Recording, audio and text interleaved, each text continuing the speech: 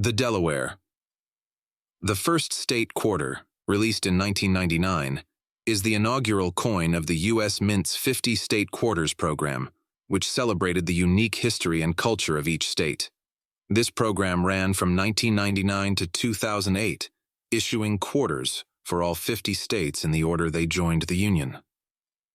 As the first state to ratify the U.S. Constitution on December 7, 1787, Delaware was appropriately chosen to kick off the series. The reverse side of the Delaware quarter features a depiction of Caesar Rodney, a key figure in American Revolutionary history. Rodney is shown on horseback, galloping towards Philadelphia on the night of July 1, 1776, to cast Delaware's decisive vote for independence in the Continental Congress. The design captures the urgency and determination of Rodney's historic 80-mile ride through a storm, despite his severe asthma and cancer. Above the image are the words "the first state," commemorating Delaware's pioneering role in American history. The coin also bears the inscriptions Caesar Rodney and 1787, the year of Delaware's ratification of the Constitution. The obverse side of the coin retains the traditional portrait of George Washington, designed by John Flanagan in 1932 and updated slightly for the 50 State Quarters program. The image of Washington is accompanied by the inscriptions United States of America, Liberty, In God We Trust, and the coin's denomination, $quarter.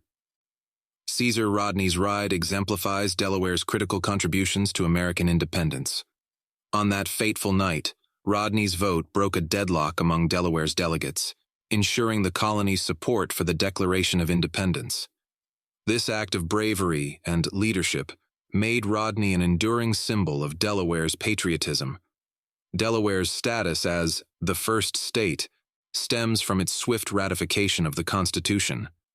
By being the first to approve the foundational document, Delaware set a precedent for national unity and governance, earning its title in U.S. history. The Delaware Quarter was officially launched on January 4, 1999, in Dover, Delaware's capital, with much fanfare, marking the beginning of one of the most popular numismatic programs in U.S. history. The U.S. Mint produced over 774 million Delaware quarters, making it widely available for collectors and the public alike. Despite its high mintage, the Delaware quarter remains a favorite among collectors because of its historical significance as the first coin in the series and its dynamic design. Early sketches of the quarter included other prominent symbols of Delaware, such as the state bird, the blue hen, or its agricultural heritage, but Caesar Rodney's ride was ultimately chosen for its strong historical narrative.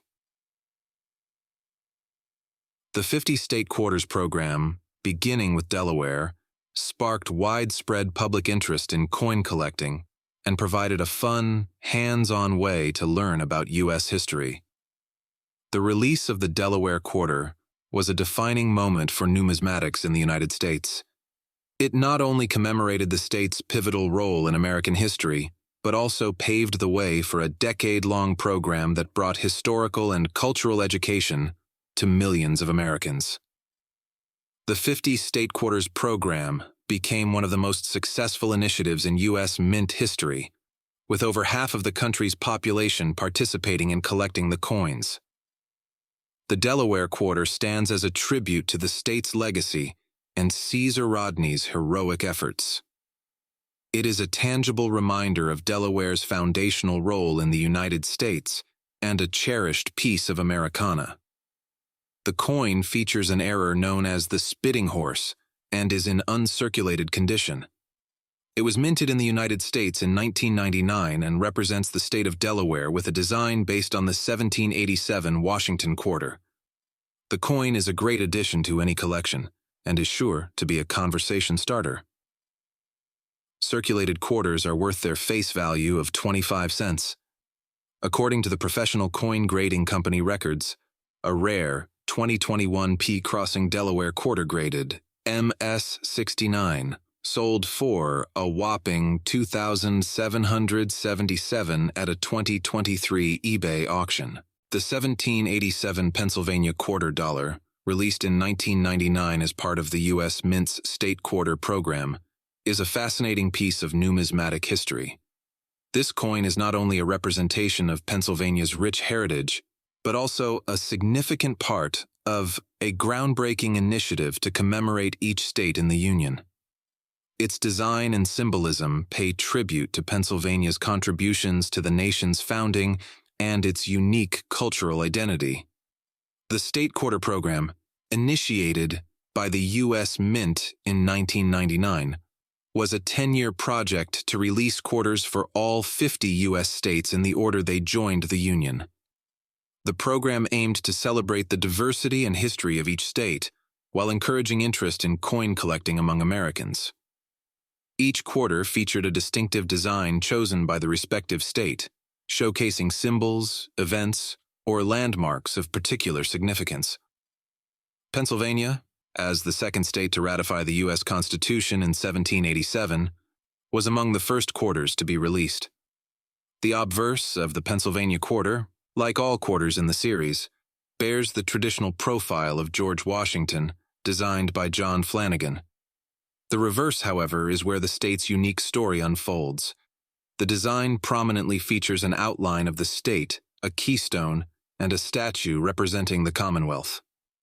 The inclusion of the keystone pays homage to Pennsylvania's nickname, the Keystone State, which highlights its critical role in the founding and unification of the United States. Overlaying the state outline is an image of the statue, Commonwealth, which stands atop the Pennsylvania State Capitol in Harrisburg. This figure represents the ideals of justice and liberty, both of which are deeply rooted in Pennsylvania's history. Below these images, the year 1787 is inscribed, marking the year Pennsylvania ratified the Constitution. The coin's reverse also bears the phrase, "Virtue, Liberty, Independence," the state motto, underscoring Pennsylvania's values. Pennsylvania played a pivotal role in the founding of the United States. As the site of the signing of the Declaration of Independence in 1776 and the drafting of the Constitution, in 1787, it was a hub of revolutionary activity and political thought. Philadelphia, Pennsylvania's largest city at the time, was a central location for the Continental Congress and later served as the nation's capital for a decade. The state's nickname, the Keystone State, reflects its central geographic and political importance in the original 13 colonies. The Pennsylvania Quarter captures this essence through the keystone imagery, reminding Americans of the state's enduring legacy in shaping the nation. As part of the first set of state quarters released, the Pennsylvania Quarter quickly became popular among collectors. Its release was accompanied by a surge in interest in numismatics, with many Americans beginning to collect the entire series. The Pennsylvania Quarter was minted in large numbers to meet the demand of collectors and the general public. Coins were produced at both the Philadelphia P and Denver D mints, with the P and D mint marks indicating their origin. The State Quarter program, including the Pennsylvania Quarter, was widely used in schools to teach students about U.S. history, geography, and the significance of each state's symbols. The success of the State Quarter program inspired subsequent programs, such as the America the Beautiful Quarters, further cementing its legacy in U.S. coinage history. The Pennsylvania Quarter serves as a tangible reminder of the state's historical importance and cultural identity. Its intricate design reflects the values and achievements that Pennsylvania contributed to the United States. For collectors, the quarter is a cherished item that marks the beginning of a landmark numismatic initiative. For history enthusiasts, it's a small but meaningful artifact that connects the present to the formative years of the nation. Through its symbolism and artistry, the 1787 Pennsylvania quarter dollar continues to inspire appreciation for the state's heritage and its foundational role in American history. According to the NGC Price Guide, A state quarter from 1999 in circulated condition is worth between 30 cents and 40 cents.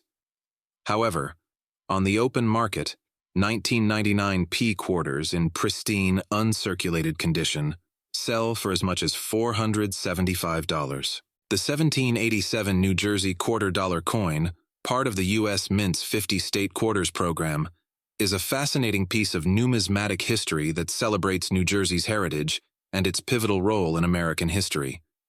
Released in 1999, it was the third quarter in the series, following Delaware and Pennsylvania.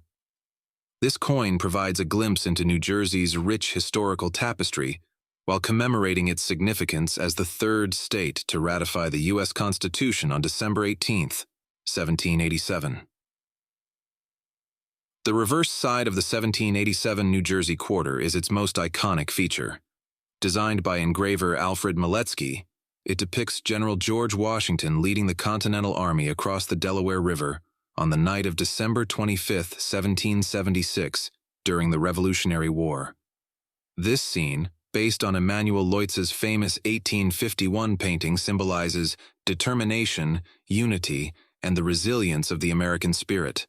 Surrounding the image are the words, "Crossroads of the Revolution," a nod to New Jersey's strategic importance during the war, and the year 1787, marking its entry into the Union.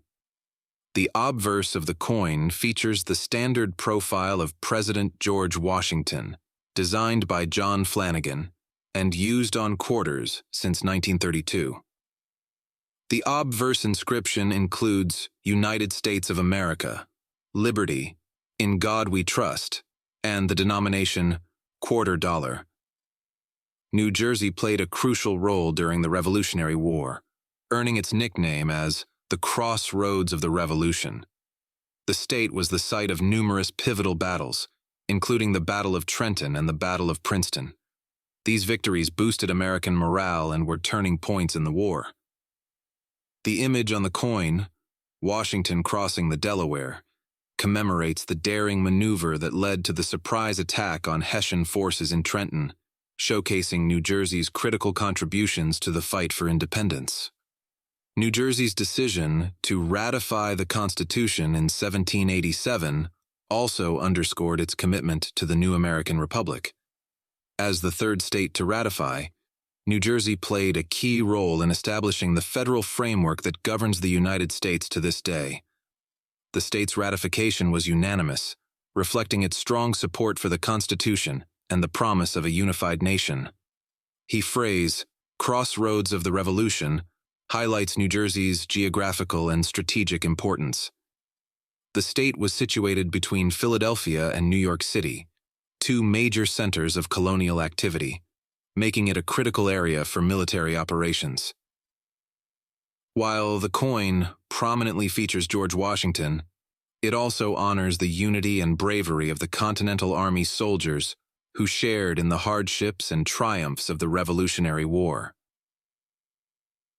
The depiction of Washington crossing the Delaware has become an enduring symbol of American perseverance. Although the original Leutze painting contains artistic embellishments, the event itself remains a testament to strategic brilliance and bold leadership. The New Jersey quarter was one of the most popular coins in the program, which ran from 1999 to 2008. Collectors and history enthusiasts alike appreciated its detailed design and historical resonance. The coin has been used as a teaching tool to educate students and the public about New Jersey's role in the American Revolution and the broader context of U.S. history. In 1787, New Jersey quarter serves not only as a medium of exchange, but also as a reminder of the state's enduring contributions to the American story. By celebrating pivotal moments in history, such as Washington's daring crossing and New Jersey's ratification of the Constitution, the coin connects contemporary Americans with their revolutionary roots. It stands as a small yet powerful tribute to the state's legacy of courage, resilience, and unity. According to the NGC Price Guide, A New Jersey state quarter from 1999 in circulated condition is worth between 30 cents and 40 cents. However, on the open market, 1999 P quarters in pristine, uncirculated condition sell for as much as $315.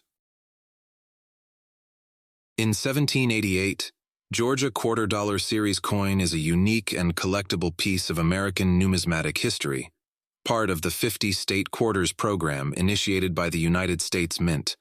Released in 1999, it celebrates Georgia as the fourth state to join the Union on January 2, 1788. This quarter combines artistic design with historical significance, capturing the essence of Georgia's heritage and identity. The reverse side of the Georgia state quarter is a rich tapestry of symbolism. It features an outline of the state, superimposed by a peach, the state's iconic symbol and a representation of its rich agricultural history. Surrounding the peach are sprigs of live oak, the state tree, whose strength and resilience reflect the spirit of Georgia's people. At the bottom of the design is a banner bearing the state motto, Wisdom, Justice, Moderation. These three guiding principles underscore the values upon which the state was founded. The obverse side of the coin retains the familiar portrait of George Washington, designed by John Flanagan, as seen on standard U.S. quarters. This continuity in design maintains a connection to the broader identity of the nation's currency.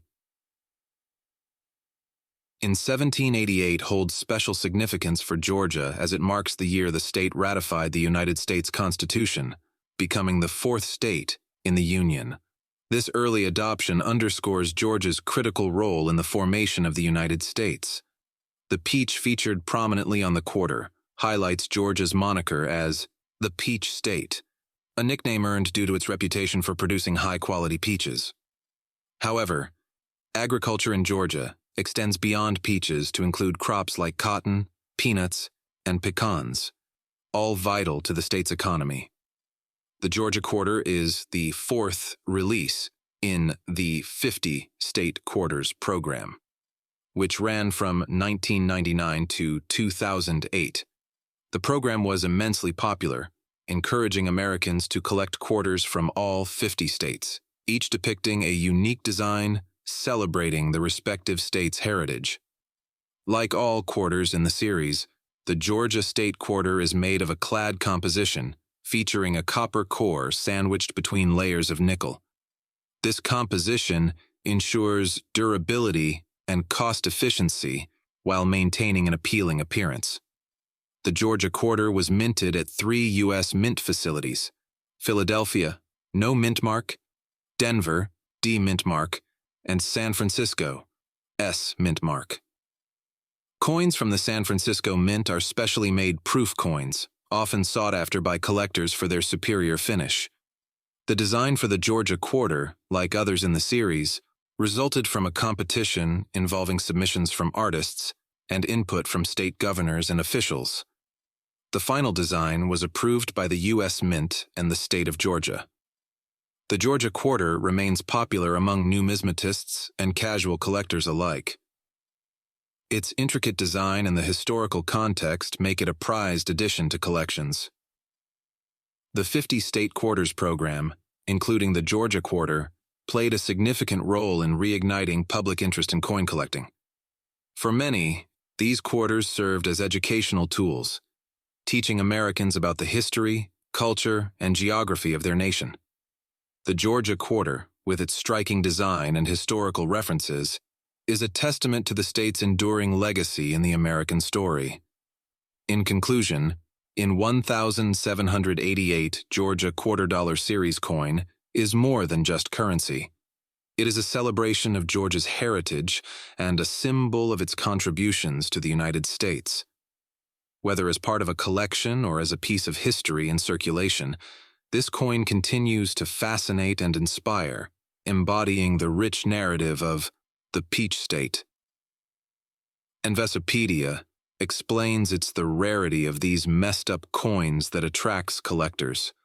According to the U.S. Coins Guide, the Georgia quarters from 1999, part of the long-running state quarters series, have several misprinted and stained spots on them, which makes the quarters a hot commodity for collectors.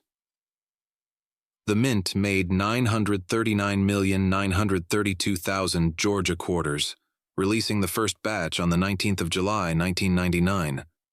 A 1788p Georgia quarter graded MS-65 was $4,200 in 2022.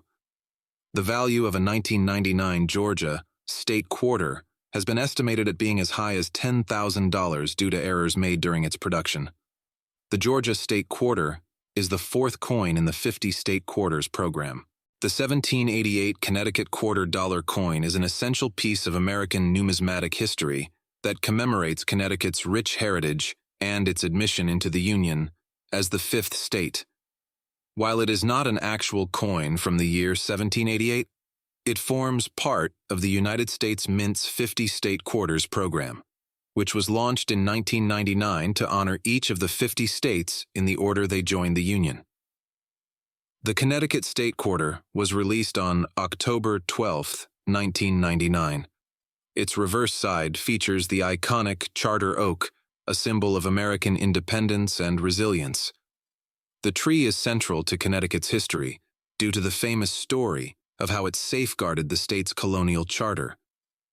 According to legend, in 1687, when King James II sought to revoke Connecticut's self-governance, the charter was hidden in the hollow of the great oak tree to prevent its seizure by British authorities. This act of defiance underscored the colony's determination to maintain its autonomy and laid the groundwork for its later role in the American Revolution. The inscription on the coin reads, "The Charter Oak," along with the state's name, the year of its statehood, 1788, and the minting year, 1999. The obverse side of the coin, like all state quarters, features the profile of George Washington, designed by John Flanagan.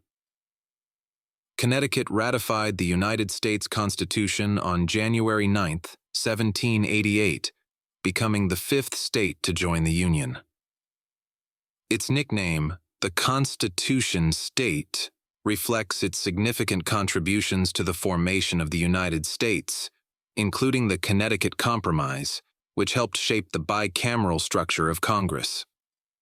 The charter oak, prominently featured on the quarter, is emblematic of the state's pioneering spirit and dedication to liberty. The actual charter oak stood in Hartford until it was felled by a storm in 1856. Its wood was repurposed into various artifacts and memorials, including a chair that resides in the Connecticut State Capitol. The Connecticut quarter design was created by T. James Farrell, chosen through a rigorous process involving public input and review by state officials. The depiction of the charter oak was selected for its historical and cultural resonance. Over 1.34 billion Connecticut state quarters were minted across the Philadelphia and Denver facilities. While these coins are not rare in circulation, pristine examples, especially those with proof finishes from the San Francisco Mint, are sought after by collectors. As one of the first quarters released in the program, Connecticut's coin set a high standard for the artistic and historical significance expected of the series. The program itself became one of the most popular initiatives of the U.S. Mint, sparking widespread public interest in coin collecting. Beyond its numismatic value, the Connecticut quarter has played a role in educating Americans about the state's history and the broader themes of independence and governance. The Charter Oak's story has become an enduring symbol of resistance against tyranny. The 1788 Connecticut quarter dollar coin is more than just a piece of currency. It is a celebration of the state's contributions to American history and values. Through its depiction of the Charter Oak, the coin reminds us of Connecticut's pivotal role in preserving liberty and shaping the United States. For numismatists and history enthusiasts alike, it serves as a tangible connection to the past, encapsulating the ideals of independence, resilience, and innovation that continue to define the American spirit. The Connecticut quarter features the Charter Oak, the words "The Charter Oak," and a stone wall on the reverse side. The design was created by Andy Jones of Hampton as part of a competition. According to the NGC Price Guide, a state quarter from 1999 in circulated condition is worth between 30 cents and 40 cents. However, on the open market, 1999 P quarters in pristine, uncirculated condition sell for as much as $400. The 1788 Massachusetts coin, a significant artifact in the early history of the United States, represents more than just currency. It symbolizes a crucial moment in the evolution of American independence, economy, and identity. This coin's historical context, design, production, and its enduring fascination among collectors and historians alike.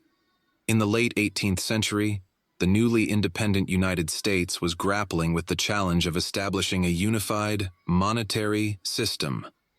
Prior to the adoption of the U.S. Constitution in 1789, each state had significant autonomy, including the authority to mint its own currency.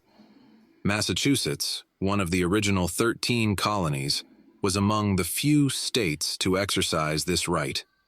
In 1786, the Massachusetts legislature authorized the production of its own coinage, leading to the creation of coins like the 1788 Massachusetts cent and half cent. These coins not only facilitated trade, but also reinforced the state's sovereignty during a time of economic uncertainty. The 1788 Massachusetts coin features a design steeped in symbolism. On the obverse side, it prominently displays an image of a Native American holding a bow and arrow, with the arrow pointed downward. This imagery, framed by the Latin motto, Commonwealth, reflects the state's identity and its acknowledgement of the region's indigenous heritage. The figure is often interpreted as a symbol of peace, as the downward pointed arrow suggests a lack of aggression. The reverse side of the coin showcases an eagle perched on a shield, a common symbol of strength and protection. Surrounding the eagle is the inscription, Massachusetts, and the year 1788. The design aligns with the broader trend of incorporating patriotic and symbolic elements into early American coinage, underscoring themes of unity and resilience. The Massachusetts coinage was produced at a private mint operated by Joseph Callender in Boston. Callender, a skilled silversmith and engraver, was contracted to strike these coins using copper. The coins were minted in limited quantities due to the challenges of obtaining sufficient raw materials and the high costs of production. Consequently, the 1788 Massachusetts coin is relatively rare today, adding to its numismatic value. It is worth noting that the Massachusetts minting initiative was short-lived. With the ratification of the U.S. Constitution in 1789 and the subsequent establishment of the federal monetary system, individual states relinquished their authority to produce coinage. This transition marked the end of state-issued coins like the 1788 Massachusetts cent and half cent, making them valuable relics of a unique period in American history. The year 1788 holds special significance, as it marked the ratification of the U.S. Constitution by Massachusetts, making the coin a tangible reminder of the state's pivotal role in shaping the nation. Due to its limited production, the 1788 Massachusetts coin did not circulate widely.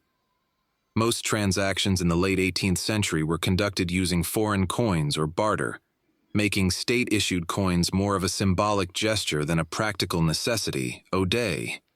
The 1788 Massachusetts coin is highly sought after by numismatists. Its rarity, historical significance, and unique design contribute to its desirability, with well-preserved specimens fetching high prices at auctions. Subtle differences in the dyes used for minting have led to the identification of multiple varieties of the coin. Collectors often study these variations to trace the production methods and history of the mint. The coin exemplifies the delicate balance between state and federal powers during America's formative years. It serves as a reminder of the era when states experimented with their own systems of governance and economic control. The 1788 Massachusetts coin is more than just a piece of copper. It is a window into the economic, political, and cultural landscape of post-revolutionary America. Its design reflects the values and aspirations of a fledgling nation, while its rarity underscores the challenges of establishing a cohesive monetary system. For collectors and historians, the coin remains a cherished artifact that tells a compelling story of independence, ingenuity, and identity. The reverse of the 2000 Massachusetts State Quarter features a detailed design highlighting key elements related to the state's history and identity. The central figure is the iconic Minuteman, symbolizing the American Revolutionary War. The Minuteman holds a musket, not a ripple, and represents the readiness of Massachusetts colonists to defend their liberty.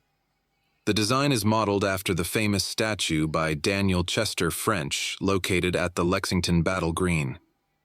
Behind the Minuteman is an outline of the state of Massachusetts, emphasizing its geographical identity. The word Massachusetts is inscribed at the top, along with the state's nickname, the Bay State, at the bottom. The year 1788 is included, marking Massachusetts's ratification of the U.S. Constitution. The year 2000 and e pluribus unum means out of many, one. The value of a 2000 Massachusetts 1788 quarter with an error on eBay depends on the type of error and the condition of the coin. In 2000p, Massachusetts quarter, error, DDO, and off-center rim strike.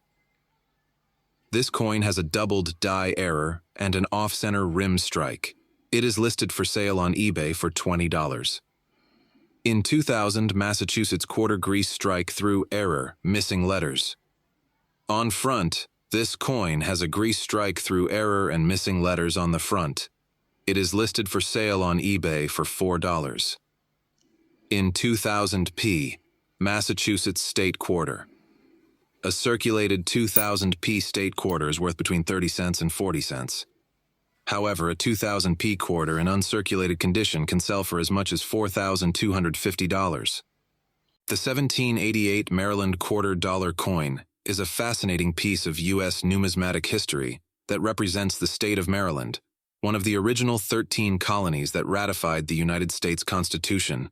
Though the coin itself was minted in modern times, its design celebrates Maryland's rich history and cultural heritage, making it a cherished collectible among numismatists and history enthusiasts alike. The Maryland quarter was released in 2000 as part of the United States Mint's 50 State Quarters program. This initiative, which ran from 1999 to 2008, honored each of the 50 states with a unique quarter design.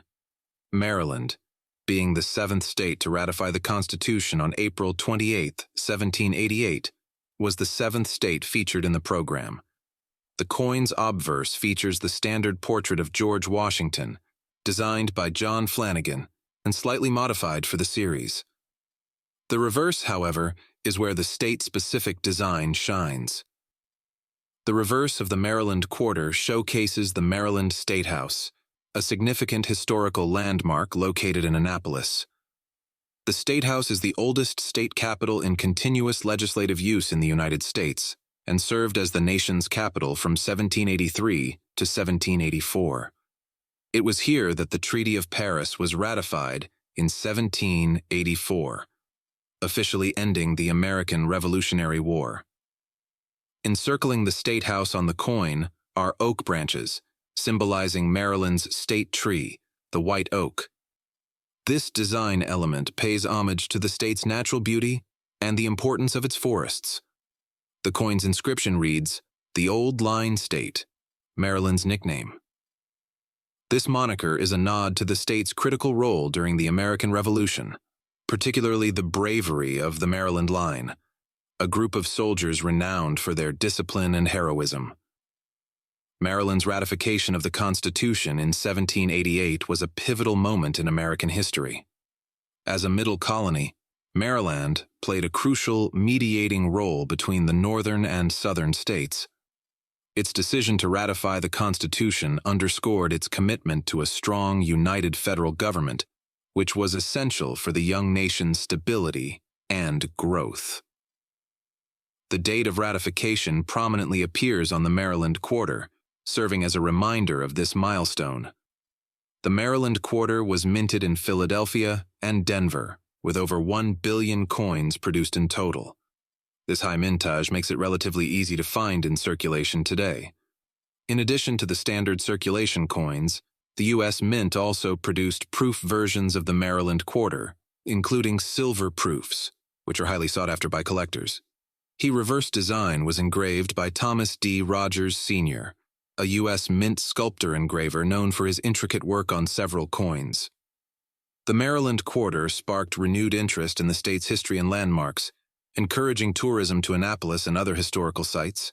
The Maryland Quarter is not only a piece of modern coinage, but also a gateway to understanding the state's historical and cultural significance. Its design encapsulates Maryland's contributions to the founding of the United States, making it a meaningful addition to any collection. Moreover, the coin's association with the 50 State Quarters program adds an extra layer of nostalgia and value, as this program is one of the most successful numismatic initiatives in U.S. history. The 1788 Maryland $quarter coin is a small but powerful tribute to the state of Maryland and its role in shaping the nation. Its design, steeped in historical symbolism, and its place in the 50 State Quarters program make it a fascinating subject for both casual collectors and serious numismatists. Whether admired for its artistry, its historical connections, or its collectability, the Maryland Quarter remains a shining example of how coins can tell the story of a state and a nation. A 1,788 Maryland Quarter can be worth between $55 and $570, depending on its condition. Maryland State Quarter. The average value of a circulated state quarter is 25 cents, which is its face value. However, some rare or uncirculated quarters can be worth much more. For example, a 2,000p state quarter in pristine condition can sell for as much as $95. The 1788 South Carolina $quarter coin is part of the 50 State Quarters program, which the United States Mint introduced in 1999. This coin was issued in 2000 to commemorate South Carolina's rich history and its admission to the Union as the 8th state on May 23, 1788. The quarter serves as a celebration of the state's cultural and natural heritage, making it an intriguing piece for both coin collectors and history enthusiasts. The obverse of the South Carolina Quarter, like all state quarters, features a portrait of George Washington, designed by John Flanagan and adapted by William Cousins. However, it is the reverse side of the coin that captures the unique essence of South Carolina. Designed by Thomas D. Rogers, the reverse showcases several symbols significant to the state. This prominent symbol represents South Carolina's resilience and its role during the American Revolutionary War. Specifically, it recalls the Battle of Sullivan's Island in 1776, where a fort made of palmetto logs successfully repelled British forces. The palmetto tree remains a vital symbol of the state and is featured on the South Carolina state flag. Designated as the state bird in 1948, the Carolina wren symbolizes the vibrant wildlife and natural beauty of South Carolina. Its presence on the coin underscores the state's commitment to preserving its ecosystems. The state flower, the yellow jessamine, was chosen for its beauty and abundance across South Carolina. This flower is a representation of the state's hospitable climate and rich biodiversity. The coin's design includes a detailed outline of South Carolina, emphasizing the state's geographical identity. Within the outline, a star marks the location of Columbia, the state capital. Together, these elements encapsulate South Carolina's historical, cultural, and natural significance. South Carolina's entry into the Union in 1788 was a pivotal moment in American history. As one of the original 13 colonies, South Carolina played a key role in the founding of the United States. The state was active during the Revolutionary War and later became an economic powerhouse due to its agriculture, particularly rice and indigo cultivation. The palmetto tree's significance on the coin ties back to Colonel William Moultrie's defense of Fort Sullivan. The fort's palmetto log construction absorbed cannon fire from British ships, preventing significant damage and securing a victory that boosted morale during the early stages of the Revolutionary War. The South Carolina quarter was minted in Philadelphia, Denver, and San Francisco. Coins from Philadelphia and Denver were produced for general circulation, while San Francisco minted proof versions for collectors. The total mintage exceeded 1 billion, reflecting the popularity of the state quarters program. The state quarters program, including the South Carolina coin, aimed to educate the public about the history and culture of each state. It sparked widespread interest in numismatics, with many people starting coin collections for the first time. The quarter's design highlights South Carolina's pride in its Revolutionary War heritage, its natural beauty, and its cultural symbols. These elements serve as a microcosm of the state's identity. The South Carolina quarter is one of 50 coins in the State Quarters series, which concluded in 2008. The program was a tremendous success, with millions of Americans collecting the quarters and gaining a deeper appreciation for the country's diverse heritage. South Carolina's quarter remains a favorite among collectors due to its striking design and the rich history it represents. In 1788, South Carolina quarter-dollar coin is more than just currency. It is a small but powerful representation of the state's identity and history. From the Revolutionary War to its natural symbols, the coin encapsulates South Carolina's contributions to the nation and its enduring legacy. The value of a 1788 South Carolina quarter depends on the condition of the coin and whether it has any errors or is part of a proof set. A typical circulated South Carolina quarter is worth its face value of 25 cents. A silver proof set quarter from the 2000 South Carolina State Quarter Series is worth between $5 and $10, depending on its grade. Silver quarters have an S mint mark, while other quarters have a P or D mint mark. A rare or uncirculated 1788 to 2000 South Carolina quarter can be worth more, such as $355 or $500.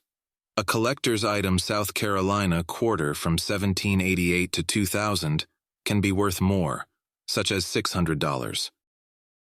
The 1788 New Hampshire quarter-dollar coin is a part of the United States Mint's 50 State Quarters program, which ran from 1999 to 2008. This program was designed to celebrate each state's unique history, culture, and symbols. New Hampshire's quarter was released in 2000, representing the state's rich heritage and its role in the founding of the United States. Its design, historical significance, and some fascinating facts. The reverse side of the New Hampshire quarter features the iconic Old Man of the Mountain, a rock formation that was a celebrated symbol of the state until its collapse in 2003. This natural profile, located in Franconia Notch State Park, was an extraordinary geological feature resembling a man's face. Beneath the Old Man, the quarter bears the state motto, "Live free or die," attributed to General John Stark, a Revolutionary War hero. The coin also displays the year 1788, marking New Hampshire's ratification of the U.S. Constitution as the 9th state. The obverse side of the coin remains consistent with all quarters in the series, featuring a portrait of George Washington, sculpted by John Flanagan, and the inscriptions, "United States of America," "Liberty," and "In God We Trust." New Hampshire holds a special place in American history. It was the first state to establish its own constitution independent of British rule in January 1776, predating the Declaration of Independence. In 1788, New Hampshire became the crucial 9th state to ratify the U.S. Constitution, ensuring its adoption. The coin's motto, "Live free or die," is deeply tied to the state's identity and reflects the fierce independence and revolutionary spirit of New Hampshire's citizens. during the birth of the nation. The Old Man of the Mountain also reflects New Hampshire's rugged character and natural beauty. This formation had been a symbol of pride and resilience for generations of residents and visitors alike. Sadly, just 3 years after the release of the New Hampshire quarter, the Old Man of the Mountain collapsed due to natural erosion in May 2003. Despite its loss, the formation remains a beloved symbol of the state and continues to be featured on state signs, license plates, and in the hearts of New Hampshireites. The state motto was penned by John Stark in a letter written in 1809. Stark, a general during the Revolutionary War, used these words as a toast to commemorate the sacrifices of his comrades. His defiant sentiment has since become a hallmark of New Hampshire's identity. The 50 State Quarters program was one of the most successful coin programs in U.S. history, drawing in both numismatists and casual collectors. The New Hampshire quarter, like others in the series, saw widespread circulation and became a favorite among collectors. The Old Man of the Mountain's profile was formed over millennia by the freezing and thawing of water in the cracks of the granite cliffs. This slow erosion process created the striking likeness that inspired both awe and pride. After the collapse of the Old Man of the Mountain, New Hampshire established a memorial at Franconia Notch State Park, where visitors can view steel rods and interpretive elements that recreate the profile against the skyline. In 1788, New Hampshire $quarter coin is more than just currency. It is a small yet powerful tribute to the state's history, natural beauty, and values. From its depiction of the Old Man of the Mountain to the motto, "Live free or die," the coin encapsulates New Hampshire's unique character and enduring legacy in American history. Its place in the 50 State Quarters program ensures that it remains a cherished piece among collectors and a symbol of New Hampshire's proud contributions to the United States. The 2000 New Hampshire quarter was designed by John Flanagan and William Cousins. Over 673 million 2000p New Hampshire quarters were produced, making them common and easy to find in circulation. A circulated 2000 New Hampshire quarter is worth between $0.3 and $0.4. A 2000 New Hampshire quarter, in pristine, uncirculated condition, can sell for as much as $180.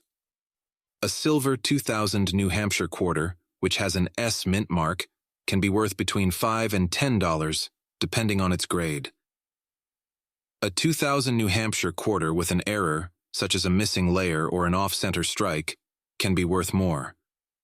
For example, a 2000p New Hampshire quarter with a missing layer that's graded NGC MS64 may sell for $395. The 1788 Virginia quarter dollar, part of the U.S. Mint's 50 State Quarters program, commemorates Virginia's rich history and its significance as the 10th state to ratify the United States Constitution in 1788. Released on October 16, 2000, this coin stands out for its intricate design and historical importance, celebrating Virginia's foundational role in American history. The reverse side of the Virginia quarter features an iconic depiction of 3 ships, the Susan Constant, the Godspeed, and the Discovery. These ships brought English settlers to Jamestown in 1607, marking the establishment of the first permanent English settlement in North America. The image is accompanied by the inscriptions Virginia and 1607 to 1788, highlighting the state's historical timeline, and the motto Jamestown 1607, acknowledging its colonial origins. The obverse side retains the standard portrait of George Washington, a design by John Flanagan, which is featured on all U.S. quarters. The design encapsulates a pivotal moment in American history, the beginning of English colonization, and serves as a reminder of Virginia's role as a cultural and political cornerstone during the colonial and revolutionary periods. Virginia's significance extends far beyond its founding. Known as the Mother of Presidents, Virginia was the birthplace of 8 U.S. presidents, including George Washington, Thomas Jefferson, and James Madison. The state played a central role in the American Revolution and the shaping of the new nation, hosting events like the Battle of Yorktown in 1781, which effectively ended the Revolutionary War. The 1788 date on the coin refers to the year Virginia ratified the U.S. Constitution, a critical step in uniting the fledgling states under a single framework of government. By highlighting this year, the coin not only celebrates Virginia's colonial history, but also its contributions to the founding of the United States. Jamestown's establishment in 1607 marked the first successful English settlement in the New World. Despite numerous hardships, including conflicts with indigenous peoples and severe food shortages, the colony persevered and laid the groundwork for future American settlements. Virginia was home to many firsts in American history. The first representative assembly, the House of Burgesses, convened in Virginia in 1619, setting a precedent for democratic governance in the colonies. While not featured on the quarter, Virginia's state motto, Sic Semper Tyrannis, thus always to tyrants, reflects its enduring revolutionary spirit. The Virginia Quarter was part of a broader initiative by the U.S. Mint to celebrate each state's unique heritage. The program, which ran from 1999 to 2008, proved immensely popular with collectors, drawing attention to each state's historical and cultural contributions.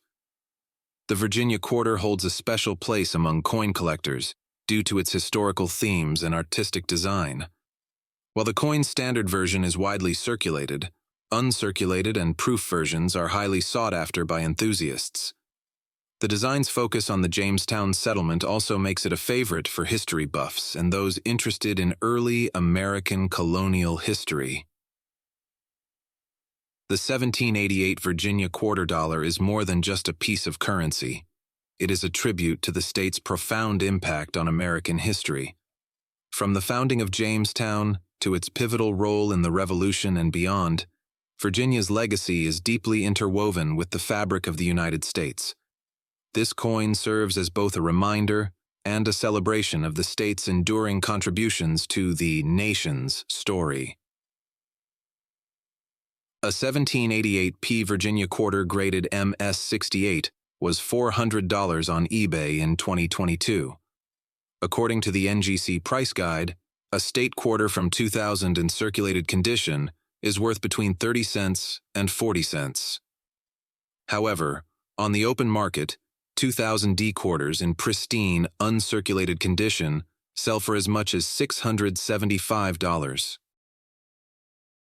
The New York State Quarter, released as part of the U.S. Mint's 50 State Quarters program, commemorates the rich history and cultural significance of the state of New York.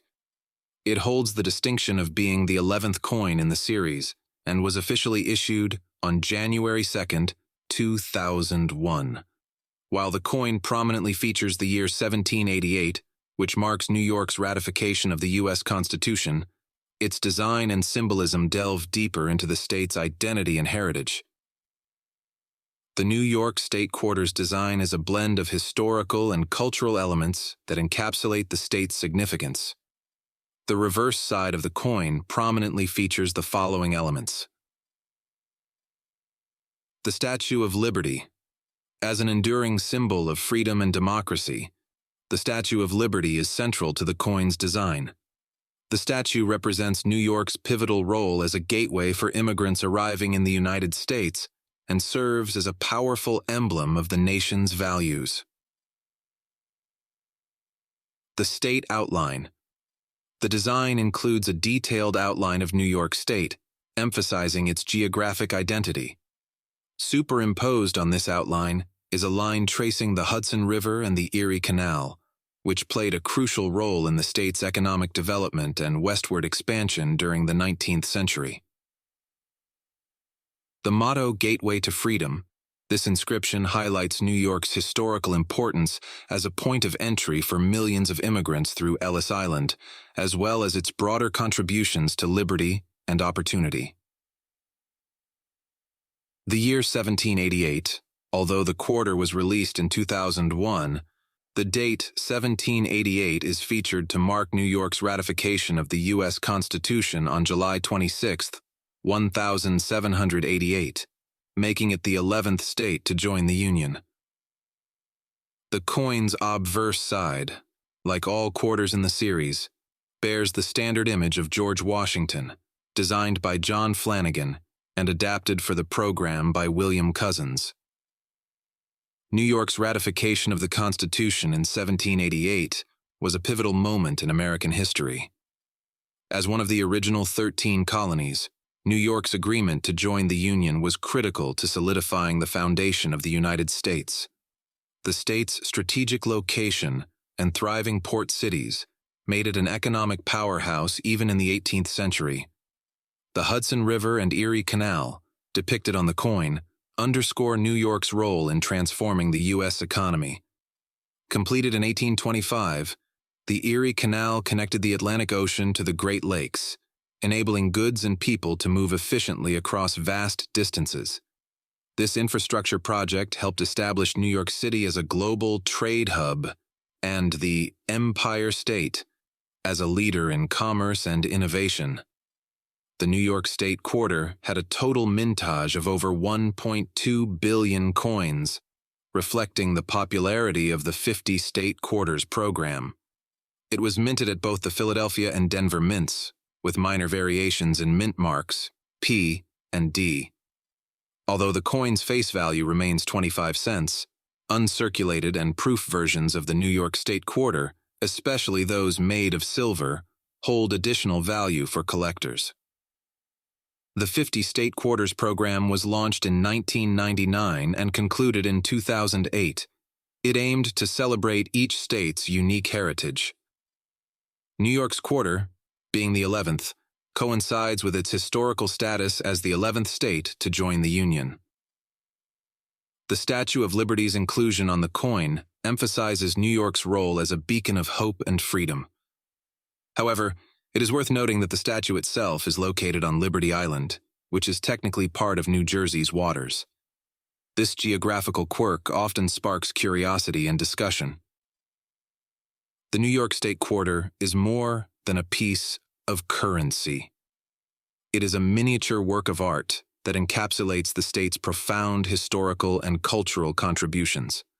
For numismatists, historians, and casual collectors alike, this coin serves as a reminder of New York's enduring significance in shaping the identity and progress of the United States. Through its thoughtful design and historical references, the 1788 New York Quarter continues to captivate those who study and admire it, cementing its place as a treasured part of American numismatic history. A 2001 New York State Quarter error coin with no mint mark and missing letters can sell for up to $49 on eBay. A circulated 2001 State Quarter is worth between 30 cents and 40 cents. A 2001 New York Quarter error with a rare strike that looks like a rat on the side of a rock can sell for $300. A 2001 P Quarter in pristine, uncirculated condition can sell for as much as $750. The 1789 North Carolina Quarter is part of the U.S. Mint's 50 State Quarters program, which ran from 1999 to 2008. Each coin in the series honors one of the 50 states, showcasing significant historical events, symbols, or achievements that define the state's legacy. North Carolina's Quarter, released on March 12, 2001, commemorates its admission to the Union as the 12th state on November 21, 1789. This design, historical significance, and interesting facts about this collectible coin. The reverse side of the North Carolina Quarter prominently features the famous first flight scene at Kitty Hawk. This iconic design celebrates the Wright brothers, Orville and Wilbur Wright, who made history on December 17, 1903, by successfully achieving the first powered, controlled flight. The coin depicts a fragile biplane in flight with a pilot aboard, alongside the inscription First Flight and 1789 to signify North Carolina's year of statehood. This design choice reflects North Carolina's pride in being the site of this groundbreaking moment in aviation history. Although the Wright brothers were from Ohio, they chose the sandy dunes of Kitty Hawk, North Carolina, for their experiments due to the area's steady winds and open spaces, making the state integral to the dawn of modern flight. While the quarter focuses on the Wright brothers' achievements, its reference to 1789 underscores another pivotal moment in North Carolina's history, its role in the formation of the United States. North Carolina was initially hesitant to ratify the U.S. Constitution due to concerns over the lack of a Bill of Rights. It joined the Union only after these amendments were proposed, demonstrating the state's early advocacy for civil liberties and protections for its citizens. The North Carolina quarter was minted in 3 locations: Philadelphia, P, Denver, D, and San Francisco, S. The coins from the Philadelphia and Denver mints were produced for circulation, while the San Francisco mint created proof versions for collectors. Over 1 billion North Carolina quarters were minted, making it widely available. During the design process, North Carolina officials debated between several themes for the quarter. While the Wright brothers' flight was ultimately chosen, other concepts included images representing North Carolina's rich colonial history, its vibrant Native American heritage, or its role in the American Revolution. The North Carolina quarter underscores the state's slogan, "First in Flight." Interestingly, Ohio, the Wright brothers' home state, also celebrates their aviation accomplishments on its quarter, leading to friendly rivalry over their legacy. The 1789 inscription not only marks North Carolina's statehood, but also ties to the state flag, which prominently features key dates in its history, including the Halifax Resolves of 1776 and the Mecklenburg Declaration of Independence. While most North Carolina quarters are worth their face value, coins in uncirculated condition or with unique errors, such as doubled dies or misaligned strikes, can command higher prices among collectors. The 1789 North Carolina quarter stands as a tribute to both the state's historical significance and its role in shaping modern aviation. It encapsulates key moments in the state's journey, from its ratification of the Constitution to its pivotal contribution to human innovation at Kitty Hawk. As part of the beloved 50 State Quarters program, the coin serves not only as currency, but also as a celebration of North Carolina's rich heritage and enduring influence on American history. The 2001 North Carolina quarter dollar was designed to commemorate North Carolina's aviation history and features a rendition of the famous 1903 photograph, First Flight. The photograph depicts Orville Wright piloting the Flyer, while Wilbur Wright watches in the foreground. A circulated state quarter from 2001 is usually only worth its face value of $0.25. A silver 2001 North Carolina state quarter can be worth between $5 and $10, depending on its grade. Silver quarters have an S mint mark rather than a P or D. The value of a coin can vary depending on its condition and any unique features or errors it may have. For example, a 2001 P quarter in pristine uncirculated condition can sell for as much as $750. The 2001 Rhode Island State Quarter, part of the U.S. Mint's 50 State Quarters program, commemorates Rhode Island's rich maritime heritage and its admission to the Union in 1790. This program, spanning from 1999 to 2008, honored each state with a unique quarter design, released in the order of their statehood. The reverse side of the Rhode Island quarter features a vintage sailboat gliding through Narragansett Bay with the Pell Bridge in the background. This imagery highlights Rhode Island's nickname, the Ocean State, and its deep connection to maritime activities. The inclusion of the sailboat pays homage to the state's sailing traditions and its role in hosting prestigious events like the America's Cup. The inscriptions read, Rhode Island, 1790, the Ocean State, and 2001. The obverse side maintains the traditional portrait of George Washington, accompanied by the inscriptions, United States of America, Liberty, In God We Trust, and $quarter. Rhode Island holds the distinction of being the 13th and final original colony to ratify the U.S. Constitution, officially joining the Union on May 29, 1790. The date 1790 on the quarter commemorates this significant event in American history. The design selection for the Rhode Island quarter was a collaborative effort involving public participation. Governor Lincoln Almond established an advisory panel and invited design submissions, receiving over 500 entries. Public voting took place in libraries and in government buildings, with 34,566 votes cast. The design featuring the America's Cup sailboat won with 57% of the votes. Notably, while Daniel Carr was commissioned to design the coin, he did not receive formal credit, and his initials are absent from the coin. The Rhode Island quarter was produced in several varieties. Philadelphia Mint, P. Mint mark, 423 million coins. Denver Mint, D. Mint mark, 447,100,000 coins. San Francisco Mint, S. Mint mark. Proof coins, 3,094,140 coins. San Francisco Mint silver. Proof coins, 889,694 coins nickel, with a solid copper core.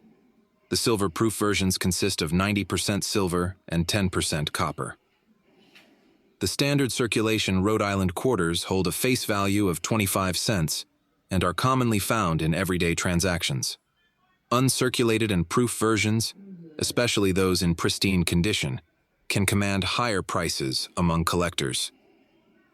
Silver proof quarters, identifiable by the S mint mark, typically range from $5 to $10, depending on their condition. It's important to note that gold-plated state quarters, often sold through late-night television promotions, generally do not hold significant value in the numismatic community due to the minimal amount of gold used. The 2001 Rhode Island State Quarter serves as a tribute to the state's maritime legacy and its pivotal role in American history. Through its thoughtful design and widespread circulation, it offers both residents and collectors a tangible connection to Rhode Island's identity as the Ocean State. The average price of the single silver coin ranges from $5 to $10, depending on the grade. The easy indicator to determine if your coin is silver is by the mint mark. The 1789 Vermont $quarter coin holds a special place in American numismatic history, not only because of its rarity and significance, but also because it represents the complexities of early American currency. However, there appears to be a misunderstanding regarding the existence of a 1791 Vermont $quarter. In fact, no such coin with this exact designation was minted in 1791.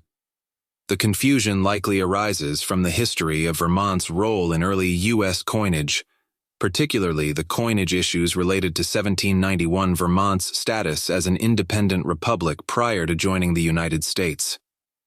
Before becoming the 14th state in 1791, Vermont was an independent republic from 1777 to 1791, known as the Vermont Republic. During this period, Vermont issued its own coins in the late 1780s. These coins, often referred to as Vermont coppers, were small copper pieces produced by private minting efforts in the region. They were minted to facilitate trade and commerce among the early settlers, though they were not officially recognized by the federal government. These coppers were similar to the more widespread state-issued coppers in the colonies and served a vital role in the local economy. The Vermont coppers are considered some of the earliest forms of American coinage and stand out because of their historical context. They are often characterized by a simple design featuring the state of Vermont's symbol and inscriptions in Latin, reflecting Vermont's desire for sovereignty and independence at the time. In 1791, after Vermont's admission to the Union as the 14th state, the newly formed U.S. Mint began its coinage operations, officially producing national currency for the first time. By this time, the country had moved beyond the need for regional coins, and the U.S. Mint started producing standard denominations such as the half-cent, cent, quarter dollar, and larger denominations like the dollar, half dollar, and dollar coins. While there were no quarter-dollar coins specifically minted in 1791 for Vermont, the minting of state-related commemorative coins did gain importance in the centuries that followed. Vermont, like other states, would be honored through various U.S. Mint programs, notably with the 50 State Quarters program in the late 20th century. The 50 State Quarters program, which ran from 1999 to 2008, was one of the most popular U.S. Mint initiatives, and Vermont was represented in this series with a quarter minted in 2001. This quarter features the state's landscape and symbols, specifically a depiction of the 1791 founding year and an image of the majestic Camel's Hump Mountain, which is one of Vermont's iconic landmarks. The Vermont quarter coin issued as part of this program is an example of how Vermont was celebrated on the U.S. coinage long after its statehood. The program provided a unique way for each state to be highlighted through coinage, and the Vermont quarter paid homage to the state's heritage and history, including the important year of 1791 when Vermont joined the United States. Although the 1791 Vermont quarter-dollar coin does not exist as a minted coin, Vermont's history of coinage and its contribution to early American numismatics is significant. The Vermont coppers are rare today, and they are highly sought after by collectors.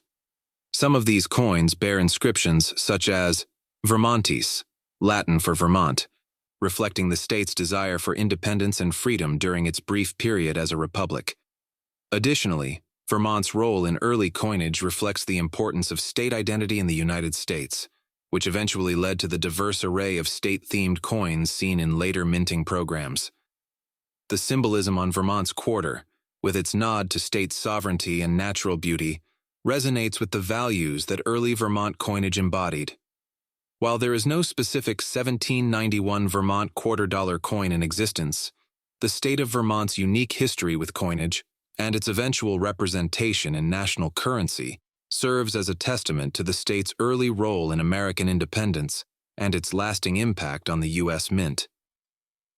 The Vermont coppers of the late 18th century provide a fascinating glimpse into the early days of U.S. coinage, while the Vermont quarter of 2001 honors the state's rich heritage, making it an enduring piece of American numismatic history. The 2001 Vermont State Quarter features a reverse design that includes an image of a man standing next to a tree, symbolizing Vermont's historical connection to its natural environment and rural heritage. The reverse of the coin, designed by John Flanagan, showcases the following elements. A man standing next to a large tree, likely meant to symbolize Vermont's strong agricultural roots and close ties to the land, particularly its forests and farming culture. Mount Mansfield, Vermont's highest peak, can be seen in the distance. The coin also includes Vermont at the top, and 1791, the state motto, Freedom and Unity, is displayed along the bottom. This design emphasizes Vermont's natural beauty, its historic agrarian culture, and the values of independence and unity that have shaped the state's identity.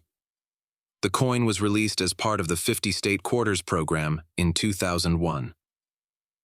According to the NGC Price Guide, a state quarter from 2001 in circulated condition is worth between 30 cents and 40 cents. However, on the open market, 2001 P quarters in pristine, uncirculated condition sell for as much as $425. The 1792 Kentucky quarter-dollar coin holds a prominent place in the history of U.S. coinage.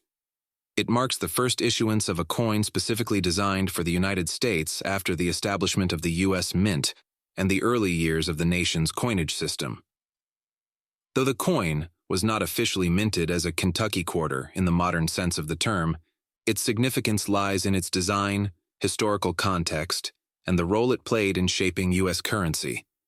This will delve into the history, significance, and interesting facts surrounding the 1792 Kentucky quarter-dollar series coin, often tied to the larger narrative of early American coinage. The birth of the United States Mint in 1792 was a landmark moment in the history of the U.S. economy. Prior to its establishment, the fledgling nation had no unified currency system.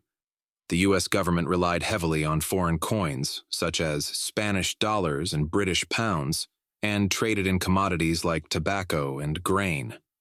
This system was inefficient and hindered economic growth. To solve this problem, the Coinage Act of 1792 was passed, creating the U.S. Mint and providing a framework for the minting of U.S. coins.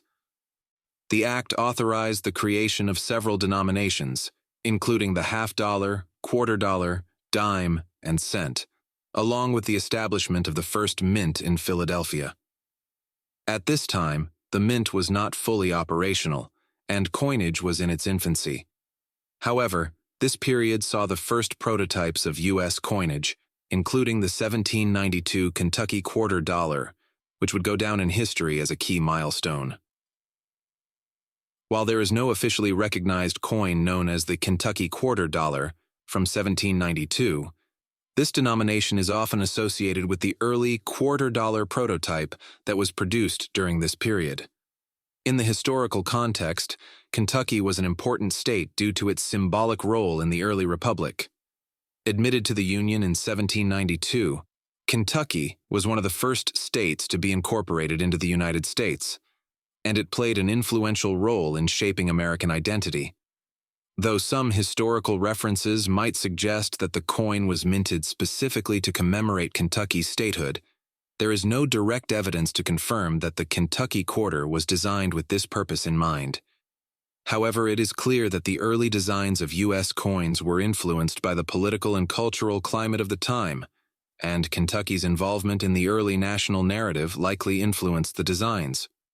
The most well-known coin designs of 1792 include the half-dime, the half-dollar, and the quarter-dollar, which were all minted as part of the initial coinage prototypes. These coins featured designs created by early engravers, such as Robert Scott and other notable figures of the era. One of the most prominent symbols was the depiction of liberty, often personified in a style reflecting classical ideals. These coins were crafted from silver and copper, and the designs of the time reflected both the hopes and values of the new republic. An interesting aspect of the 1792 Kentucky quarter dollar and other coins of that era lies in the controversy surrounding their production. The early U.S. Mint faced many difficulties, including lack of proper funding, lack of qualified staff, and struggles with design. The minting of the 1792 quarter dollar was part of an experimental phase in the nation's history, with only a limited number of these coins being struck, and their release was not entirely smooth.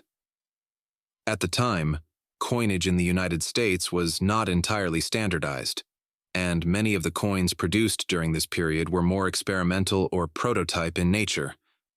In fact, the earliest coins, including the 1792 quarter dollar, were made by hand, and many of them were not mass-produced like modern coins.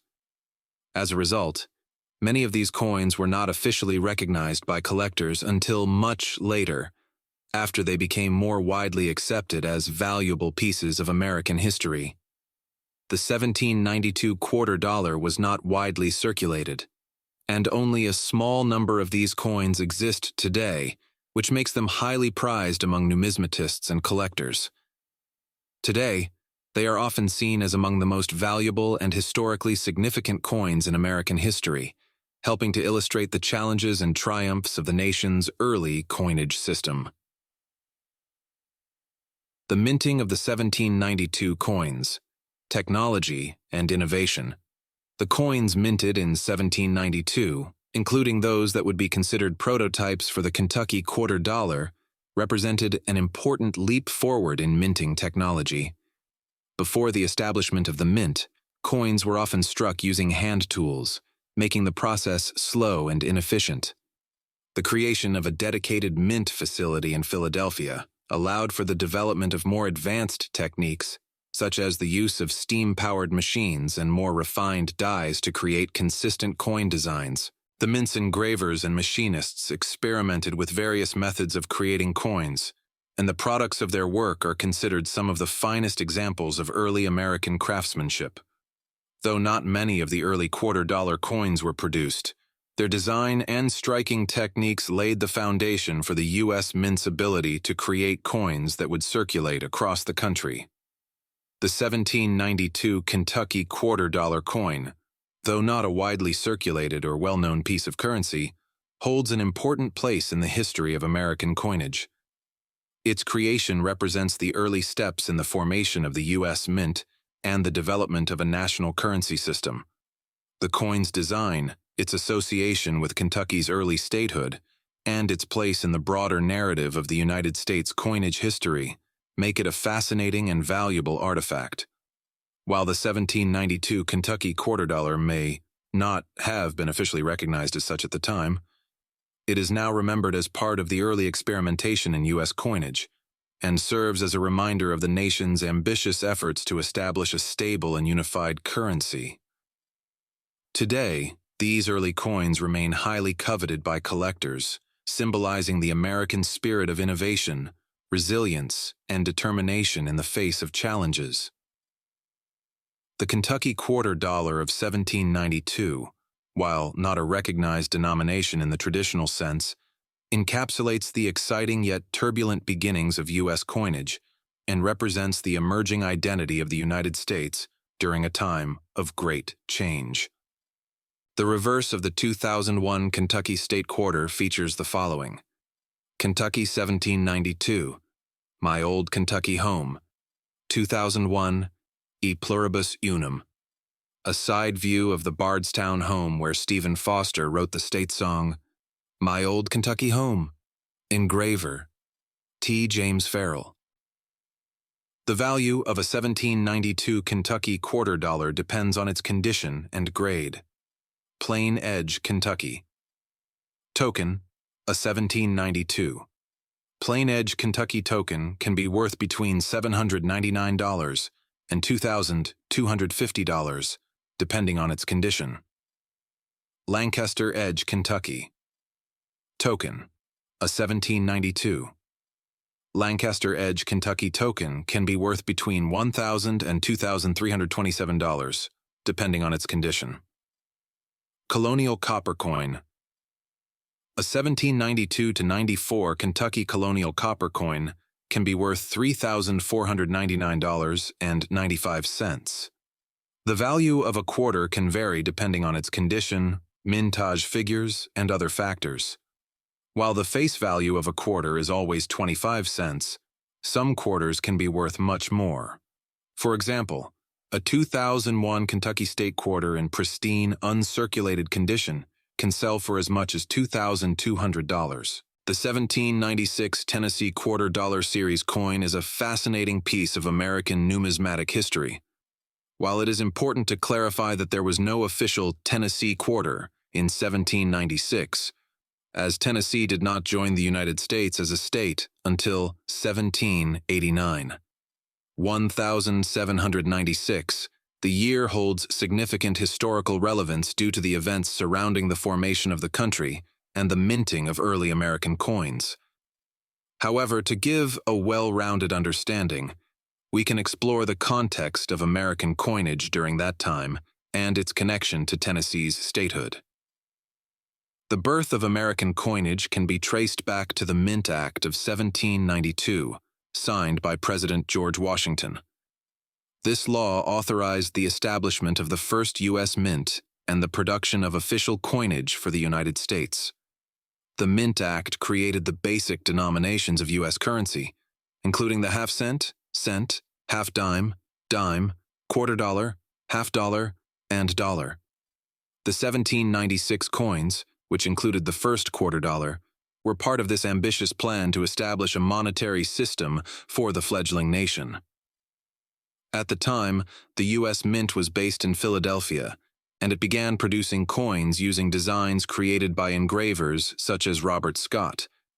These early coins were the first to feature symbols that represented the ideals and values of the new nation, and the designs reflected classical influences, aiming to inspire pride in American coinage.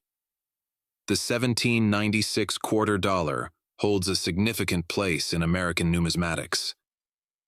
It was the first year that the U.S. Mint produced the quarter dollar denomination, marking an important milestone in the nation's monetary history. However, it was not a widely produced coin. The 1796 quarter was struck in relatively small quantities, making it one of the rarer coins from this early period. The coin features a draped bust of Lady Liberty on the obverse, designed by Robert Scott. This design depicts Liberty wearing a Phrygian cap, a symbol of freedom that was used in classical antiquity, surrounded by stars representing the states. The reverse shows an eagle with a shield, a symbol of strength and freedom. These elements reflect the young nation's aspirations and ideals. Due to the small mintage, the 1796 quarter dollar is highly sought after by collectors, with some examples selling for well over $1 million in auctions. There were two variations of the 1796 quarter dollar, the small eagle type and the large eagle type. The small eagle version is particularly rare and valuable. Although Tennessee did not exist as a state in 1796, it is important to recognize its role in American history and the context of the early U.S. Mint. Tennessee officially became the 16th state of the Union on June 1, 1796, and this event took place during a period of rapid growth and change in the United States. While there were no coins issued by the U.S. Mint specifically for Tennessee in 1796, the state's entry into the Union at this time represents a key chapter in the country's expansion, which was reflected in the minting of coins during that era. The inclusion of stars on coins, such as the 1796 quarter dollar, is of particular interest when considering Tennessee's statehood.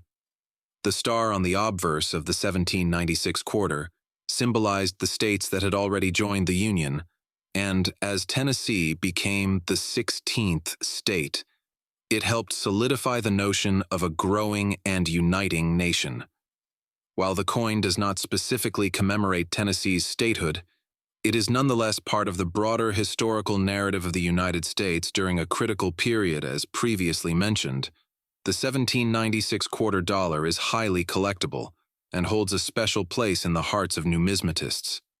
Its rarity, due to its limited mintage, makes it one of the most valuable early American coins. Only a few hundred 1796 quarter dollars are believed to still exist today, and they come in different conditions, further influencing their value. Coins in pristine, uncirculated condition are worth significantly more than those that show signs of wear. Collectors also focus on the two types of the 1796 quarter dollar. The small eagle version, which has a smaller eagle on the reverse, is considered the rarer and more valuable of the two. This version was only produced in a limited number of strikes before the Mint changed the design to a larger eagle, making the small eagle variety a coveted item in the world of numismatics. The 1796 quarter dollar stands as a testament to the early years of the United States, when the nation was still finding its footing and establishing its identity. The coin represents not only the birth of the quarter dollar denomination, but also the ideals of liberty, freedom, and unity that were central to the nation's founding. For Tennessee, which would join the Union later that same year, the coin serves as a reminder of the young nation's expansion and the growing role of states in the Union. While there was no official Tennessee quarter in 1796, the quarter dollar minted that year reflects the historical context of Tennessee's statehood and the broader American experience. The rarity and beauty of the 1796 quarter make it a valuable piece of numismatic history, cherished by collectors and historians alike for its role in the early formation of the United States. The reverse design of the 2002 Tennessee quarter is emblematic of the state's deep connection to the music world. The U.S. Mint chose to showcase symbols of Tennessee's musical legacy, incorporating key elements that represent the state's influence on music throughout history. The reverse features an image of a musical instrument, specifically a Gibson guitar, a nod to Tennessee's role in the music industry, particularly in Nashville, known as the Music City. The guitar was chosen because of its cultural significance, reflecting Tennessee's vibrant music scene. Surrounding the guitar, there are musical notes in a wreath, symbolizing the state's historic contribution to the growth of American music. The musical notes convey the state's association with music and the arts. The guitar represents the musical tradition of Nashville, located in mid-Tennessee. Nashville is where country music stars go to make a name for themselves. The trumpet represents the blues and jazz music of Memphis, located on the western border of Tennessee. Lastly, the fiddle represents the mountain music produced by the people of East Tennessee. This music is commonly found in the Appalachian part of the state. Underneath the instruments is a banner that reads, "Musical Heritage," making it clear what the meaning of the coin is. The Volunteer State moniker dates back to the War of 1812, where Tennessee's soldiers volunteered in large numbers, and has since become synonymous with the state's spirit of service and willingness to step forward in times of need. According to the NGC Price Guide, a state quarter from 2002 in circulated condition is worth between 30 cents and 40 cents.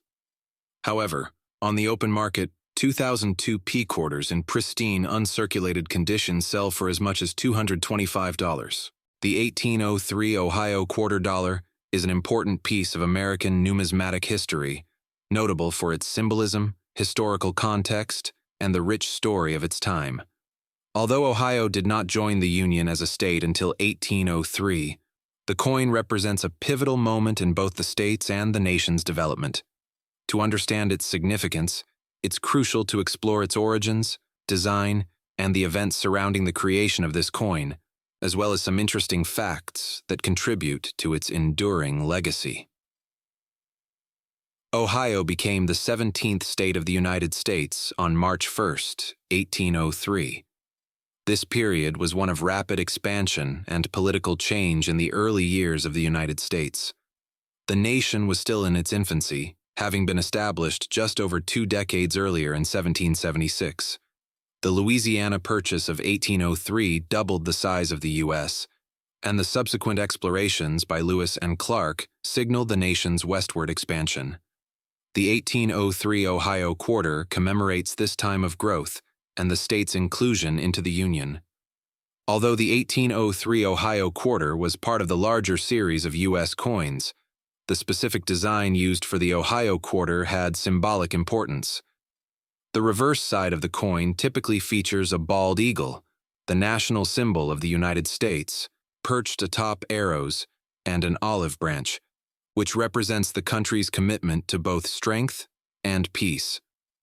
On the obverse, a bust of Lady Liberty, facing left, was a common design in early American coinage, and the words "Liberty" and the date of issue are inscribed. Ohio's statehood was historically significant, and its coin was produced at a time when the United States was still figuring out how best to represent itself through currency. Coins like the 1803 Ohio quarter helped to solidify American identity by visually connecting the country's government to its symbols and ideals. Ohio's admission to the Union was significant for several reasons. First, it marked a crucial step in the country's westward expansion. By the time Ohio was granted statehood, settlers had already begun to move westward, and the Northwest Ordinance of 1787 had established a framework for how new states would be admitted to the Union. Ohio, located in the old Northwest Territory, represented a key transition between the original 13 colonies and the new expanding states that would populate the western United States. Moreover, Ohio's statehood contributed to the formation of a strong political and economic center in the Midwest, which would become important for the nation's development. Ohio was quickly recognized for its agricultural productivity and for being a major player in industrialization in the 19th century. The 1803 Ohio quarter commemorates the beginning of this important state's role in shaping the country's economic and political future. Despite being associated with the year 1803, no actual 1803 Ohio quarter dollar was minted. This is often a point of confusion for collectors. The U.S. Mint did not produce an Ohio quarter until 1999 as part of the 50 State Quarters program, which was launched in 1999 and continued through 2008. The quarter was designed to honor the individual states by featuring their unique symbols and historical landmarks. Ohio's quarter was released in 2002 as the 17th coin in the series. The 1803 Ohio quarter is part of the State Quarters series issued between 1999 and 2008, celebrating each state's heritage. Ohio's quarter features an image of the Wright brothers' plane, honoring their first successful flight in 1903. The quarter also includes the state's motto, "With God, all things are possible," and the year of Ohio's statehood, 1803. This was a modern coin designed in the 21st century, but marked an important milestone in American history and the legacy of Ohio. Today, 1803 Ohio quarters are primarily of interest to collectors rather than for their value as currency. Some collectors may focus on finding special minting variations or uncirculated versions, which can be more valuable. In general, the 1803 Ohio quarter, as part of the broader State Quarters program, has a relatively low intrinsic value, but certain errors or limited edition pieces can command a higher price. The design of the Ohio State Quarter is significant because it honors the Wright brothers, who made history with the first powered flight. The inclusion of their aircraft design on the coin underscores Ohio's legacy in aviation and innovation. Ohio is known as the birthplace of aviation, and the Wright brothers are celebrated for their role in shaping modern transportation. Ohio's quarter was released in 2002 as part of a wider initiative by the U.S. Mint to commemorate each state's historical contributions. The timing of Ohio's coin also coincided with the centennial of the Wright brothers' first flight in 1903, making it a fitting tribute to their groundbreaking achievement. The 1803 Ohio $quarter series coin, although not minted in 1803, serves as a fascinating historical artifact. It connects the past and present, honoring Ohio's statehood and its role in the nation's history. The coin is a reflection of the country's expansion during the early 19th century, while also celebrating the achievements of Ohioans like the Wright brothers, who revolutionized modern flight. Whether for numismatists or those simply interested in American history, the 1803 Ohio quarter remains an important piece of the nation's coinage legacy. The reverse of the 2002 Ohio State Quarter prominently features an image of the Wright brothers' first airplane, the Wright Flyer.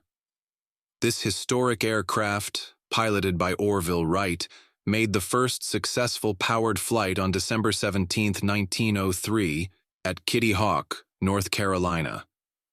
While Ohio is not the location of the flight itself, the Wright brothers are considered Ohioans because they were born in Dayton, Ohio, and the state's legacy in aviation is strongly tied to their achievements.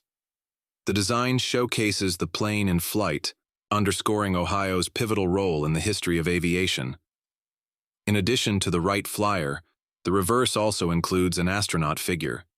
This symbolizes Ohio's contribution to space exploration, with the state being home to several astronauts who flew in space, including John Glenn, the first American to orbit Earth in 1962, and Neil Armstrong, who became the first person to walk on the moon in 1969. The astronaut figure is placed alongside the Wright Flyer to emphasize Ohio's continued legacy in aerospace innovation. Above the Wright Flyer and astronaut, the inscription, "Birthplace of Aviation Pioneers," is written. This phrase reinforces Ohio's claim as the home state of the Wright brothers and highlights the state's ongoing connection to the field of aviation and space exploration. The year 2002 is also featured on the reverse side of the coin. This marks the year that the Ohio State Quarter was released as part of the broader 50 State Quarters program. The program ran from 1999 to 2008, with each quarter designed to represent the unique history, culture, and symbols of each state. On the right side of the reverse, the design also includes a small outline of the state of Ohio, reinforcing the state's identity and its pivotal role in aviation history. The value of a 2002 Ohio State quarter depends on its condition. A circulated 2002 Ohio State quarter is worth around 25 cents, its face value. Uncirculated, a 2002 D Ohio State quarter in uncirculated condition can sell for up to $4,000. The Louisiana quarter dollar, part of the U.S. Mint's commemorative series, serves as a fascinating historical artifact that celebrates Louisiana's bicentennial and its unique cultural heritage. Although this coin was not minted in 1812, but as part of a modern commemorative series, it draws heavily on the historical events of that year, including Louisiana's early statehood and its role in shaping the United States. Louisiana became the 18th state of the Union on April 30th, 1812, shortly before the outbreak of the War of 1812 between the United States and Great Britain. This period marked a crucial phase in American history, as Louisiana's strategic location near the Mississippi River in the Gulf of Mexico made it a key asset in trade, military defense, and territorial expansion.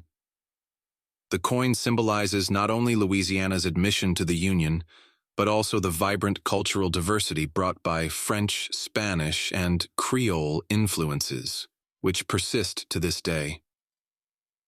The reverse of the Louisiana quarter dollar stands out for its intricate symbolism and artistic representation. At its center is an illustration that encapsulates Louisiana's identity. Common themes on the reverse include depictions of the Battle of New Orleans, led by Andrew Jackson in 1815, or the Louisiana Purchase, the monumental 1803 land deal between the United States and France that paved the way for Louisiana's statehood. Depending on the specific series design, the reverse may also highlight other iconic elements such as pelican imagery. The brown pelican, Louisiana's state bird, is often featured prominently, symbolizing the state's natural environment and resilience. Magnolia blossoms. These flowers, native to the state, represent its southern charm and rich biodiversity. Mississippi River. One of the most significant waterways in the U.S., the river is a recurring motif on coins representing Louisiana, showcasing its importance to trade and culture. The coin often integrates these elements into a cohesive design, underscored by inscriptions like Louisiana 1812, E Pluribus Unum, and the Mint Year. The reverse serves as a testament to Louisiana's natural beauty, historical milestones, and contributions to the United States.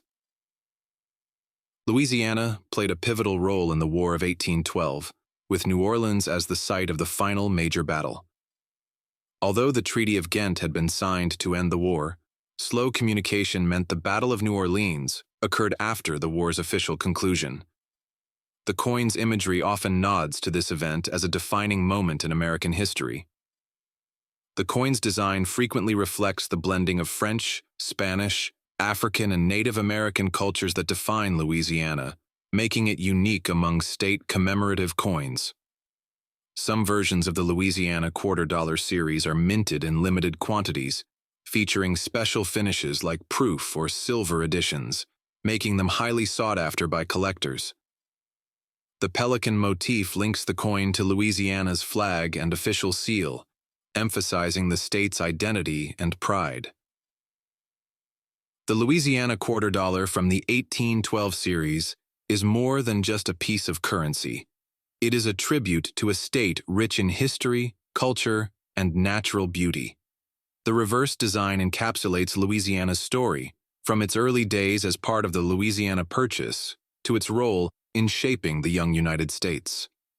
Collectors and history enthusiasts alike find the coin a compelling reminder of how numismatics can preserve and celebrate the American experience.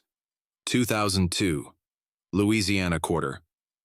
A circulated 2002 Louisiana quarter is worth around 30 cents to 40 cents, but an uncirculated one can sell for as much as $325. Bicentennial quarters, a high-grade uncirculated silver. Bicentennial quarter can be worth between $2,000 to $5,000 at auction.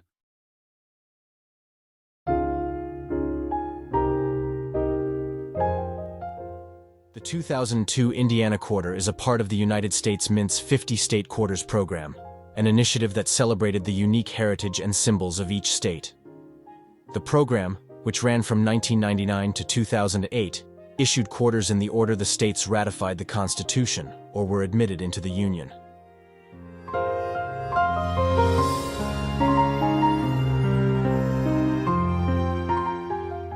Indiana, being the 19th state, had its quarter released on August 2, 2002.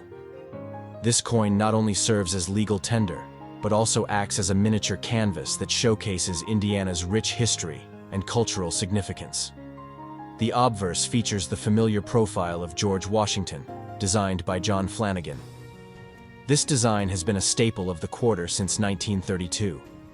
The Indiana Quarter both contribute to its unique representation of the state. The design was slightly altered for the State Series to accommodate additional inscriptions. United States of America. This inscription is prominently placed above Washington's portrait. Liberty, positioned to the left of Washington's profile. In God We Trust, located to the right of the profile. Mint mark, below the motto, indicating the mint where the coin was produced. P for Philadelphia, or D for Denver. Quarter dollar, found at the bottom, specifying the coin's denomination.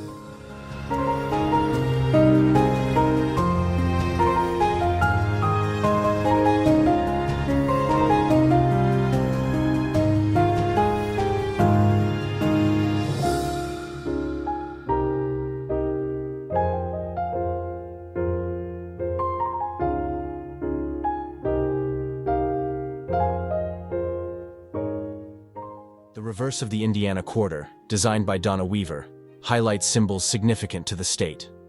The central feature of the reverse is an Indy car, representing the famous Indianapolis 500 race. The race is a cornerstone of Indiana's cultural and sporting identity, held annually at the Indianapolis Motor Speedway. The Indianapolis 500, often referred to as the greatest spectacle in racing, is one of the oldest and most prestigious automobile races in the world, attracting massive international attention. The Indy car is superimposed over an outline of the state of Indiana, providing a geographical context and making the coin easily identifiable with the state. Encircling the state outline are 19 stars, symbolizing Indiana's status as the 19th state to join the Union on December 11, 1816. The stars emphasize Indiana's historical place in the early expansion of the United States. Crossroads of America. This state motto is prominently displayed, reflecting Indiana's significant position in the nation's transportation network. Indiana 1816. The top of the coin features the state's name and the year of its statehood. E pluribus unum, Latin for out of many, one. This phrase is inscribed at the bottom, symbolizing the unity of the states.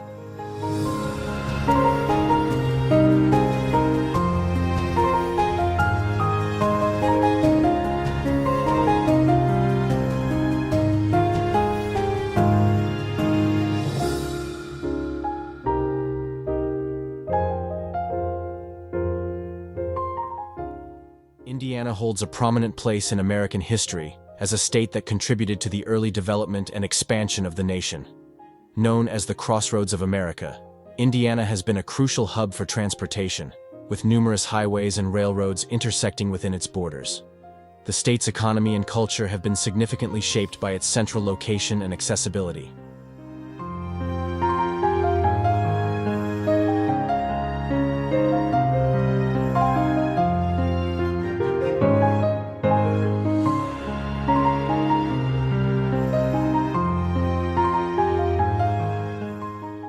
The 2002 Indiana Quarter is a key piece in the 50 State Quarters program, which was a groundbreaking initiative by the U.S. Mint.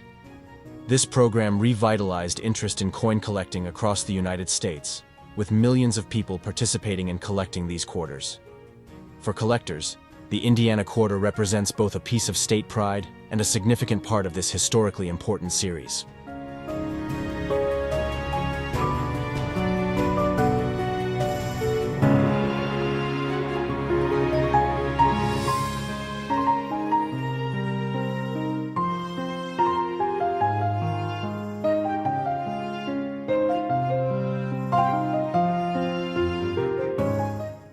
Indianapolis 500. The depiction of the IndyCar on the Indiana Quarter is a nod to one of the most famous motor races in the world. The Indianapolis 500 has been held annually since 1911 and is a significant event in the world of auto racing. State motto: Indiana's motto, Crossroads of America, reflects its importance in the national transportation network. This motto is fitting, given that Indiana has more miles of interstate highway per square mile than any other state.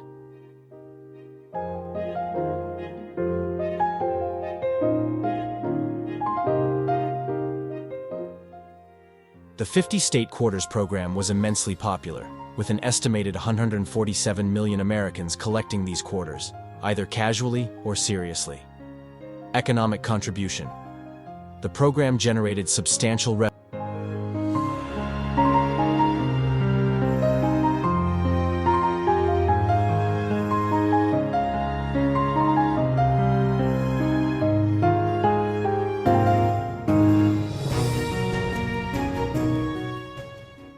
The program generated substantial revenue for the U.S. Mint, not only through the quarters themselves, but also through related collector items.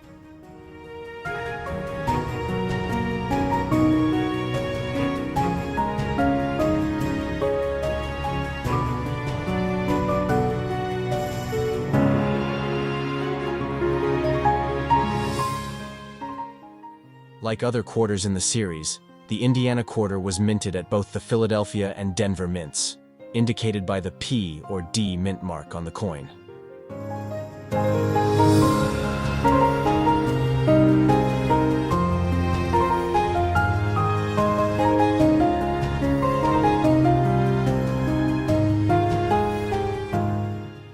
In addition to the standard clad composition quarters, the U.S. Mint also produced silver-proof versions made of 90% silver for collectors, offering a premium option for enthusiasts.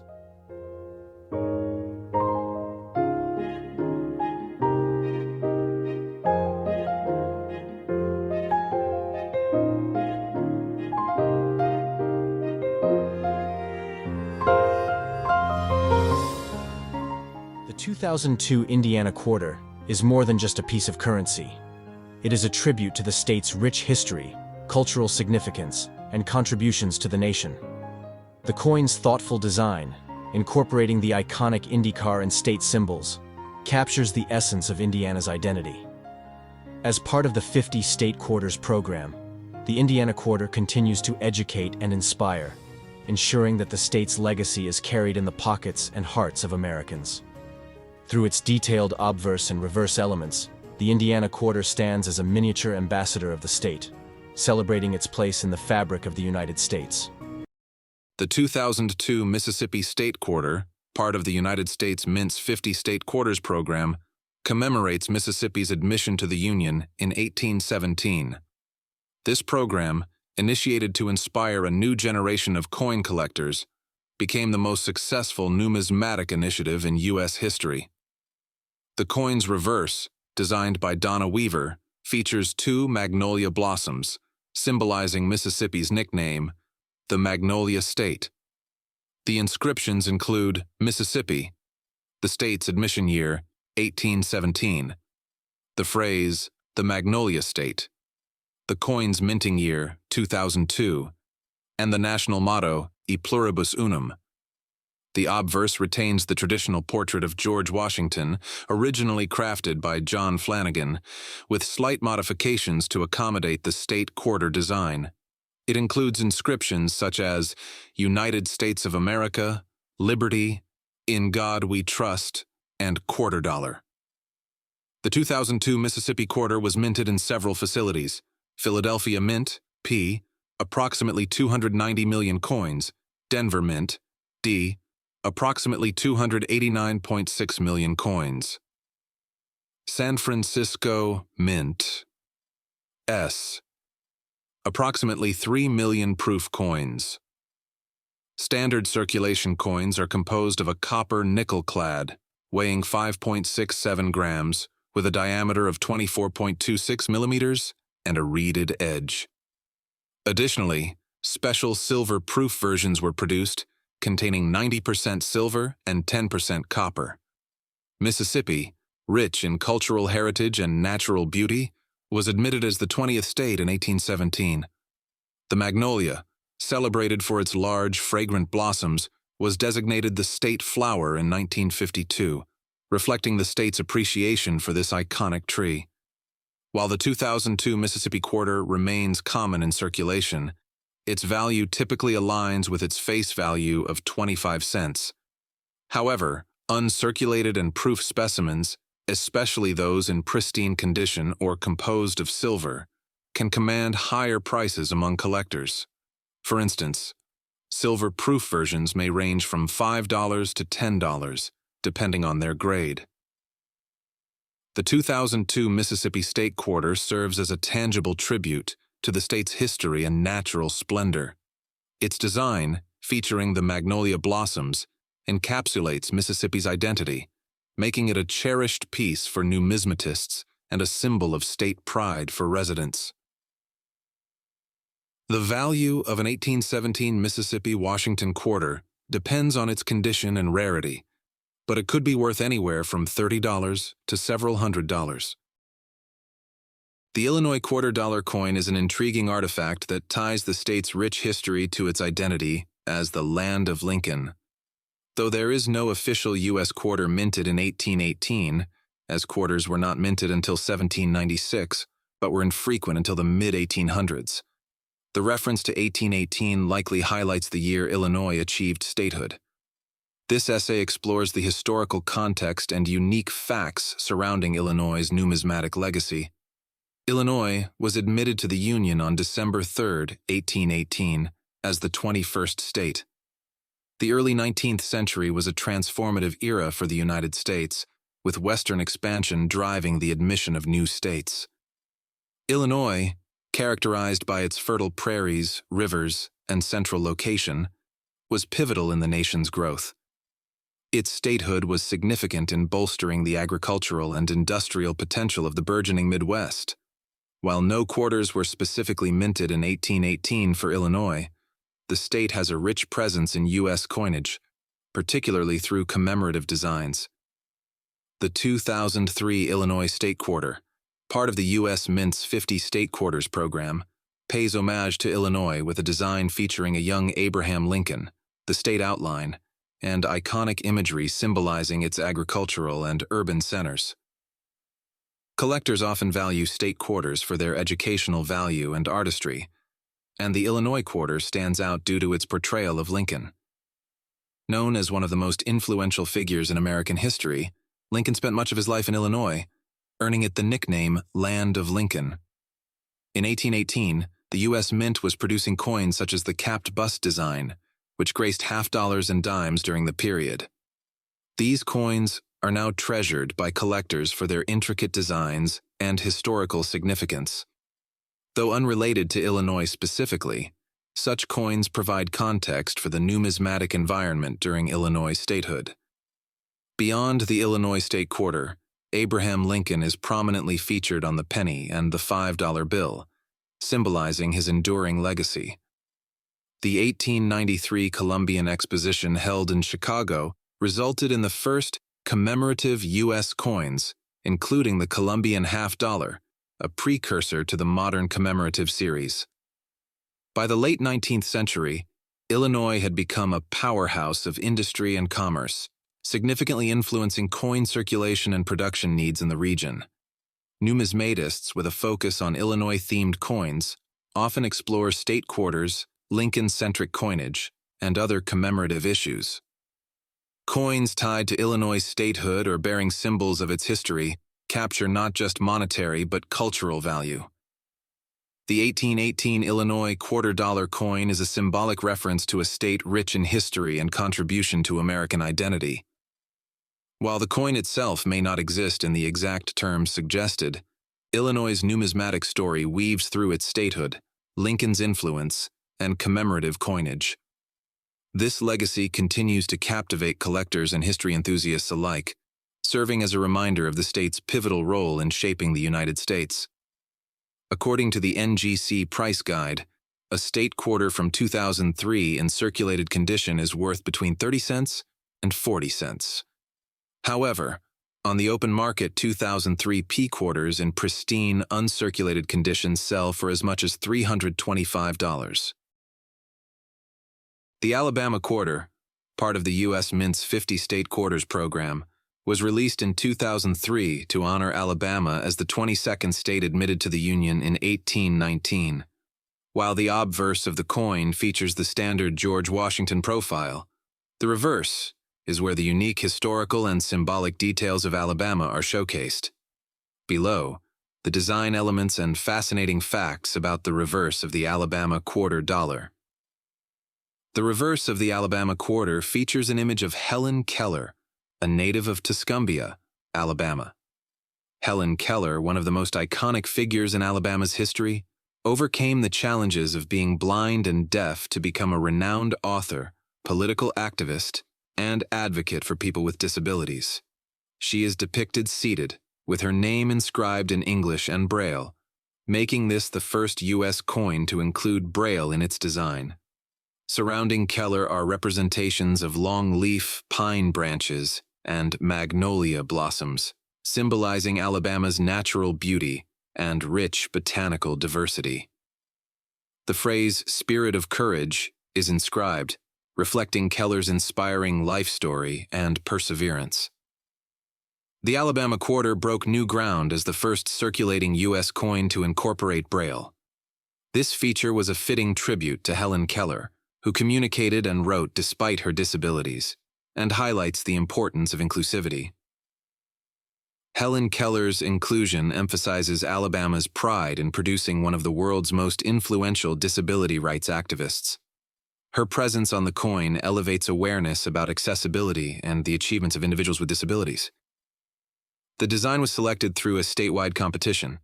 Citizens of Alabama submitted and voted on designs, ensuring that the final coin reflected the spirit and values of the people it represents. The design by Edgar Z. Stever IV was ultimately chosen for its balance of historical and cultural elements. Although released in 2003, the Alabama quarter anticipated the state's bicentennial in 2019. This connection celebrates Alabama's 200-year history since statehood and reflects on its contributions to the nation. Helen Keller, 1880–1968, is not only a symbol of Alabama's heritage, but also an international icon of determination. Her work with the American Foundation for the Blind and her advocacy for social justice resonate to this day. The decision to feature her on the Alabama quarter underscores her role as a trailblazer for education and equality. Collectors appreciate the Alabama quarter for its unique features and its place in the 50-state quarters program. Coins in uncirculated condition or special finishes, such as proof editions, are particularly sought after. The inclusion of Braille adds an extra layer of interest for numismatists focused on innovation in coin design. The reverse of the Alabama quarter dollar is a celebration of the state's heritage, natural beauty, and contributions to human rights. Featuring Helen Keller and symbolic state elements, the coin tells a story of courage and progress.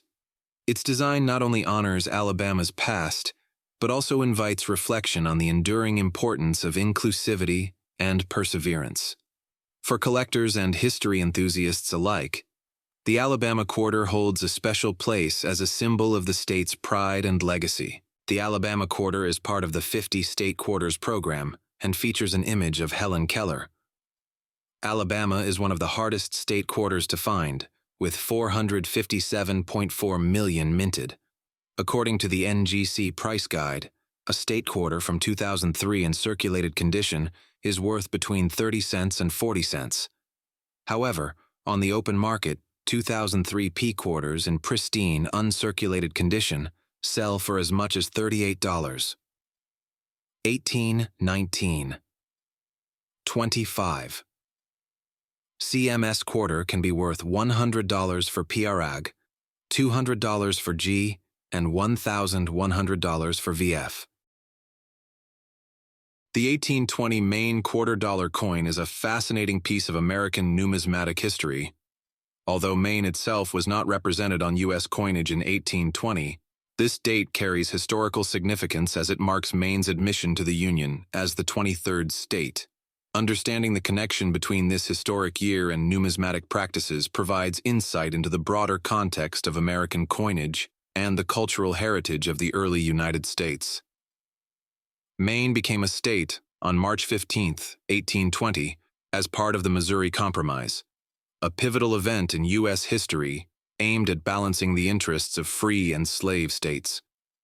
Before statehood, Maine was part of Massachusetts, but had a distinct cultural and economic identity, heavily influenced by its coastal geography and maritime industries. This year marked a new chapter for Maine as it achieved political independence, and its significance is often celebrated in numismatic designs.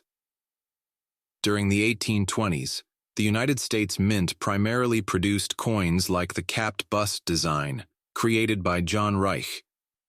While the capped bust quarter dollar was not specific to Maine, its themes of liberty, unity, and national strength resonated with the values embraced by Maine as it joined the Union. Collectors today often associate coins from this period with the expanding American frontier and the nation's evolving identity. In 2003, Maine was honored in the 50 State Quarters program, which featured a unique design celebrating the state's maritime heritage. The reverse depicted Pemaquid Point Light, a historic lighthouse with a schooner sailing in the background. The 1820 quarter dollar series and its reverse serve as a remarkable artifact from a transformative period in U.S. history. While not directly tied to Maine, the coin's themes of unity, liberty, and strength echo the ideals celebrated during Maine's admission to the Union.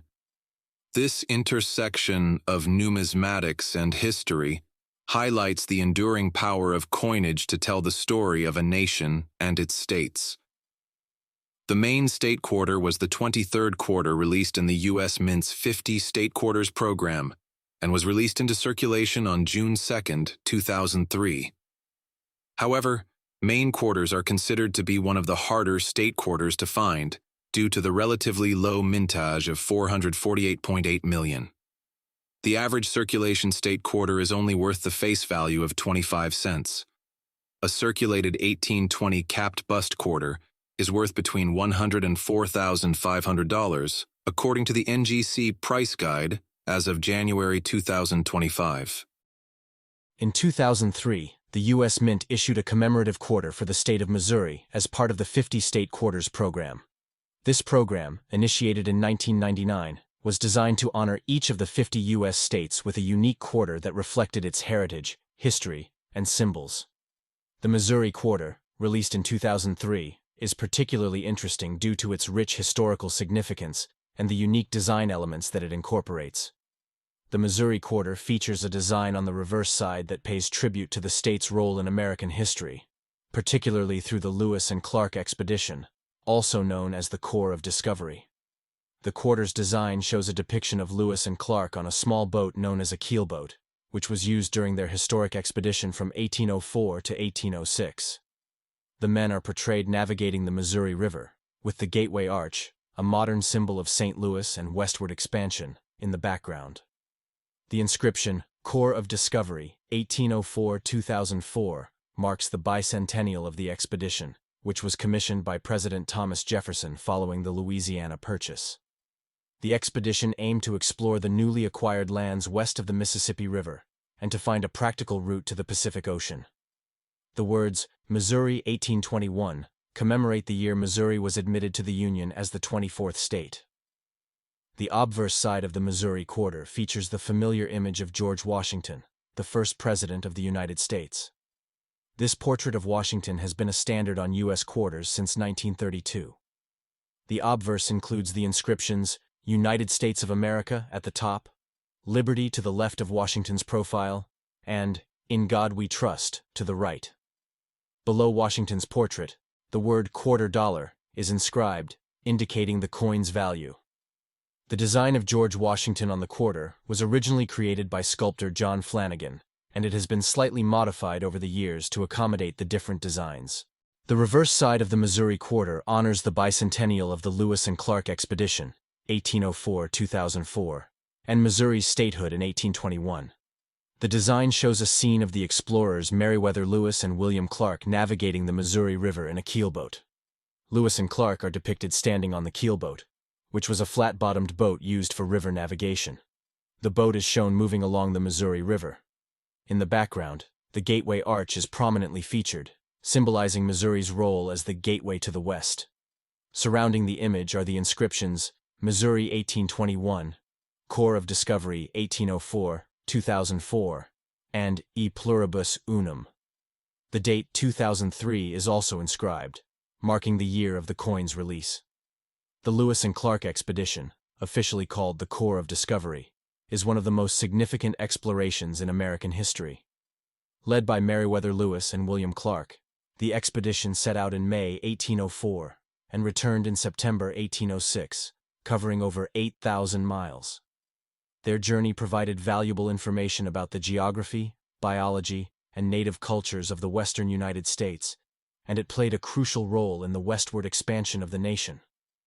The Missouri River was a central route for the expedition, and Missouri's inclusion in the journey highlights its strategic importance in American exploration and settlement. The keelboat depicted on the quarter was a key vessel in the expedition, designed to carry supplies and navigate the challenging waters of the Missouri River. This boat allowed Lewis and Clark to transport their men and provisions across vast distances, overcoming the obstacles of the wild and untamed frontier. Missouri's history is deeply intertwined with the themes of exploration, expansion, and the blending of different cultures. The state's location at the confluence of the Mississippi and Missouri rivers made it a gateway for settlers moving westward. St. Louis, known as the Gateway to the West, became a critical starting point for pioneers heading towards the frontier. In 1821, Missouri was admitted to the Union as part of the Missouri Compromise, an agreement that played a key role in the ongoing debate over slavery in the United States. The compromise allowed Missouri to enter the Union as a slave state, while Maine entered as a free state, maintaining the balance of power between slave and free states in Congress.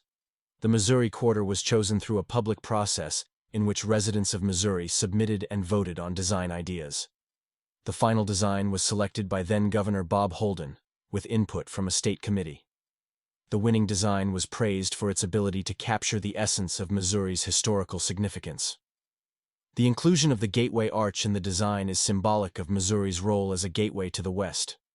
The arch, completed in 1965, is the tallest man-made monument in the United States and is a key part of the Jefferson National Expansion Memorial in St. Louis.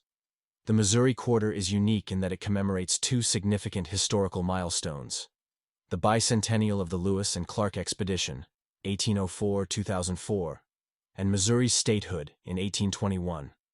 This dual focus highlights the state's long-standing importance in American history. Like other state quarters, the Missouri Quarter was minted in large quantities for general circulation. However, it is also a popular item among collectors, particularly those interested in state history, or the Lewis and Clark expedition. The release of the Missouri Quarter, along with other state quarters, had a significant educational impact. It sparked interest in state history, geography, and the stories behind each state's symbols, making it a valuable tool for educators. The 2003 Missouri 1821 Corps of Discovery, 1804-2004 Quarter, is more than just a piece of currency. It is a tribute to Missouri's rich history and its pivotal role in the exploration and expansion of the United States. Through its design, the quarter captures the spirit of adventure and discovery that defined the Lewis and Clark expedition and reflects Missouri's status as a gateway to the American West.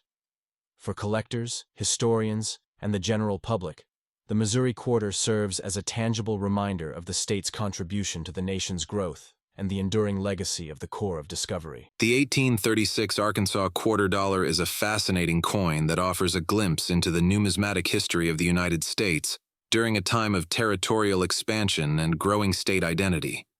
Though Arkansas was admitted to the Union as the 25th state in 1836, the coin attributed to this year bears historical and artistic significance.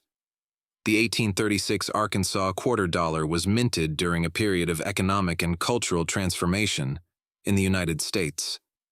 Arkansas achieved statehood on June 15, 1836, amid a wave of westward expansion and frontier settlement. The coin is often associated with commemorative purposes, representing the state's entry into the Union.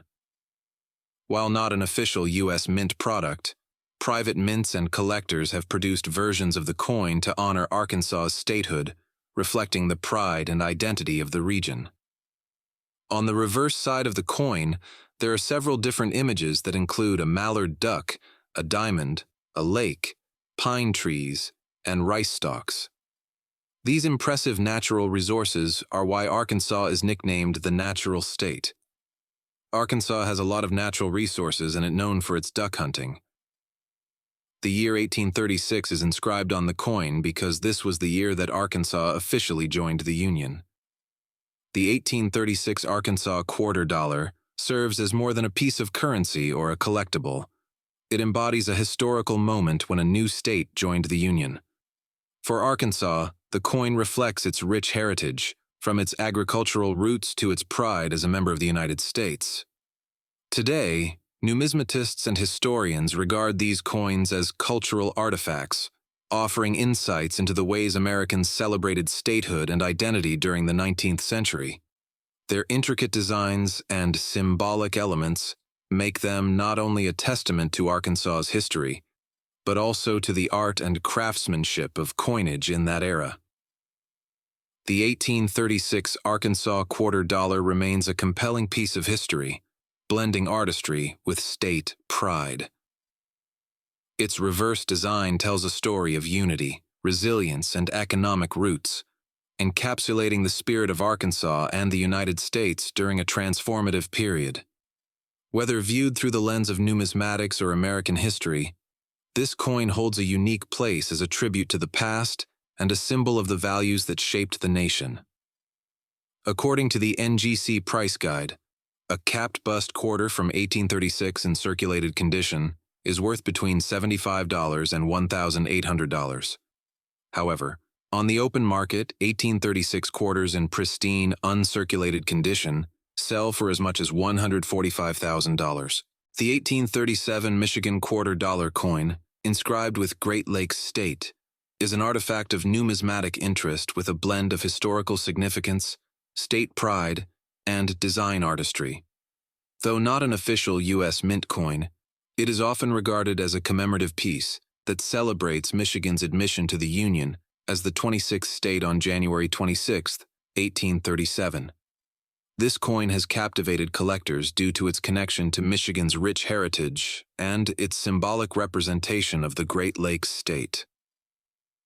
In 1837, Michigan was officially admitted to the United States following the resolution of the Toledo War, a boundary dispute with Ohio. This period marked the beginning of Michigan's journey as a pivotal state in the Great Lakes region.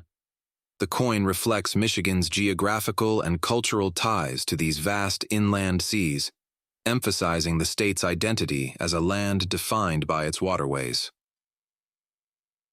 The Great Lakes State's quarter dollar often features imagery associated with Michigan's geography and history, while various commemorative coins and tokens have been produced over the years to honor Michigan. The Great Lakes. The coin frequently incorporates maps or depictions of the Great Lakes, Superior, Michigan, Huron, Erie, Ontario, Michigan, Huron, Erie, and Ontario, underscoring the state's unique position as the only U.S. state bordered by 4 of these lakes.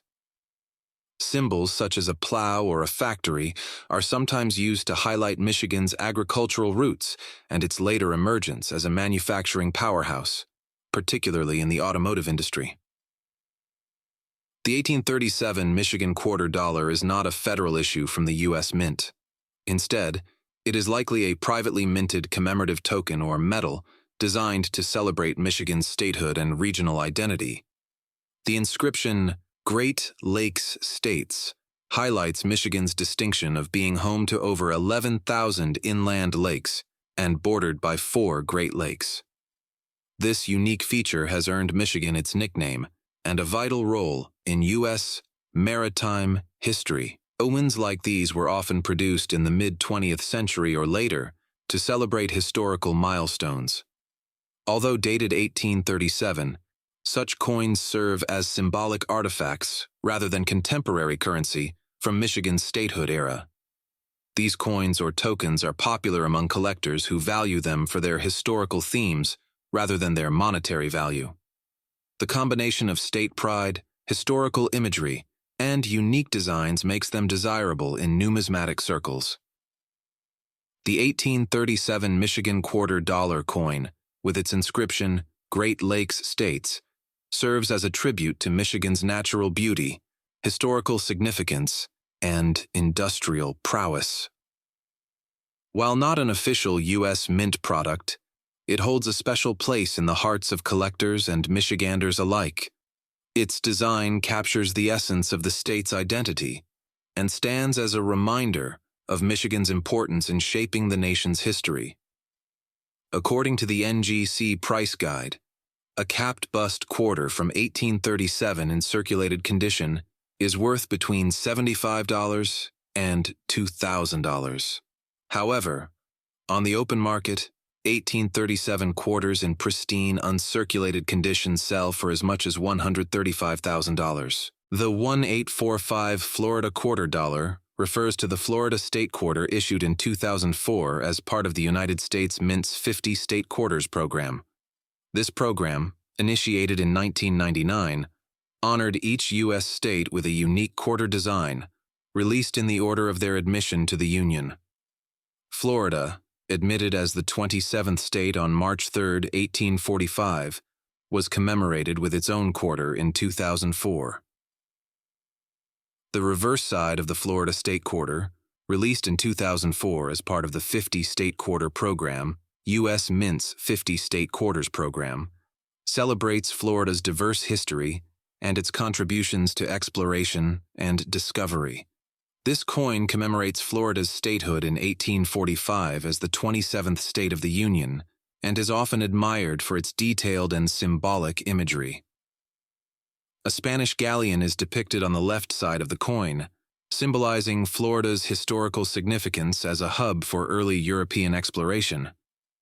The galleon evokes the image of explorers like Juan Ponce de Leon, who arrived in Florida in 1513, naming it Pascua Florida, Flowery Easter. This element emphasizes Florida's role as a gateway for trade, exploration, and settlement in the New World during the Age of Discovery. The central focus of the design is a space shuttle, representing Florida's modern contributions to science and exploration. Cape Canaveral and the Kennedy Space Center have been the launch sites for numerous space missions, including the Apollo program and the Space Shuttle program. The inclusion of the Space Shuttle highlights Florida's pivotal role in humanity's quest to explore beyond Earth. Two sabal palm trees appear on the right side of the design, symbolizing Florida's natural beauty and its tropical landscape. The sabal palm, Florida's state tree, is an iconic representation of the state's warm climate and lush vegetation. Gateway to discovery. This phrase encapsulates Florida's legacy as a place of exploration, from early maritime voyages to the modern era of space travel. The imagery combines historical and modern themes, bridging Florida's past and present as a state at the forefront of discovery. The design's layout creates a sense of balance and movement, with the galleon on the water symbolizing historical exploration and the space shuttle ascending into the sky, pointing to Florida's contributions to space exploration. The reverse design was chosen after a competitive process involving public input and a 9-member committee appointed by then-Governor Jeb Bush. Over 1,500 design ideas were submitted, showcasing Florida's diverse history and culture. The final choice, Gateway to Discovery, reflects the state's unique position as a bridge between historical and scientific frontiers. The Florida State Quarters reverse is especially cherished for its intricate design and the depth of symbolism it represents. It remains a favorite among collectors due to its depiction of Florida's vibrant history, combining maritime exploration and space-age achievements. The reverse design not only celebrates Florida's legacy, but also inspires reflection on the state's enduring role in discovery and innovation. According to the NGC Price Guide, a seated Liberty quarter from 1845 in circulated condition is worth between $30 and $600. However, on the open market, 1845 quarters in pristine, uncirculated condition sell for as much as $6,500. The 1845 Texas Quarter Dollar Series coin holds a distinctive place in numismatics and history. While not an officially minted U.S. coin from that year, its thematic inspiration comes from Texas's annexation to the United States in 1845, a pivotal moment in American history. Such coins often appeal to collectors due to their symbolic connection to Texas's statehood, and commemorative coins or series inspired by this era shed light on the rich cultural and historical legacy of Texas. In 1845, Texas was annexed as the 28th state of the United States after nearly a decade of independence as the Republic of Texas. This historical event was marked by negotiations, political complexities, and the expansionist ideals of manifest destiny. The annexation solidified Texas's position as a crucial part of the American Southwest, bringing with it vast lands, resources, and cultural heritage. Coins that celebrate this period often depict iconic Texan symbols, such as the Lone Star, the Alamo, or representations of its frontier spirit. Although the 1845 Texas quarter dollar is not a literal minting from the U.S. Treasury, modern commemorative coins have been issued to honor Texas's statehood. These coins typically feature the Lone Star symbol. Representing Texan independence and pride, the Lone Star is a central motif. It underscores Texas's identity as the Lone Star State. Designs often include notable landmarks, such as the Alamo, a symbol of Texan resilience during its fight for independence from Mexico. Many coins bear inscriptions like 1845 to commemorate the year of statehood, along with other key details like E pluribus unum and representations of Texas's unique geography. Collectors value Texas-themed coins for their blend of historical significance and artistic craftsmanship. These coins often become conversation pieces due to their connection to a transformative period in American history. The coins evoke a sense of pride and nostalgia for Texas's rich past.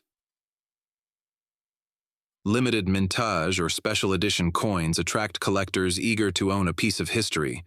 The intricate detailing and thematic representation make these coins aesthetically pleasing.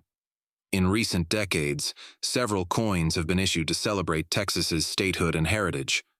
For instance, the 2004 Texas State Quarter, part of the U.S. Mint's 50 State Quarters program, prominently features the Lone Star and a depiction of the state's borders. This coin is a favorite among collectors and serves as a reminder of Texas's enduring legacy. During its independent years, 1836 to 1845, the Republic of Texas minted its own currency, including paper money and coins. These items are exceedingly rare and sought after by collectors. The state's unique history and culture have inspired not just commemorative coins, but also medals and tokens celebrating its heritage.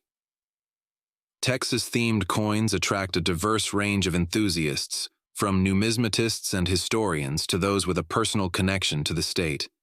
The 1845 Texas Quarter Dollar Series coin is a fascinating entry point into the story of Texas's journey to statehood and its broader significance in American history. Whether as a commemorative piece or a thematic design inspired by this pivotal year, such coins encapsulate the pride, resilience, and identity of Texas. For collectors and history enthusiasts alike, these coins represent more than monetary value. They are tangible links to a defining era in the American narrative. An 1845 seated Liberty quarter in circulated condition is worth between $30 and $600. The value of a coin depends on its condition, rarity, and desirability. The 1846 Iowa Quarter Dollar Series coin is a commemorative piece that celebrates the rich history and culture of Iowa, marking its significance as the 29th state to join the Union. While the coin itself was not minted in 1846, it represents a pivotal year in Iowa's history, the year it achieved statehood. This essay delves into the historical context, design, and interesting aspects of the Iowa quarter dollar. Iowa became the 29th state of the United States on December 28, 1846. Known as the Hawkeye State, Iowa's journey to statehood was influenced by the westward expansion of the United States and the ideals of manifest destiny. Before statehood, Iowa was part of the Louisiana Purchase territory acquired from France in 1803. Its fertile lands and strategic location along the Mississippi River made it an attractive destination for settlers. Statehood in 1846 marked a turning point for Iowa, transitioning from a sparsely populated territory to a burgeoning agricultural hub. This year also symbolized the growth of democracy, as Iowa adopted a state constitution reflecting progressive ideals for the era, such as public education and individual freedoms. The Iowa quarter dollar, part of the United States Mint's 50-state quarters program, was released on August 30, 2004. Though minted over a century and a half after Iowa's statehood, the coin pays tribute to the state's heritage and identity. The coin's reverse was designed by John Mercanti, a renowned engraver and sculptor. The reverse features an image inspired by Grant Wood's famous painting, Arbor Day. It depicts a one-room schoolhouse surrounded by children and a teacher planting a tree, emphasizing Iowa's dedication to education and environmental conservation. The words "Foundation in Education" are inscribed, celebrating Iowa's legacy as a leader in public education. The reverse design pays homage to Grant Wood, an Iowa native and one of the most prominent American artists of the 20th century. Wood's American Gothic remains an iconic piece of Americana, and his influence is evident in the quarter's pastoral and educational themes. Iowa's emphasis on education is a key theme of the coin. By highlighting a one-room schoolhouse, the design reminds us of Iowa's early investment in public schooling, which laid the foundation for its modern educational system. The act of planting a tree on the coin's reverse reflects Iowa's state tree, the oak. Oaks symbolize strength, endurance, and growth, mirroring Iowa's contributions to the Union and its agricultural roots. Like other state quarters, the Iowa quarter dollar was produced for a limited time, making it a collectible item. It was struck at both the Philadelphia and Denver mints, with varying mint marks, P and D, for collectors to identify. The 50 State Quarters program, which ran from 1999 to 2008, significantly boosted coin collecting in the United States. The Iowa quarter remains a favorite among enthusiasts due to its rich symbolism and connection to American art and history. The 1846 Iowa Quarter Dollar Series coin encapsulates the essence of Iowa's journey from a frontier territory to a state known for its commitment to education and agriculture. Its design elements celebrate the state's cultural heritage, while its connection to figures like Grant Wood adds artistic and historical depth. For numismatists and history enthusiasts alike, this coin serves as a tangible reminder of Iowa's enduring legacy within the Union. According to the NGC Price Guide, a seated Liberty quarter from 1846 in circulated condition is worth between $45 and $850. However, on the open market, 1846 quarters in pristine, uncirculated condition sell for as much as $20,000. The obverse side of the Wisconsin quarter, like all quarters in the 50-state quarters program, features the portrait of George Washington, the first president of the United States. This design was created by John Flanagan and has been used on the quarter since 1932.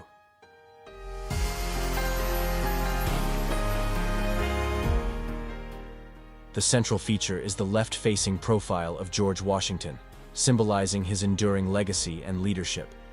Around the portrait are the inscriptions, United States of America at the top, Liberty to the left of Washington's profile, In God We Trust to the right, and the coin's denomination, $quarter, at the bottom.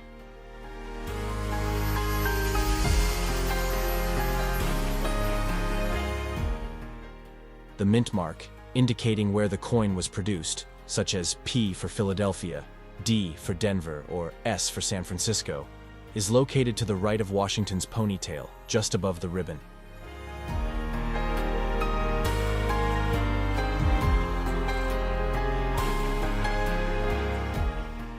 The reverse side of the Wisconsin quarter was designed by Alfred Miletsky and specifically tailored to highlight the state's unique contributions and heritage. Representing Wisconsin's status as America's dairyland, the cow symbolizes the state's leading role in the dairy industry.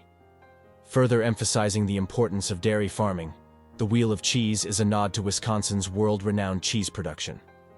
Highlighting agricultural diversity, the ear of corn symbolizes the significant role of crop farming in Wisconsin's economy. The state motto, "Forward," is inscribed below the primary imagery, encapsulating Wisconsin's progressive spirit. The year of statehood, 1848, is also included, marking the year Wisconsin was admitted to the Union. The top of the coin reads, Wisconsin, indicating the state being honored, while the bottom features the year of the coin's release, 2004, and the inscription, E pluribus unum, meaning, out of many, one, the traditional motto of the United States. Each element on the reverse side of the Wisconsin quarter was chosen for its deep connection to the state's identity. The cow, cheese, and corn are all staples of Wisconsin's agricultural economy and cultural heritage. The extra leaf varieties on the reverse side have created additional interest among collectors. These variations, known as extra leaf high and extra leaf low, resulted from accidental die gouges and depict an extra leaf on the corn stalk, making them rarer and more valuable. Both the obverse and reverse designs serve educational purposes. While the obverse promotes national heritage through the image of George Washington, the reverse offers insights into Wisconsin's specific contributions to the nation's economy and culture.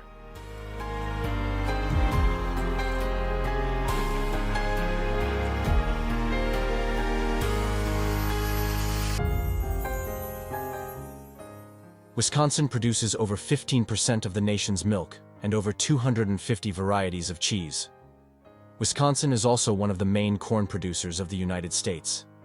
The banner "Forward" is the state's motto due to its drive to become a national leader. The 23-member Wisconsin Commemorative Quarter Council reviewed over 9,000 design suggestions from the state's residents and narrowed them to 6 finalists. A statewide vote was held to determine the top 3 designs to forward to the United States Mint. Another vote was held to select the final design. Other designs considered but not selected included Scenic Wisconsin and Early Exploration and Cultural Interaction.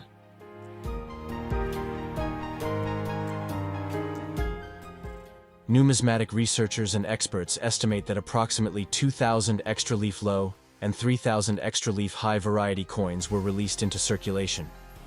Most of them were distributed to banks in southern Arizona and western Texas. As soon as news broke, many coin collectors and non-coin collectors alike started searching through their change for this new variety. Therefore, most examples are uncirculated. Most circulated examples show very little wear and are graded usually AU 55. Occasionally, one is found in circulation today.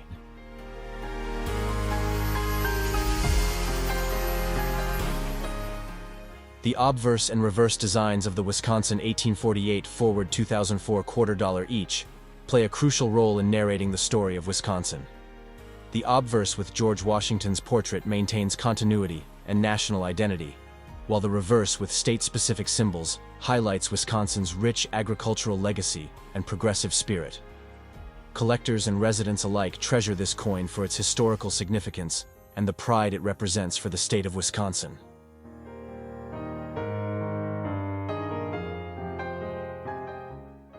The average circulation state quarter is only worth the face value of 50 cents.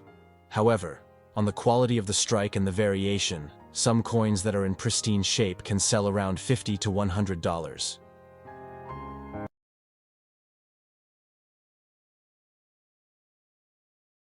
The obverse front side of the 2005 California quarter retains the traditional design used for all quarters in the 50-state quarters program.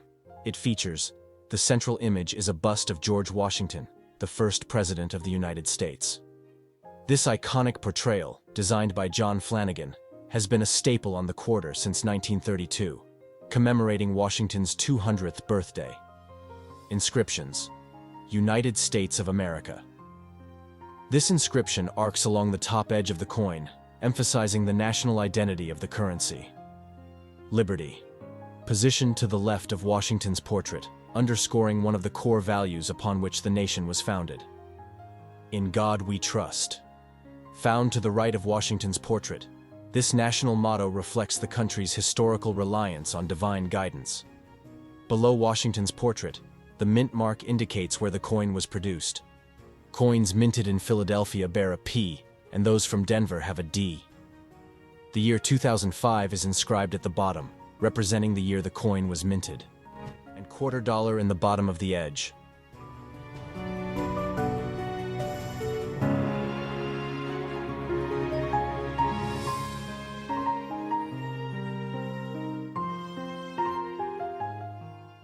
The reverse side of the California quarter is where the unique state-specific design elements are featured. The 2005 California quarter, designed by sculptor-engraver Don Everhart, vividly captures the essence of the state through the following elements. John Muir. Dominating the left side of the reverse is the figure of John Muir, the famed naturalist and conservationist. He is depicted standing with a walking stick, gazing up at the natural beauty of Yosemite Valley. Muir's presence symbolizes his crucial role in the establishment of the national parks and his deep connection to California's wilderness.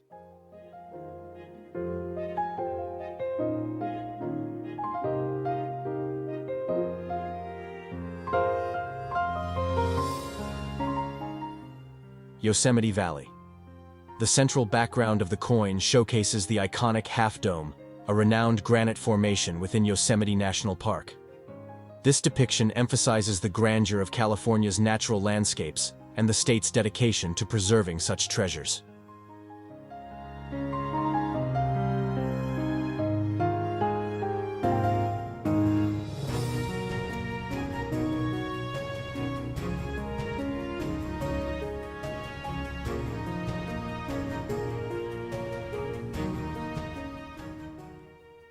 California condor. Above the scene, a California condor is depicted soaring, representing the state's successful conservation efforts. The condor's wingspan and its flight symbolize freedom and the rejuvenation of endangered species through concerted environmental efforts.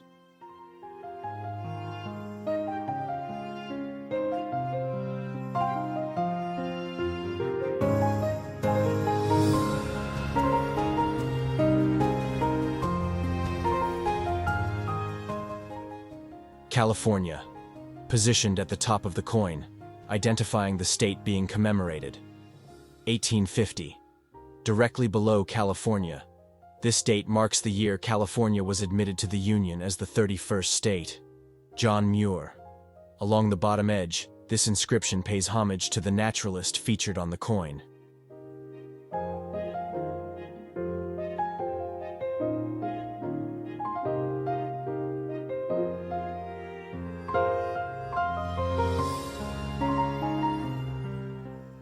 E pluribus unum, meaning, out of many, one. This motto reflects the unity of the states within the nation and is placed just below Muir's feet, and the year 2005.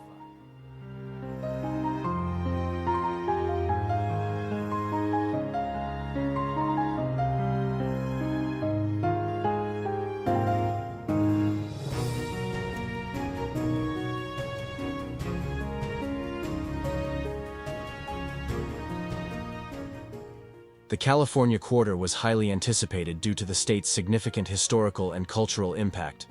The U.S. Mint produced over 500 million California quarters to meet demand. Collectors are always on the lookout for minting errors, which can make coins more valuable. Some California quarters have been found with various minting errors, such as off-center strikes and doubled dies, making them particularly prized among numismatists.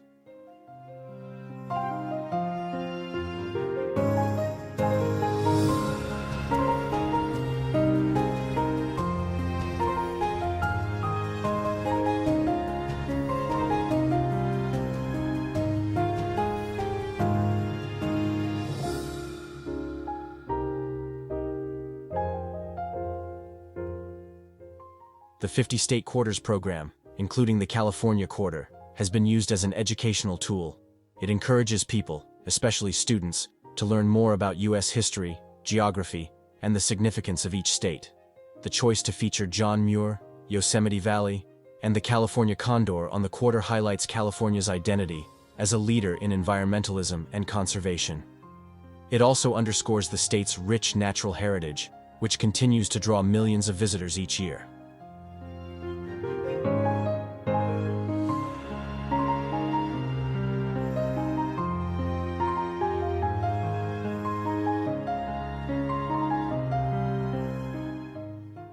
The 2005 California 1850 quarter-dollar coin is more than just a piece of currency. It is a miniature canvas, capturing a crucial part of American history and the essence of California's natural splendor. Through its thoughtful design, the coin pays homage to the state's pioneering spirit, its breathtaking landscapes, and its role in the nation's conservation movement. Whether viewed as a historical artifact, a piece of art, or a collectible, the California quarter holds a special place in the hearts of many Americans and coin enthusiasts around the world.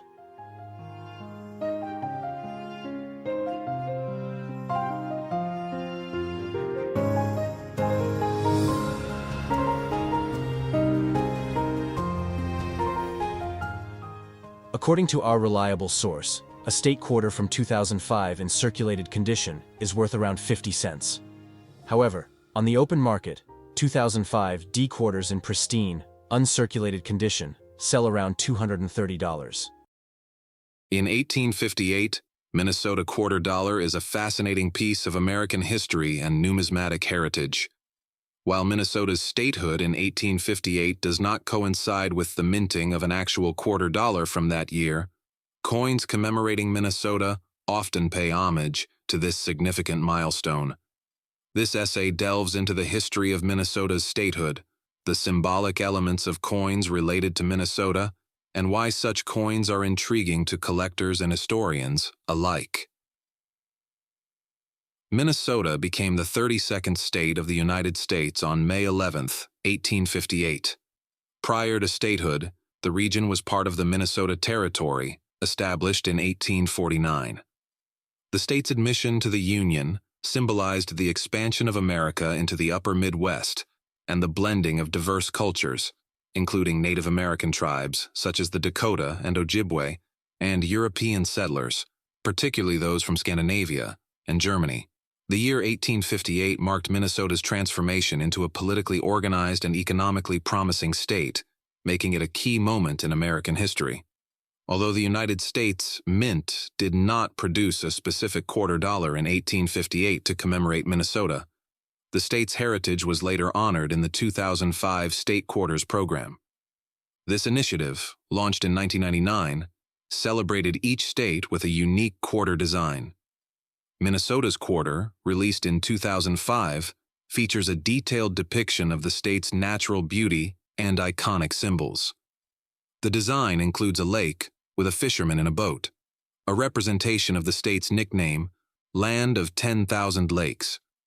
The image also showcases a loon, the state bird, and outlines a map of Minnesota with its major forests and waterways. The inscription 1858 on the coin commemorates the year Minnesota achieved statehood, linking it to the broader narrative of American expansion and settlement. The quarter's reverse design was created by Charles Vickers and remains a favorite among collectors for its intricate details and symbolism. The loon featured on the 2005 Minnesota quarter is not only the state bird, but also an enduring emblem of the state's pristine wilderness and natural heritage.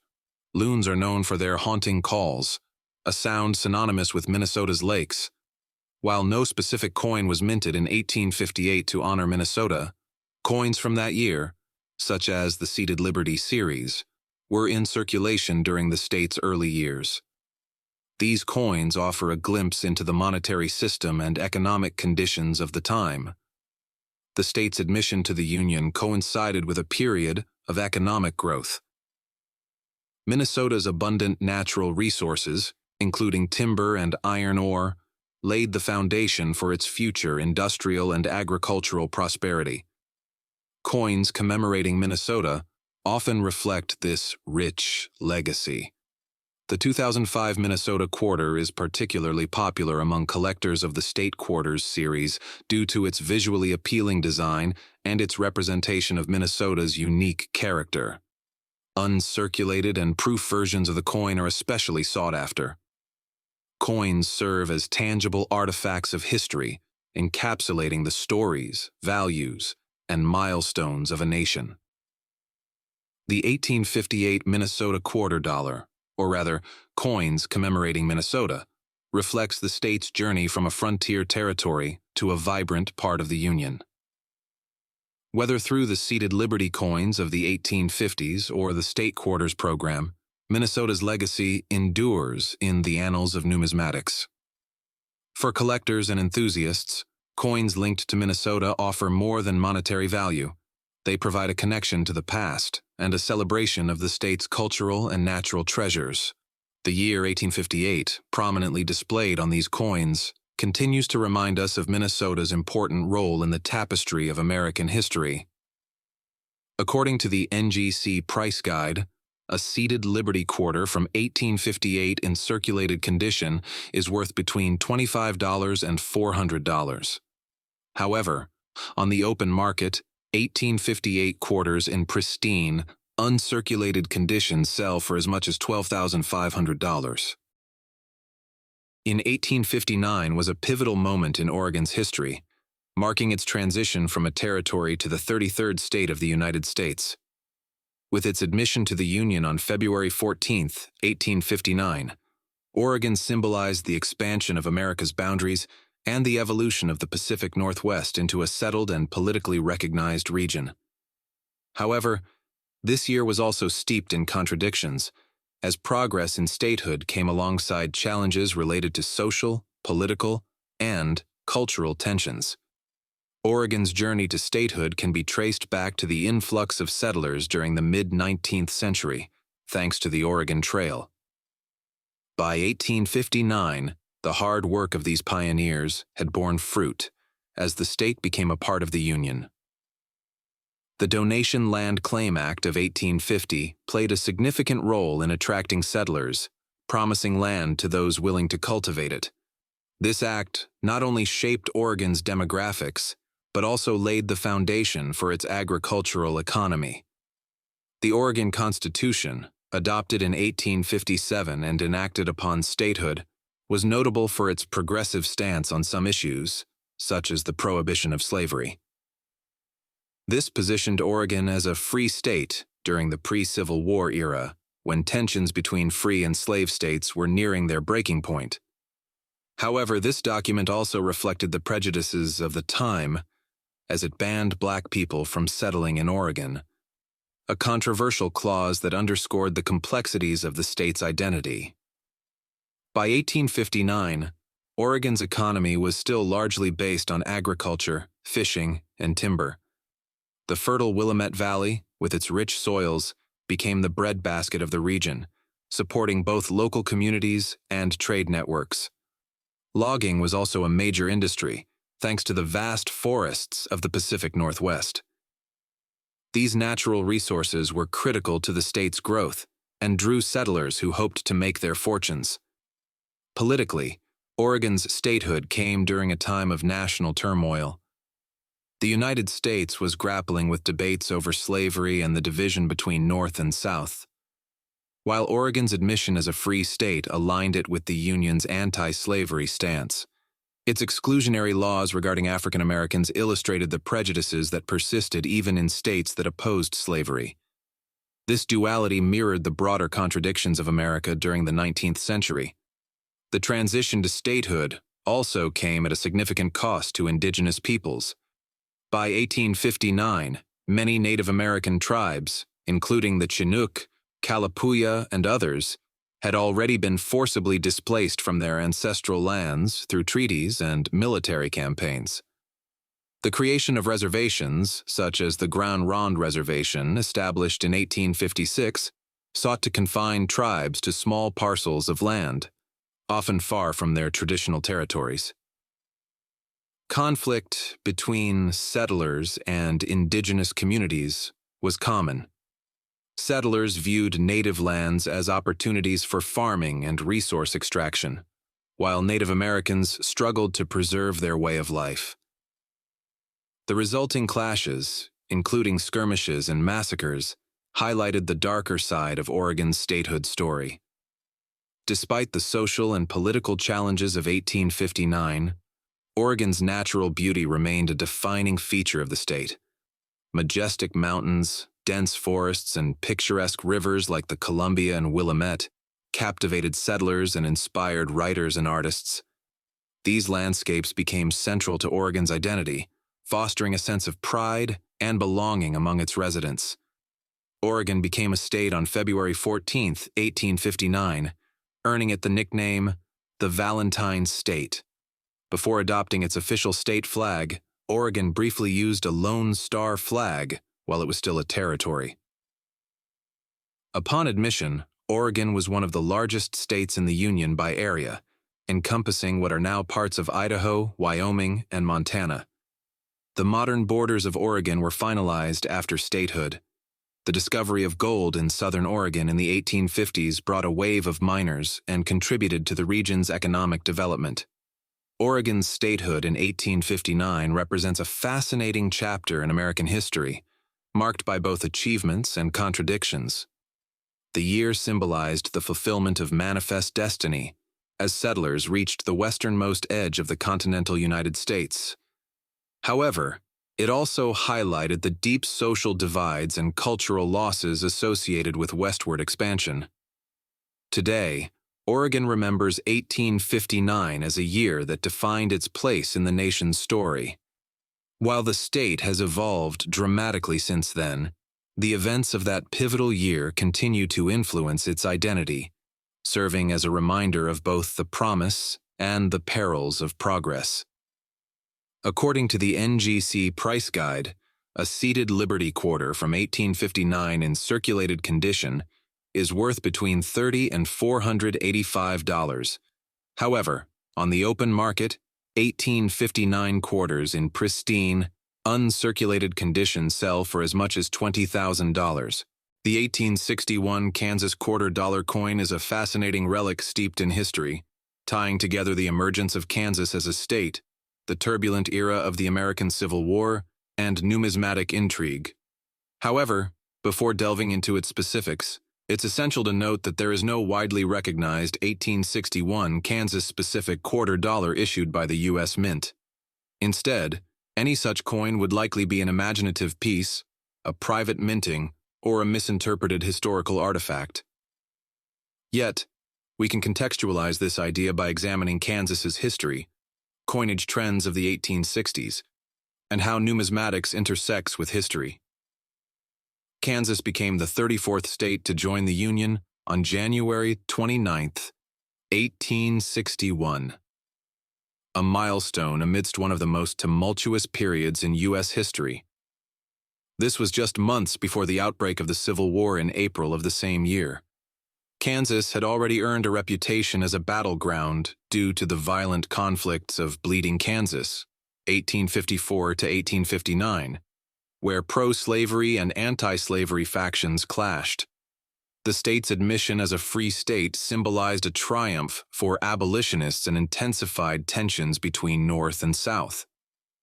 The United States Mint, under the influence of Mint director James Ross Snowden, was producing quarter dollars in 1861, featuring the iconic seated Liberty design. This design, created by Christian Gobrecht in the 1830s, depicted Liberty seated on a rock, holding a shield and a staff, symbolizing vigilance and freedom. Coins minted in 1861 primarily bore no special commemorations for Kansas or any other state. During this era, the Civil War heavily impacted minting operations, with precious metal shortages leading to decreased production. Most coins of this period were minted in Philadelphia or New Orleans. If a Kansas-themed coin from 1861 exists, it would likely be a privately minted commemorative piece or a modern collector's fantasy. In the 19th century, Private entities often issued tokens and commemorative coins, especially during the Civil War. These pieces, known as Civil War tokens, filled the void left by the scarcity of official coinage. It's plausible that a Kansas-themed token from 1861 exists, celebrating its statehood or serving as political propaganda. Such tokens were typically made of copper or other base metals, not silver, and often bore patriotic or political slogans. The central element of the reverse would prominently display a buffalo, American bison, a majestic and powerful animal that symbolizes the Great Plains and the untamed natural beauty of Kansas. The bison could be depicted in profile, standing proudly on a patch of prairie grass to emphasize Kansas's expansive landscapes. Its stance might convey strength and resilience, qualities that align with Kansas's history of perseverance, especially during its fight to become a free state. The buffalo would be centered, with its head slightly turned, as if gazing into the horizon. Fine details like the texture of its fur and the curves of its horns would reflect the artistry of 19th-century coin engravings. Encircling the bison or appearing along the coin's edge would be sunflowers, Kansas's state flower. These sunflowers could be depicted in full bloom, symbolizing growth, prosperity, and the state's rich agricultural traditions. A wreath of sunflowers might frame the bison, adding symmetry to the design. The sunflowers would also represent hope and the state's sunny disposition, contrasting the hardships of the Civil War era. The coin would include standard inscriptions along with Kansas-specific elements, United States of America, positioned along the upper rim, E pluribus unum, placed above the bison, reinforcing national unity during the Civil War. Kansas, boldly displayed beneath the buffalo to signify the state's central role in the design. $quarter, positioned at the bottom rim, denoting the denomination. The background could include subtle prairie grass, rolling hills, or even a glimpse of a setting sun to create depth and further emphasize Kansas's landscape. These details would give the design a dynamic yet balanced composition, characteristic of 19th-century coin engravings. The overall style would match the intricate engraving techniques of the time, such as fine lines and shading to create texture and depth. The bison's musculature, the sunflower petals, and the prairie details would all be carefully etched to ensure the coin's beauty and realism. While no official Kansas $quarter existed in 1861, this design would have beautifully captured the essence of the state as it joined the Union. The buffalo and sunflower remain iconic symbols of Kansas, as later evidenced by the design of the 2005 Kansas State Quarter, which features both elements in a simplified modern style.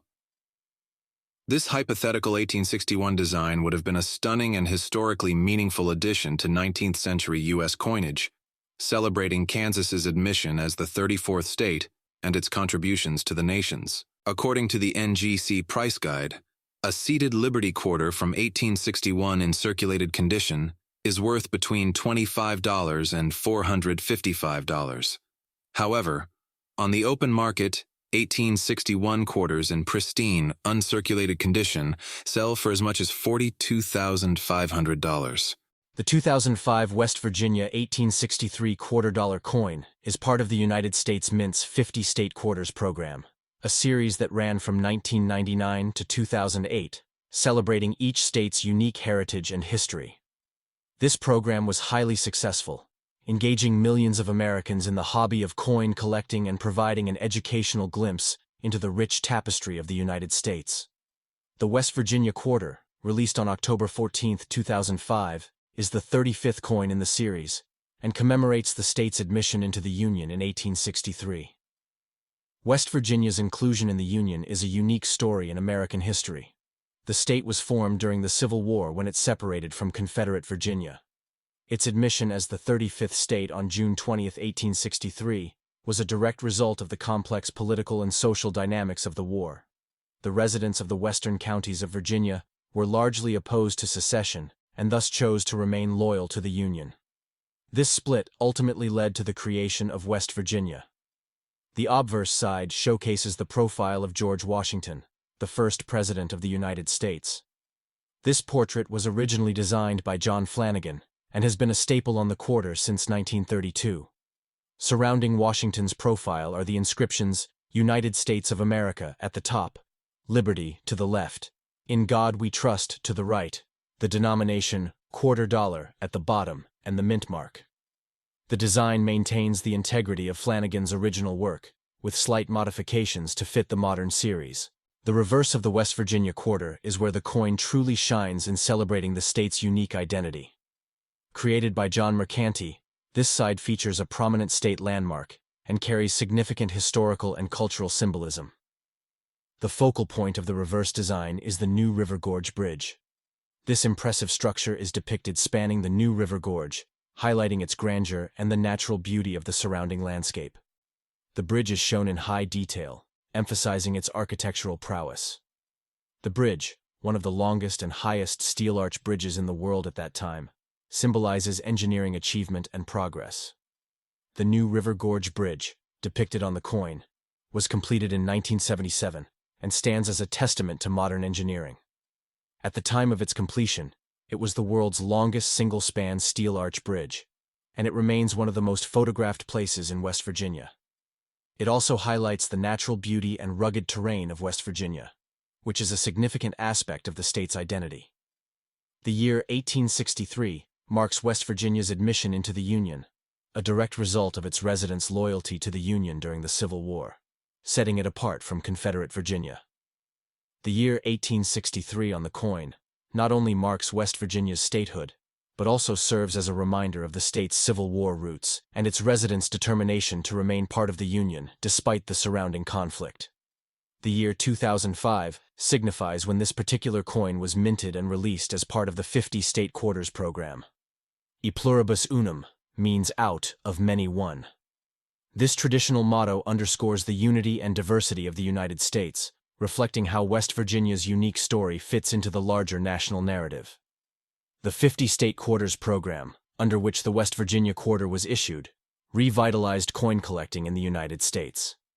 It is estimated that nearly half of the U.S. population collected these quarters in some form, either through casual collection or more serious numismatic efforts. Beyond its cultural and educational value, the 50 state quarters program had a significant economic impact. The U.S. Mint reported increased revenue from coin sales and related products, demonstrating the program's broad appeal and success. The design for each state quarter involved an extensive process of public consultation and input from state governors. For West Virginia, multiple design concepts were considered, but the New River Gorge Bridge was ultimately chosen for its powerful representation of the state's natural beauty and engineering achievements. The 2005 West Virginia 1863 $quarter coin is more than just a piece of currency. It is a symbol of state pride and national history. Its design, featuring the majestic New River Gorge Bridge, encapsulates the spirit of West Virginia and serves as a reminder of the state's unique origins during a tumultuous period in American history. As part of the 50 state quarters program, this coin not only honors West Virginia, but also plays a role in educating and inspiring coin collectors and history enthusiasts across the nation. Hi there, I want to share it to you my collection of coins, from 2006, the Silver State, 1864, Nevada, $quarter.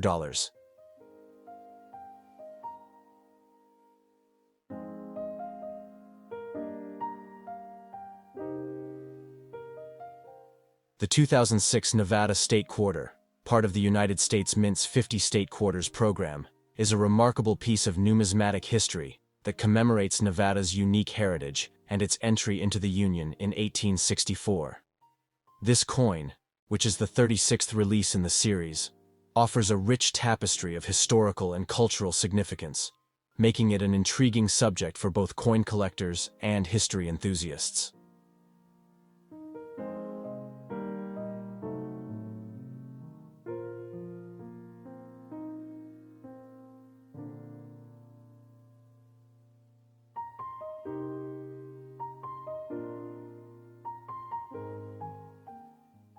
Nevada became a territory in 1861, several years after a Mormon battalion in the Mexican War discovered gold and silver in the area of Virginia City.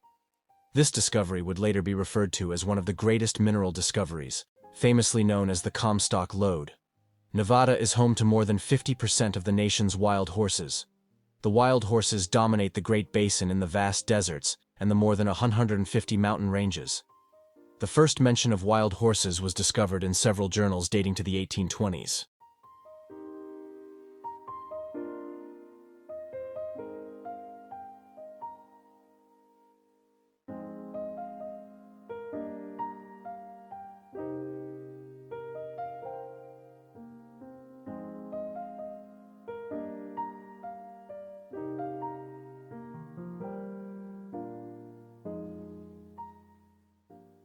The Nevada State Quarter features a beautifully detailed design that encapsulates the essence of the state.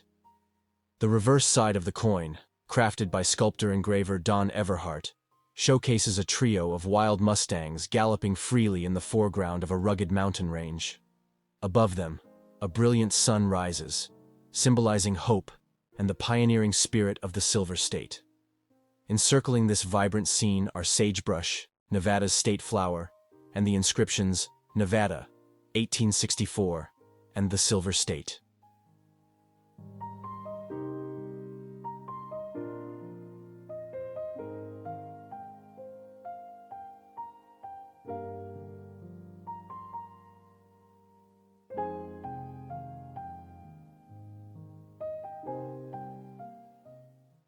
The depiction of wild mustangs is particularly significant, as these animals are emblematic of Nevada's untamed landscapes and its legacy of freedom and independence.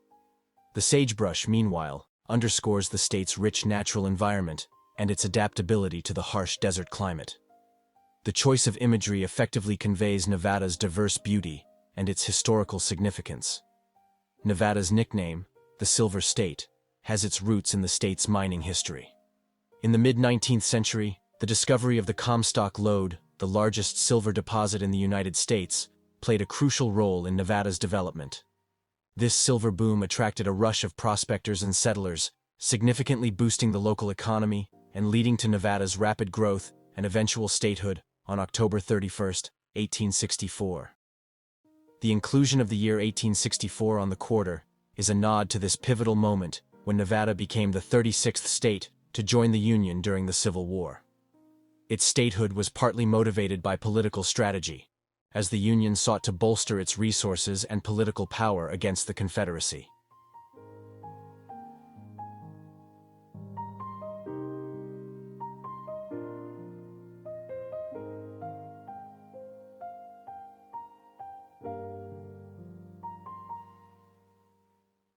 The obverse side of the 2006 Nevada Quarter, like all the quarters in the 50 State Quarters series, features the familiar profile of George Washington.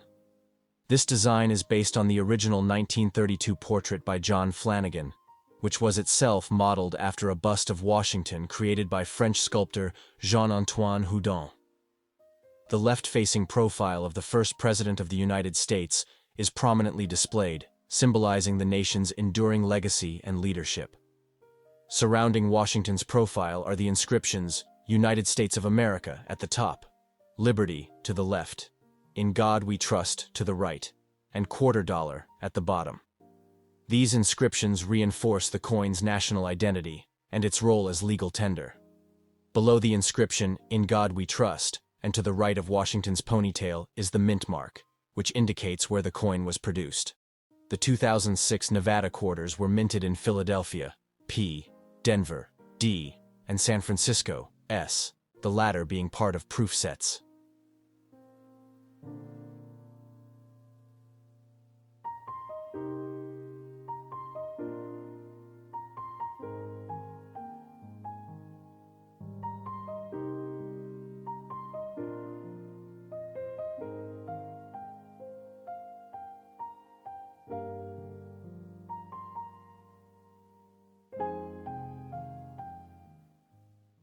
The reverse side of the Nevada State Quarter is where the state's unique identity is prominently displayed.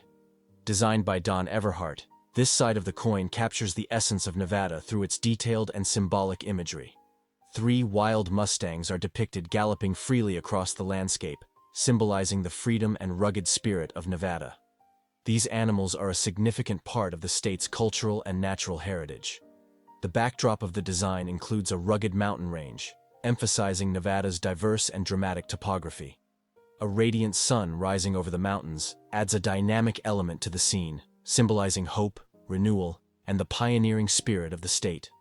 Surrounding the central image are sprigs of sagebrush, Nevada's state flower, which underscores the state's unique flora and its ability to thrive in the arid desert environment. The reverse also includes the inscriptions Nevada, 1864, and the Silver State.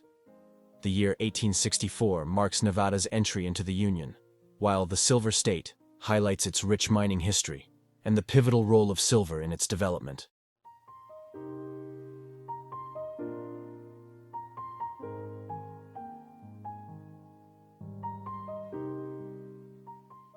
The 2006 Nevada, the Silver State 1864 $quarter coin, is a beautifully designed piece that celebrates the state's rich heritage and natural beauty.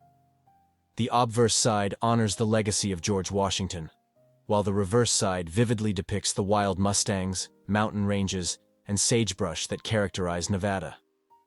Through its detailed design and symbolic elements, the coin offers a window into the state's history and enduring spirit, making it a fascinating subject for collectors and history enthusiasts alike.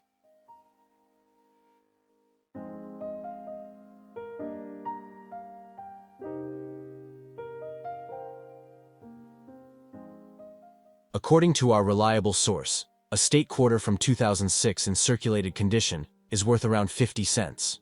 However, on the open market, 2006 D quarters, in pristine, uncirculated condition, sell around $250. The 1867 Nebraska $quarter coin holds significant historical and cultural value, commemorating Nebraska's journey to becoming the 37th state of the United States. Although the state itself achieved statehood in 1867, the Nebraska quarter was officially released much later as part of the U.S. Mint's 50 State Quarters program, which ran from 1999 to 2008. This program honored each state with a unique design reflecting its history, landmarks, and identity. Nebraska's quarter, issued in 2006, is an artistic celebration of its rich heritage and vibrant landscapes. The obverse, front, of the Nebraska quarter features the traditional profile of George Washington, designed by John Flanagan. The reverse, back, however, captures the essence of Nebraska's historical and cultural significance. The centerpiece of the design is a covered wagon traveling along the Oregon Trail, a historic route that played a pivotal role in westward expansion during the 19th century.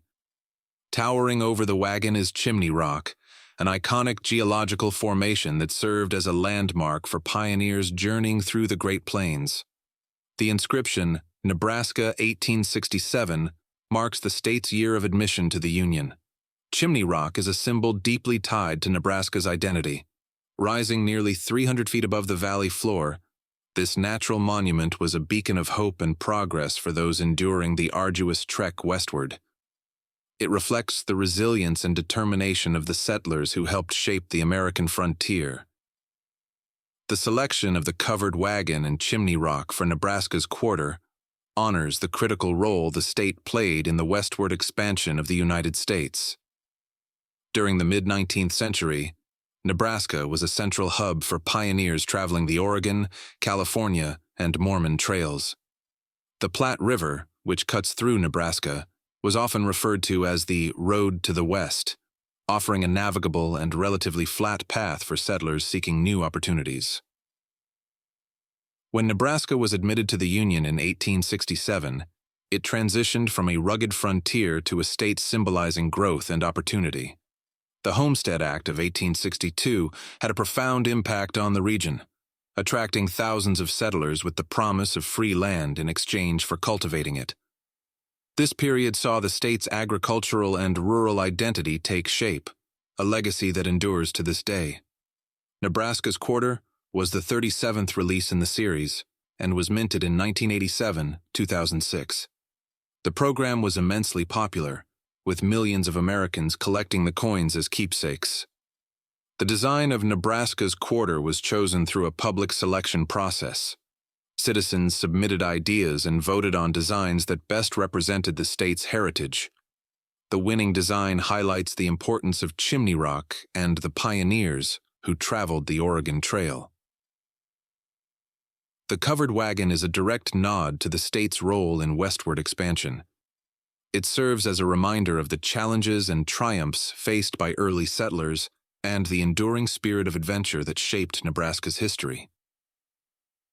The Nebraska quarter is more than just a coin. It is a testament to the state's historical significance and cultural identity. By highlighting Chimney Rock and the Oregon Trail, the coin connects modern Americans to the spirit of exploration and determination that defined the westward movement. It reminds us of the hardships faced by pioneers and the unyielding resolve that led to the settlement of the American frontier. For collectors and history enthusiasts, the Nebraska quarter is a tangible piece of the nation's story. It celebrates a pivotal chapter in U.S. history and honors the contributions of those who forged new paths in pursuit of a better future. Whether admired for its design, historical context, or symbolic value, the Nebraska quarter is a coin that embodies the essence of American heritage. According to the NGC Price Guide, a seated Liberty quarter from 1867 in circulated condition is worth between $750 and $13,500. However, on the open market, 1867 S quarters in pristine, uncirculated condition sell for as much as $130,000. Coins often carry stories far beyond their face value, representing key historical events, cultural milestones, and artistic expressions of their time. The 1876 Colorado quarter dollar, though not an official coin produced by the U.S. Mint, holds a unique place in numismatic history as a commemorative piece reflecting Colorado's rich heritage and its admission as a U.S. state in 1876. The year 1876 marked the centennial of the United States, a monumental occasion celebrated with grandeur across the nation. Colorado's admission as the 38th state on August 1, 1876, coincided with this centennial celebration, earning it the nickname, the Centennial State. The inclusion of Colorado represented a significant step in the expansion of the United States westward, highlighting its growing influence and unity as a nation. The late 19th century was a time of rapid growth for Colorado.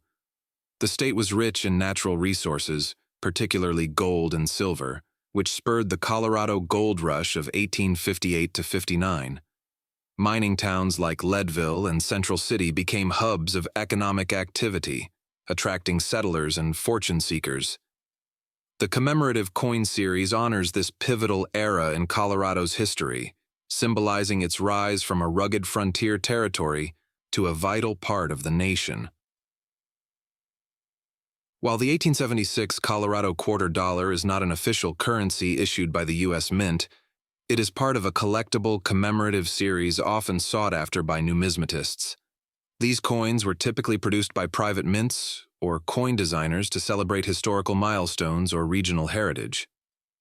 The design of the Colorado quarter dollar often features motifs that reflect the state's identity. Prominent imagery includes the Rocky Mountains, symbolizing Colorado's stunning natural landscapes, and mining tools, representing its foundational role in the mining industry.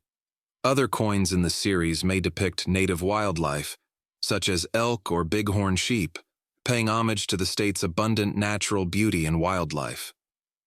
The date, 1876, is prominently displayed to signify the year of Colorado's statehood. In some cases, inscriptions like the Centennial State or Colorado further reinforce its connection to the state's heritage. Colorado's gold rush in the mid-19th century significantly contributed to its path toward statehood. The discovery of gold in Cherry Creek and later silver in Leadville not only brought wealth to the region, but also helped fund infrastructure and settlements. Colorado played a key role in the nation's coinage history with the establishment of the Denver Mint in 1906. Although the 1876 Colorado quarter dollar was not minted here, the Denver Mint became one of the largest producers of coins in the world, further cementing Colorado's legacy in American numismatics. The United States celebrated its 100th anniversary in 1876, with events such as the Centennial Exposition in Philadelphia.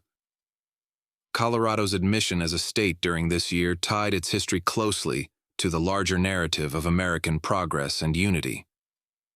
While the 1876 Colorado quarter dollar is not a legal tender coin, its rarity and historical significance make it highly desirable among collectors.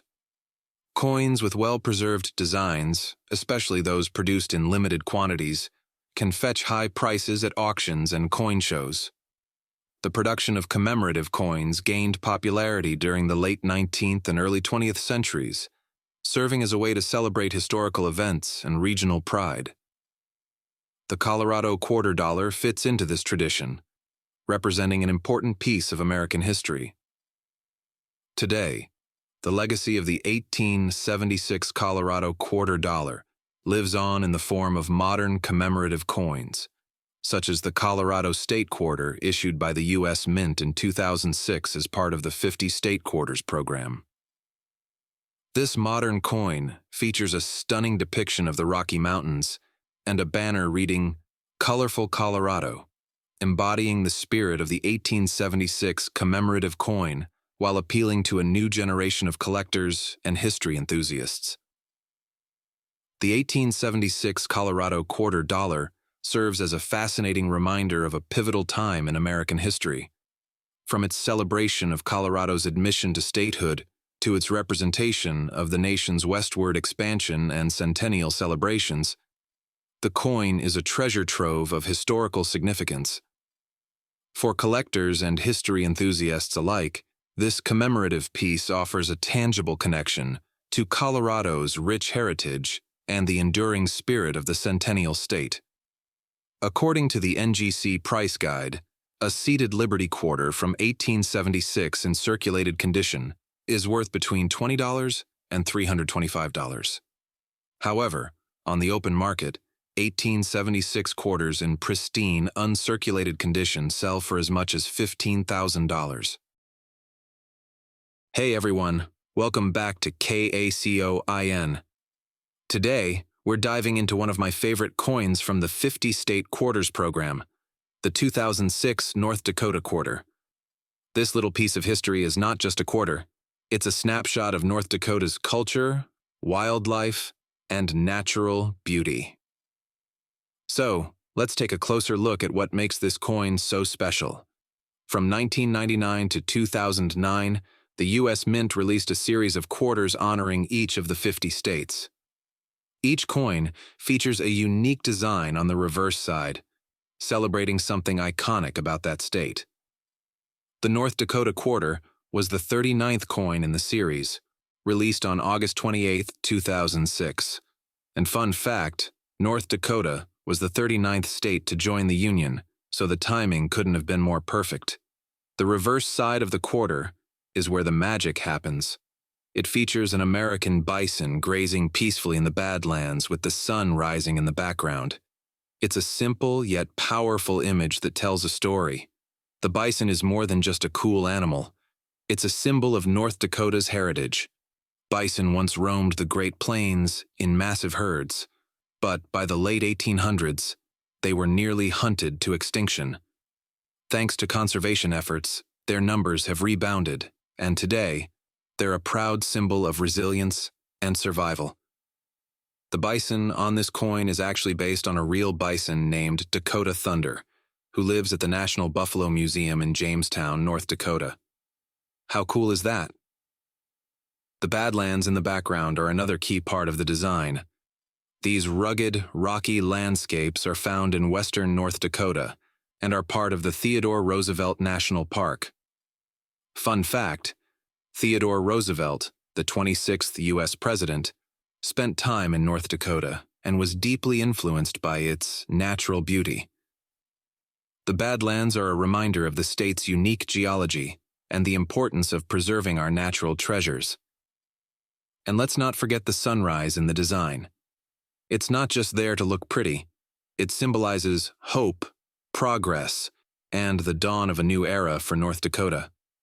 Together, the bison, Badlands, and sunrise create a design that's both beautiful and meaningful. The head side of the quarter features the classic portrait of George Washington by John Flanagan, which has been used on the quarter since 1932. It's a familiar sight, but it's always worth appreciating the history behind it. Washington's portrait reminds us of the nation's founding and the values that shaped the United States. It's more than just a piece of currency. It's a tiny work of art that tells a story. It reminds us of North Dakota's rich history, its stunning landscapes, and the resilience of its people and wildlife. Whether you're a coin collector or just someone who loves learning about history, this quarter is a small but meaningful piece of American culture. That's it for today's video. I hope you enjoyed learning about the 2006 North Dakota quarter as much as I did. According to the NGC Price Guide, a seated Liberty quarter from 1889 in circulated condition is worth between $275 and $970. However, on the open market, 1889 quarters in pristine, uncirculated condition sell for as much as $15,000. If you have this coin in your collection, let me know in the comments. I'd love to hear your thoughts. And if you're new here, don't forget to like, subscribe, and hit that notification bell so you don't miss out on future videos. Until next time, keep exploring the fascinating world of coins. Thanks for watching, and I'll see you on the next episode of Kacoin.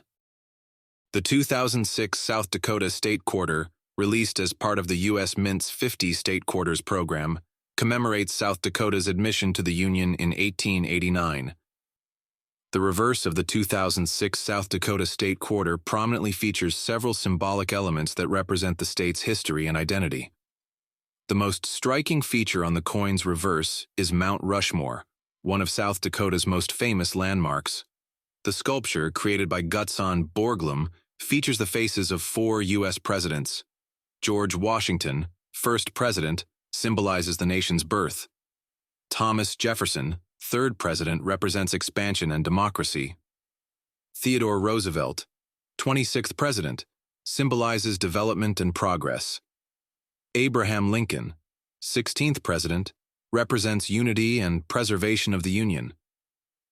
Mount Rushmore was chosen for the coin because it is an iconic symbol of American history and attracts millions of visitors each year. Interestingly, this is the first U.S. coin to feature a detailed representation of Mount Rushmore. The ring-necked pheasant, the state bird of South Dakota, is shown flying over Mount Rushmore. The pheasant was introduced to South Dakota in the early 1900s and has since become an important part of the state's wildlife and hunting culture. The bird's inclusion on the coin highlights the state's strong hunting traditions and natural beauty. 2 stalks of wheat frame the design, representing South Dakota's agricultural heritage. The state is a major producer of wheat and other crops, making farming an essential part of its economy and history. The words South Dakota, 1889, appear at the top of the coin, signifying the year South Dakota officially became the 40th state of the United States. First depiction of Mount Rushmore on a U.S. coin. Though Mount Rushmore has appeared on commemorative medals and stamps, the South Dakota quarter was the first circulating coin to feature it. The wounded pheasant error. Some versions of the coin have a noticeable die error where the pheasant appears smudged or incomplete, making these coins valuable to collectors. Agricultural and wildlife significance. The design uniquely combines South Dakota's natural beauty, pheasant, economy, wheat, and national significance, Mount Rushmore, in one compact image. The U.S. Mint produced approximately 510.8 million South Dakota quarters, minted in both Denver and Philadelphia. Notably, a limited number of these coins were minted in a silver variety as part of proof sets, composed of 90% silver and 10% copper. Approximately 1,585,008 silver coins were produced in this series. The average price of a single silver coin ranges from $5 to $10, depending on the grade. The South Dakota quarter was officially launched in a ceremony at the Mount Rushmore National Memorial Amphitheater. The event featured notable figures, including United States Mint Director Edmund C. Moy and South Dakota Governor M. Michael Rounds. The choice of Mount Rushmore as the launch site underscored the coin's design elements and the state's historical significance. The 2006 South Dakota State Quarter serves as a tribute to the state's history, culture, and natural beauty. Its design elements and the unique, wounded pheasant error make it a notable piece for both casual collectors and numismatic enthusiasts. According to the NGC Price Guide, a seated Liberty quarter from 1889 in circulated condition is worth between $275 and $970. However, on the open market, 1889 quarters in pristine, uncirculated condition sell for as much as $15,000.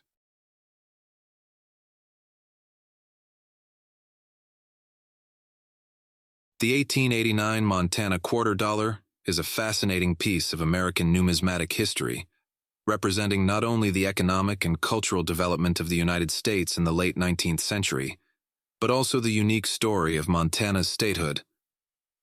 While the 1889 Montana quarter dollar itself is not an official U.S. Mint issue, as the U.S. Mint did not produce state-specific quarters until the 50 state quarters program in 1999. The year 1889 holds significant importance for Montana and its place in American history. The significance of the year and the broader story of commemorative coins that celebrate Montana's heritage. Montana became the 41st state in the Union on November 8, 1889, as part of the Enabling Act of 1889, which also admitted North Dakota, South Dakota, and Washington. The late 19th century was a period of rapid expansion and development in the American West, driven by the discovery of gold, silver, and other natural resources. Montana, with its vast landscapes and rich mineral deposits, played a crucial role in this era of growth. The year 1889 marked a turning point for Montana as it transitioned from a territory to a state. This shift brought increased political representation, economic opportunities, and a sense of identity for its residents. The state's motto, Oro y Plata, Spanish for gold and silver, reflects its mining heritage, which was a cornerstone of its economy during this period. The reverse, tails side of the 2007 Montana State Quarter, features a striking design that pays homage to the state's natural landscape, wildlife, and history. The design, created by artist Don Everhart. The bison skull is the central image on the coin and serves as a powerful symbol of Montana's Native American heritage and the near extinction of the American bison.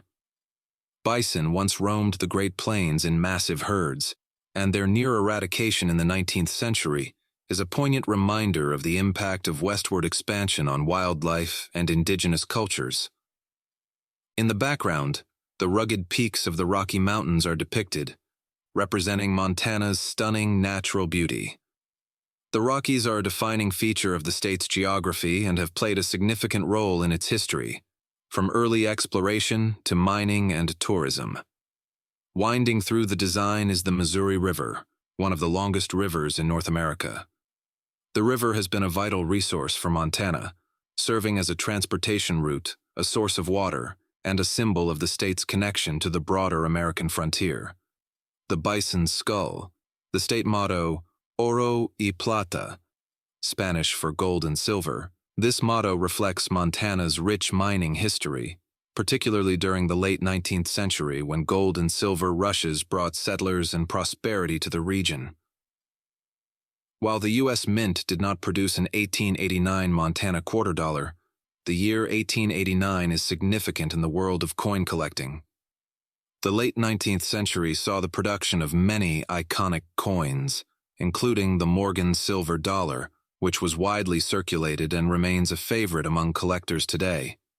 The Morgan dollar, minted from 1878 to 1904 and again in 1921, symbolizes the prosperity and challenges of the American West during this time. In modern times, Montana's history has been celebrated through commemorative coins.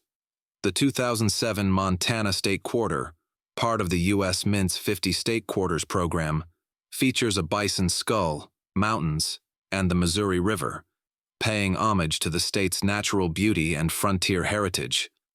While not an 1889 issue, this quarter connects modern collectors to Montana's storied past. Montana's nickname, the Treasure State, stems from its abundant mineral resources. The state was a major producer of gold, silver, and copper during the late 19th and early 20th centuries, contributing significantly to the nation's wealth. One of the most famous events in Montana's history occurred in 1876, just over a decade before statehood. The Battle of the Little Bighorn, also known as Custer's Last Stand, took place near the Little Bighorn River in Montana Territory. This event has been commemorated in various ways, including on modern coins and medals. While the 1889 Montana quarter dollar is not an official coin, Montana's history has been honored through other numismatic issues. For example, the 1925 Stone Mountain Memorial half dollar, though primarily commemorating a Confederate memorial, indirectly reflects the broader themes of American expansion and conflict that shaped Montana's history. The 1889 Montana quarter dollar, while not an official U.S. Mint issue, represents a pivotal year in Montana's history. The state's admission to the Union in 1889 marked the culmination of decades of growth, conflict, and transformation in the American West. Today, Montana's legacy is celebrated through commemorative coins and its enduring nickname, the Treasure State. For collectors and history enthusiasts alike, the story of Montana and its connection to numismatics offers a fascinating glimpse into the rich tapestry of American history. According to the NGC Price Guide, a seated Liberty quarter from 1889 in circulated condition is worth between $275 and $970. However, on the open market, 1889 quarters in pristine, uncirculated condition sell for as much as $15,000. The 1889 Washington quarter dollar is a fascinating piece of American numismatic history, representing not only a milestone in U.S. coinage, but also a connection to one of the nation's most revered founding fathers, George Washington. While the coin itself is not as widely known as some other historical coins, its story is intertwined with the evolution of American currency and the enduring legacy of the first U.S. president. The 1889 Washington quarter dollar was part of a series of commemorative coins minted to honor George Washington on the 100th anniversary of his inauguration as the first president of the United States. While the U.S. Mint did not officially produce a Washington quarter dollar in 1889, the year is significant because it marked the centennial of Washington's presidency, which began in 1789. The actual Washington quarter dollar, as we know it today, was not introduced until 1932, during the bicentennial of Washington's birth. The 2007 Washington State Quarter is a beautiful and symbolic representation of the Pacific Northwest, capturing the natural beauty and cultural significance of the state. Its reverse design features a leaping salmon, the majestic Mount Rainier, and the inscription, "The Evergreen State," making it a standout piece in the 50 State Quarters series. The 50 State Quarters program was launched by the U.S. Mint in 1999 to honor each of the 50 states with a unique quarter dollar design. The program released 5 new state quarters each year, in the order the states ratified the Constitution or were admitted to the Union. Washington, the 42nd state, joined the Union on November 11, 1889, and its quarter was released on April 11, 2007. The reverse of the 2007 Washington State Quarter was designed by Susan Gamble and engraved by Charles Vickers. The design was chosen through a public process that involved input from Washington residents, reflecting the state's identity and values. A Chinook salmon is depicted leaping out of the water, symbolizing the state's rich natural resources and its connection to the Pacific Ocean and rivers. Salmon has long been a vital part of Washington's economy, culture, and ecosystem, particularly for Native American tribes in the region.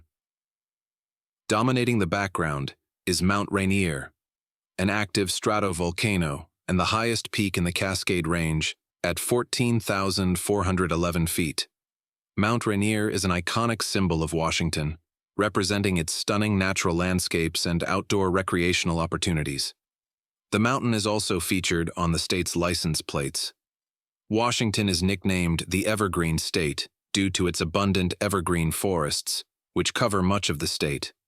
This inscription highlights the state's lush, green environment and its commitment to preserving natural beauty. The year Washington became a state is prominently displayed, connecting the quarter to the state's history and its place in the Union. The design was chosen through a public process that included submissions from Washington residents.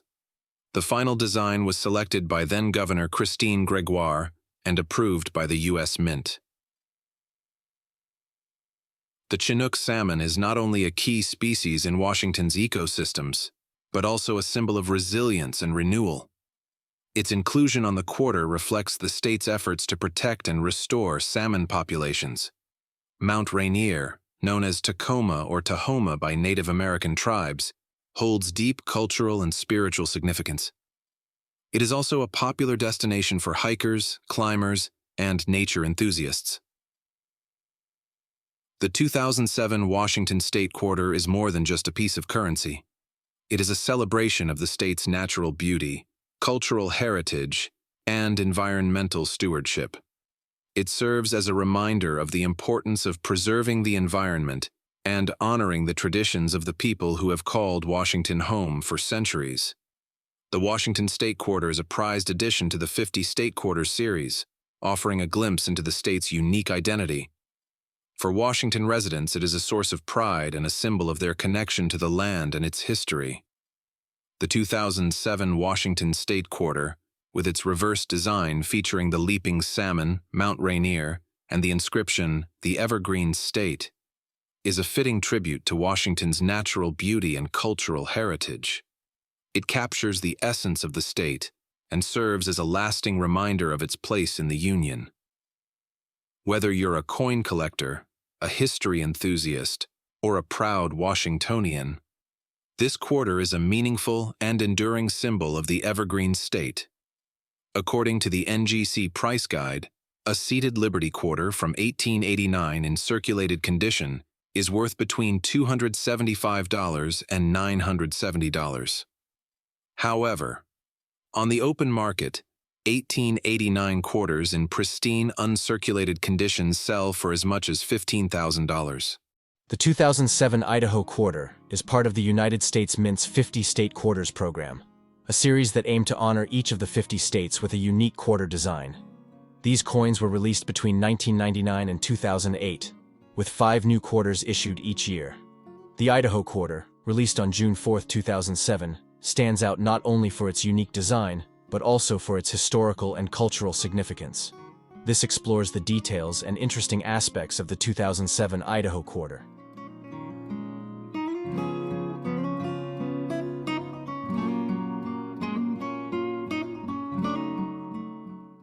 Idaho was admitted to the Union on July 3, 1890, becoming the 43rd state. The year 1890 is prominently displayed on the quarter to commemorate this significant milestone in Idaho's history. The inclusion of this date not only marks Idaho's statehood, but also serves as a reminder of the state's journey from a territory to its current status.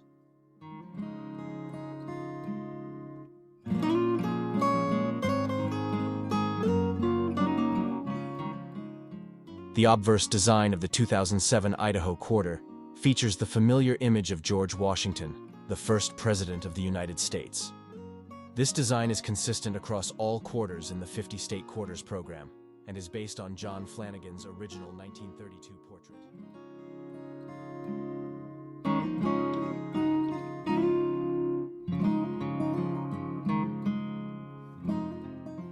The central feature is the bust of George Washington facing left. This image is iconic and has been used on the quarter since 1932.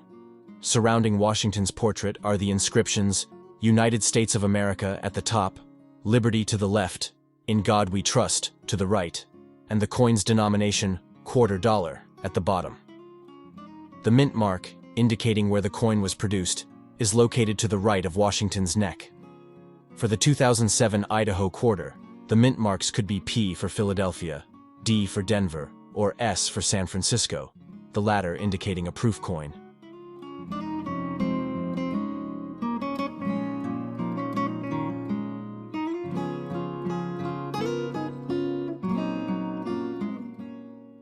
The reverse, back design of the 2007 Idaho quarter is unique to the state and carries symbolic imagery and inscriptions specific to Idaho. Key elements of the reverse include: the most prominent feature is the image of a peregrine falcon in flight. The falcon is depicted with its wings outstretched, showcasing its power and grace. This bird of prey symbolizes Idaho's commitment to wildlife conservation. Behind the falcon is an outline of the state of Idaho, providing geographic context and emphasizing the state's distinct shape. The state motto, Esto Perpetua, Latin for Let It Be Perpetual, is inscribed below the falcon, reflecting Idaho's enduring spirit.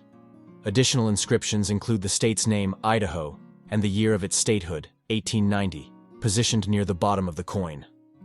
The year of the coin's issue, 2007, is inscribed at the bottom center, just below the state outline.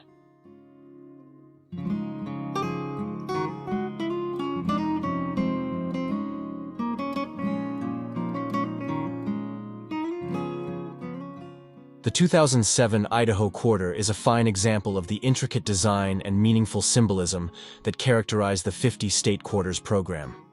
The obverse honors the nation's first president, maintaining a sense of continuity across the series, while the reverse celebrates Idaho's unique heritage and natural beauty. The peregrine falcon, state outline, and state motto together create a powerful image that represents Idaho's spirit and values. This coin not only serves as legal tender, but also as a miniature piece of art and history, cherished by collectors and residents alike.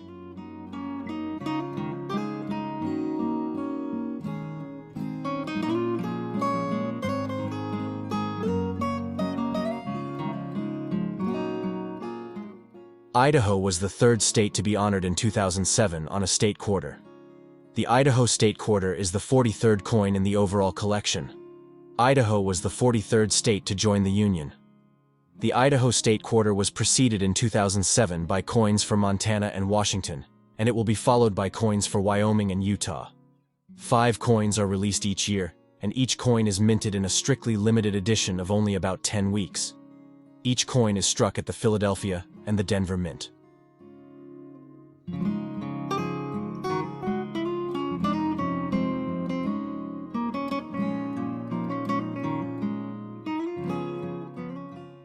The Idaho State Quarter design was chosen from among hundreds of suggestions submitted by state residents to the Idaho Commission on the Arts.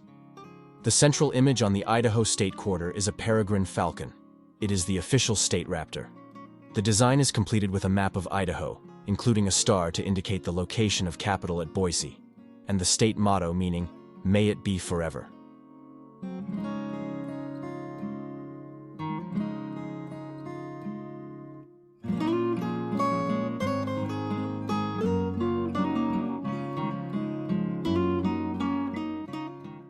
In December 1997, America's most adventurous coin program became a reality when President Clinton signed legislation authorizing the U.S. Mint to issue the innovative 50-state quarters collection.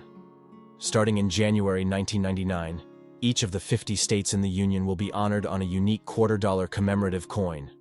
5 states will be featured each year, based on the order in which they ratified the Constitution or became states. Due to the aggressive minting schedule, each state quarter will be minted for only about 10 weeks. Regular issue coins will be minted at both the Philadelphia and the Denver mints. The mint marks can be found to the right of George Washington's portrait on the obverse. The small p indicates the Philadelphia Mint, and the small d refers to the Denver.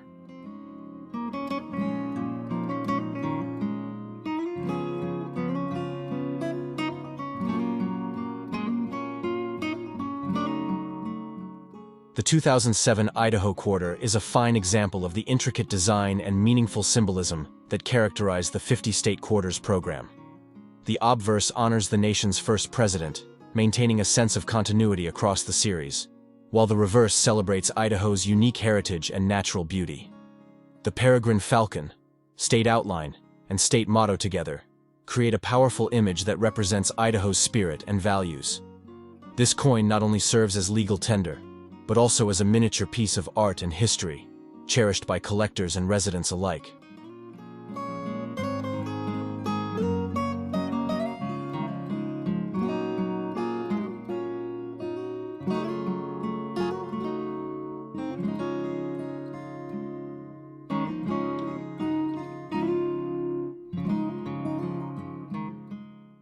This coin, designed by John Flanagan and Don Everhart, was produced in a silver variety as part of proof sets.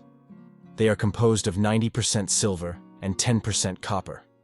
The average price of the single silver coin ranges from $5 to $10, depending on the grade. The easy indicator to determine if your coin is silver is by the mint mark.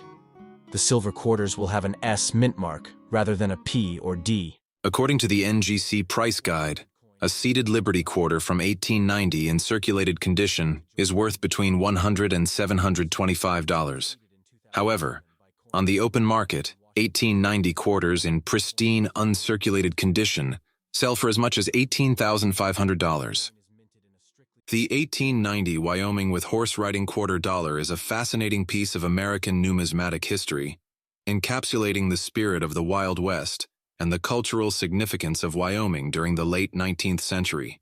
This coin, part of the broader series of commemorative quarters, is not only a collector's item, but also a window into the era of westward expansion, the rise of the cowboy culture, and Wyoming's unique place in American history. Wyoming, known as the Equality State, holds a special place in American history. In 1890, it became the 44th state to join the Union, marking a significant milestone in the westward expansion of the United States. Wyoming was also the first state to grant women the right to vote, a progressive move that reflected its forward-thinking ethos. The state's economy during this period was heavily reliant on ranching, mining, and railroads, with cattle drives and horse riding being central to its identity. The 1890 Wyoming quarter dollar commemorates this era, celebrating the state's rugged landscapes, its cowboy culture, and the importance of horses in everyday life. Horses were not just a means of transportation, but also a symbol of freedom, independence, and the pioneering spirit that defined the American West. The reverse of the 1890 Wyoming quarter dollar prominently features a cowboy or horseback rider galloping at full speed. This dynamic image captures the essence of Wyoming's frontier spirit and the critical role horses played in the state's development. The rider is typically depicted with a lasso in hand, wearing a wide-brimmed hat and leaning forward in the saddle, evoking a sense of urgency and action. The horse, with its mane and tail flowing, appears powerful and agile, symbolizing freedom and the untamed nature of the West. The horse is central to the design, representing strength, endurance, and the indispensable role it played in the lives of settlers, ranchers, and cowboys. Horses were essential for transportation, herding cattle, and navigating Wyoming's vast, rugged terrain. The cowboy figure embodies the rugged individualism and self-reliance that characterized the American West. The rider's posture, leaning forward, hat brim pulled low, suggests determination and a connection to the land. The lasso, or lariat, in the rider's hand is a tool synonymous with cowboy culture. It symbolizes skill, resourcefulness, and the daily challenges of ranch life, such as herding cattle or breaking wild horses. While the background is often simplified on the coin, the imagery evokes Wyoming's open plains, rolling hills, and expansive skies. This setting underscores the state's vastness and the sense of freedom associated with the frontier. Wyoming was, and still is, a state deeply rooted in ranching and cowboy culture. The image of the horseback rider pays homage to the cowboys who worked on cattle drives, tended to herds, and helped shape the state's economy and way of life. The design captures the adventurous and pioneering spirit of the American West. Wyoming, as one of the last states to be settled, was a land of opportunity and challenge, where individuals had to rely on their wits, skills, and horses to survive. In the late 19th century, horses were not just animals. They were partners in survival. From Native American tribes to settlers and ranchers, horses were essential for transportation, hunting, and labor. The coin's design highlights this deep connection between humans and horses. The coin was minted to commemorate Wyoming's admission to the Union in 1890. The horseback rider symbolizes the state's readiness to join the nation as a vibrant and dynamic part of the American story. The reverse design of the 1890 Wyoming $quarter is a masterpiece of numismatic art. The level of detail in the horse and rider, down to the flowing mane, the rider's posture, and the sense of motion, demonstrates the skill of the coin's engraver. The design is both realistic and evocative, capturing the energy and vitality of the American West. The horseback rider is often interpreted as a generic cowboy, but some see it as a nod to the mythologized figure of the American cowboy, popularized in literature, art, and later in film. The design reflects the romanticized West, a cultural movement that idealized the frontier and its inhabitants. This romanticism played a significant role in shaping America's national identity. The coin's imagery has inspired countless artists and collectors, making it a beloved piece of Americana. The reverse design of the 1890 Wyoming $quarter, featuring a horseback rider in full gallop, is a powerful tribute to Wyoming's cowboy culture and frontier spirit. It encapsulates the state's history, its reliance on horses, and the enduring legacy of the American West. According to the NGC Price Guide, a seated Liberty quarter from 1890 in circulated condition is worth between $100 and $725. However, on the open market, 1890 quarters in pristine, uncirculated condition sell for as much as $18,500. The 1896 Utah $quarter is a fascinating piece of American numismatic history, reflecting the cultural, political, and economic landscape of the late 19th century. While the United States Mint did not officially issue a commemorative $quarter for Utah in 1896, the year holds significant importance for the state, as it marked Utah's admission to the Union as the 45th state. This essay explores the historical context of Utah in 1896, the significance of commemorative coins from that era, and the intriguing facts surrounding coins that symbolize Utah's statehood. Utah's journey to statehood was long and fraught with controversy, primarily due to the dominance of the Church of Jesus Christ of Latter-day Saints, LDS Church, and the practice of polygamy. The federal government viewed polygamy as a barrier to Utah's admission into the Union, leading to decades of tension. In 1890, the LDS Church officially discontinued the practice of polygamy, paving the way for Utah's statehood. On January 4, 1896, Utah was finally admitted as the 45th state, an event celebrated with great enthusiasm. While no specific $quarter was minted in 1896 to commemorate Utah's statehood, the year remains a pivotal moment in the state's history. The coins circulating at the time, including the Barber quarter, minted from 1892 to 1916, would have been used in everyday transactions in the newly minted state. These coins serve as tangible links to the era and are highly sought after by collectors today. The late 19th century was a period of experimentation and innovation in U.S. coinage. The World's Columbian Exposition in 1893, for example, inspired the first U.S. commemorative coins, including the Columbian Exposition $half and $quarter. These coins were designed to celebrate historical events and raise funds for specific causes.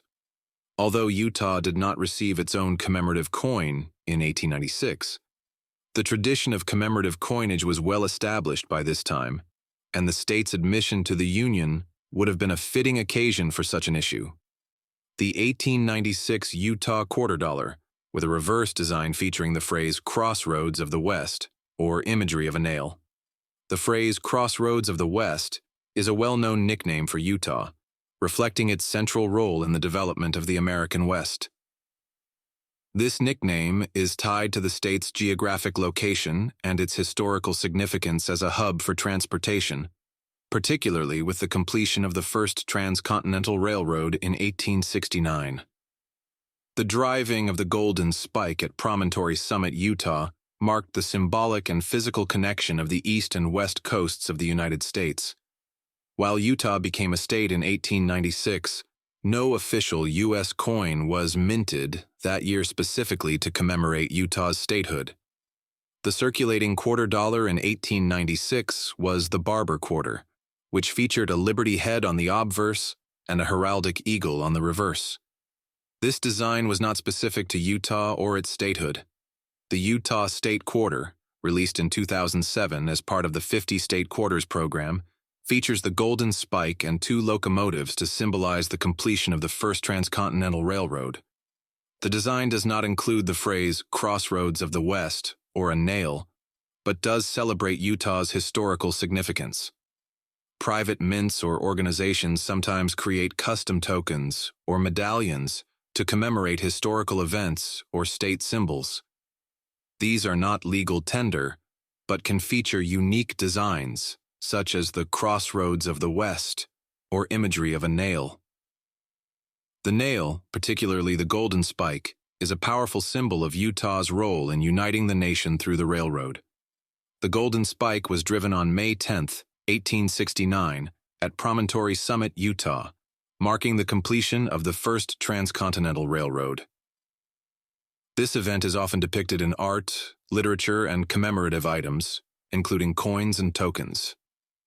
While there is no official 1896 Utah quarter dollar with the described reverse design, the themes of the Crossroads of the West and the Golden Spike are deeply tied to Utah's history and identity.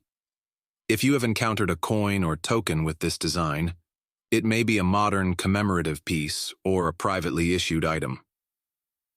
For further clarification, consulting a numismatic expert or reference materials on U.S. coins and commemoratives would be helpful. Utah's rich history continues to inspire collectors and historians alike, making any coin or token tied to its story a fascinating piece of Americana. 1896 Barber Quarter. A good condition 1896 Barber Quarter is worth around $10, while an uncirculated one is worth around $135, and 1896 Barber Quarter in good condition is worth around $55, while an uncirculated one is worth around $800. An 1896 Barber Quarter S in good condition is worth around $900, while an uncirculated one is worth around $7,000. The 1907 Oklahoma quarter dollar is a fascinating piece of American numismatic history, representing not only the artistry of coin design, but also the cultural and historical significance of Oklahoma's statehood. This coin, often referred to as the Oklahoma Commemorative Quarter, was minted to celebrate Oklahoma's admission as the 46th state in the Union. Its unique design, featuring a flying bird and flowers, makes it a standout among early 20th century commemorative coins. Oklahoma became a state on November 16, 1907, marking the end of a long journey from Native American territories to statehood.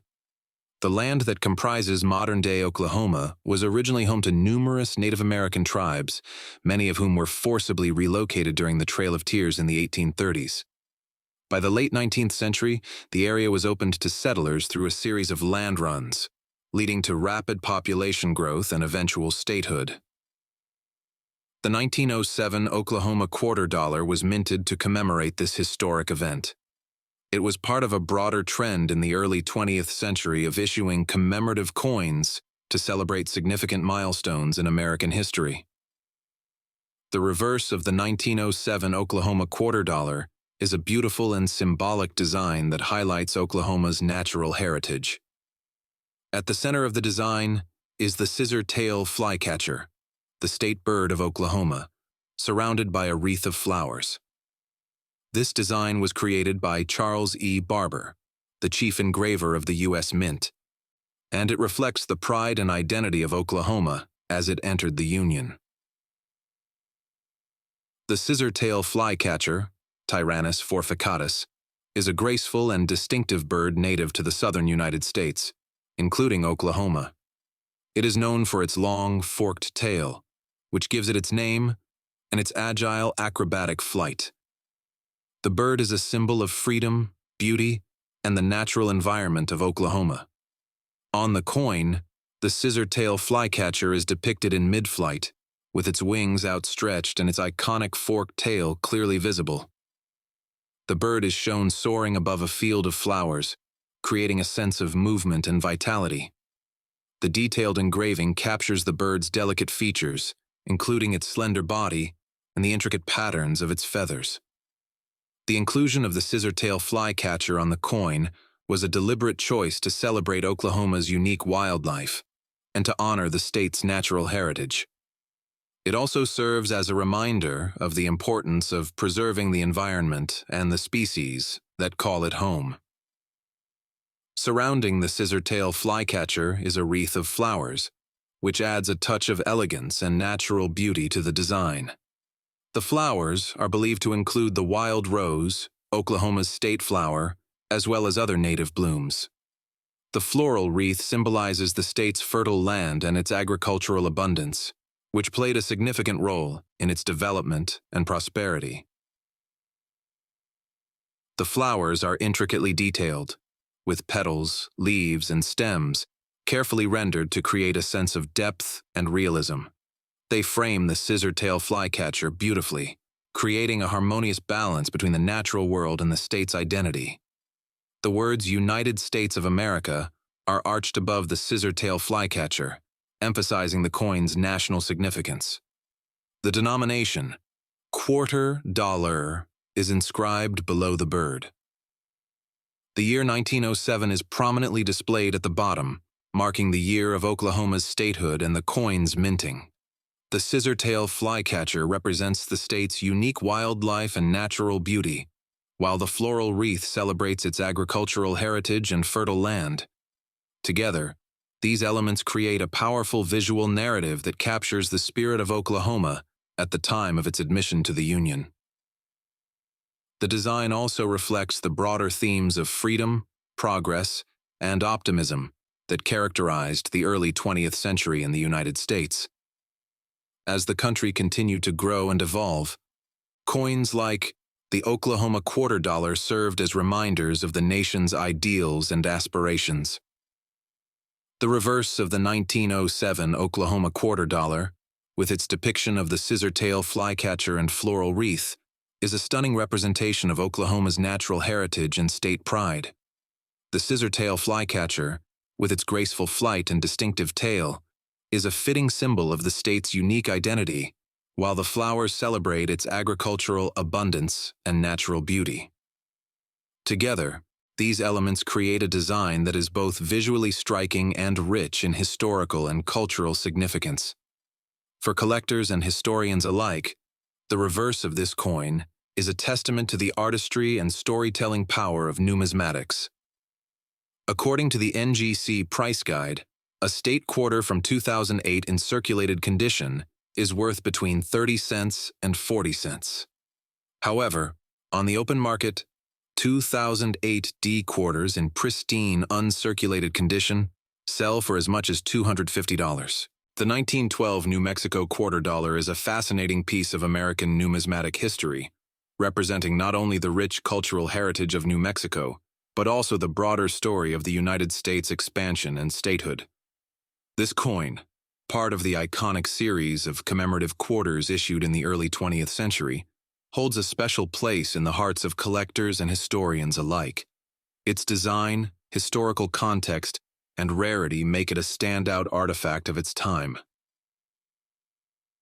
The 1912 New Mexico $quarter was minted to commemorate the admission of New Mexico as the 47th state of the United States on January 6, 1912. This was a significant moment in American history, as New Mexico's statehood marked the continued westward expansion of the nation and the integration of its diverse cultural and geographic landscapes. The coin was part of a broader effort to celebrate the state's unique identity and its contributions to the Union. The idea of creating commemorative coins to honor states and significant events gained popularity in the late 19th and early 20th centuries. These coins were not intended for general circulation, but rather as collectibles and souvenirs. The New Mexico quarter dollar was one of the earliest examples of this trend, reflecting the growing interest in numismatics and the desire to preserve American history in tangible form. The reverse of the 1912 New Mexico quarter dollar is a striking representation of the state's cultural and natural heritage, designed by George T. Morgan. The central figure is a Native American man, depicted in a dignified stance. He holds a spear and wears traditional attire, symbolizing the indigenous peoples who have inhabited the region for centuries. This design element honors the rich Native American history of New Mexico, which is home to numerous Pueblo tribes, including the Zia, Navajo, and Apache. To the left of the warrior is a large eagle in motion, its wings slightly spread. The eagle is a powerful symbol of freedom and strength, often associated with the United States as a whole. Its inclusion on the coin reinforces the idea of New Mexico's integration into the Union. Above the warrior and eagle is the Zia sun symbol, a sacred emblem of the Zia Pueblo people. The symbol features a circle with 4 groups of 4 rays radiating outward, representing the 4 directions, seasons, times of day, and stages of life. This symbol is deeply meaningful to the Zia people and has become an iconic representation of New Mexico's cultural identity. The nickname Land of Enchantment was officially adopted by New Mexico in 1999, long after the 1912 coin was minted. However, the phrase had been used informally for decades to describe the state's breathtaking landscapes, rich cultural heritage, and unique atmosphere. The term captures the sense of wonder and beauty that New Mexico evokes, from its rugged deserts and towering mountains to its vibrant art scenes and historic pueblos. New Mexico's diverse landscapes, ranging from the white sands of White Sands National Park to the ancient cliff dwellings of Bandelier National Monument, have long inspired artists, writers, and travelers. The state's blend of Native American, Hispanic, and Anglo cultures creates a unique tapestry of traditions, cuisine, and art, further enhancing its enchanting reputation. Today, Land of Enchantment is proudly displayed on New Mexico's license plates and tourism materials. It serves as a reminder of the state's enduring allure and its ability to captivate visitors and residents alike. The Land of Enchantment inscription on the 1912 New Mexico quarter dollar is simply a matter of historical timing. The nickname was not yet officially associated with the state in 1912, and the coin's design focused on more universal symbols of New Mexico's heritage, such as its Native American roots and natural beauty. Additionally, commemorative coins of that era often prioritized artistic and symbolic elements over textual slogans. The 1912 New Mexico quarter dollar is a masterpiece of numismatic design, capturing the essence of the state's cultural and natural heritage through its depiction of a Native American warrior, a striding eagle, and the Zia sun symbol. While the phrase Land of Enchantment, it remains an integral part of New Mexico's identity, reflecting the state's enduring charm and historical significance. Together, the coin and the nickname tell the story of a land rich in history, culture, and beauty, a true land of enchantment. According to the NGC price guide, a barber quarter from 1912 in circulated condition is worth between $10 and $235. However, on the open market, 1912 quarters in pristine, uncirculated condition sell for as much as $13,500. In 1999, the United States Mint launched the 50 State Quarters Program, a decade-long initiative to honor each state with a unique quarter-dollar design. The Arizona Quarter, released in 2003 as the 48th coin in the series, pays homage to the state's rich natural beauty and its most iconic landmark, the Grand Canyon. This essay explores the history, design, and significance of the 2003 Arizona State Quarter, as well as some fascinating facts about its creation and legacy. Arizona, known as the Grand Canyon State, became the 48th state to join the Union on February 14, 1912. Its nickname derives from the Grand Canyon, one of the 7 natural wonders of the world, which attracts millions of visitors annually. The 2003 Arizona Quarter was part of the U.S. Mint's effort to celebrate each state's unique heritage and contributions to the nation. The program not only educated the public about each state's history, but also encouraged coin collecting, making it one of the most successful numismatic initiatives in U.S. history. The design of the Arizona Quarter was chosen through a collaborative process involving the public, state officials, and the U.S. Mint. The final design, created by United States Mint sculptor engraver Joseph Mena, features a breathtaking depiction of the Grand Canyon. The coin showcases a panoramic view of the canyon's rugged cliffs, with a saguaro cactus, a symbol of the Sonoran Desert, in the foreground. Above the canyon, a banner proudly displays Arizona's state motto, Grand Canyon State. The inclusion of the saguaro cactus is particularly significant, as it is native to the Sonoran Desert, and represents Arizona's unique desert ecosystem. The Grand Canyon, carved by the Colorado River over millions of years, symbolizes the state's natural grandeur and its importance as a national treasure. The design captures the essence of Arizona's landscape, making it one of the most visually striking coins in the 50 State Quarter series. The design for the Arizona Quarter was selected from thousands of submissions by Arizona residents. The U.S. Mint received over 4,000 design concepts, which were narrowed down to 5 finalists by a committee appointed by then-Governor Jane D. Hull. The U.S. Mint produced 695,600,000 Arizona quarters in 2003, making it one of the more common state quarters in circulation.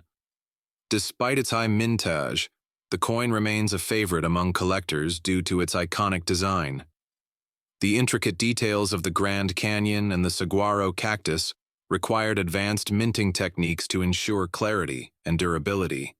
The U.S. Mint's use of modern technology allowed for the precise rendering of the canyon's layered rock formations and the cactus's distinctive shape. The 50 State Quarters program, including the Arizona Quarter, was designed to educate Americans about the history, geography, and culture of each state.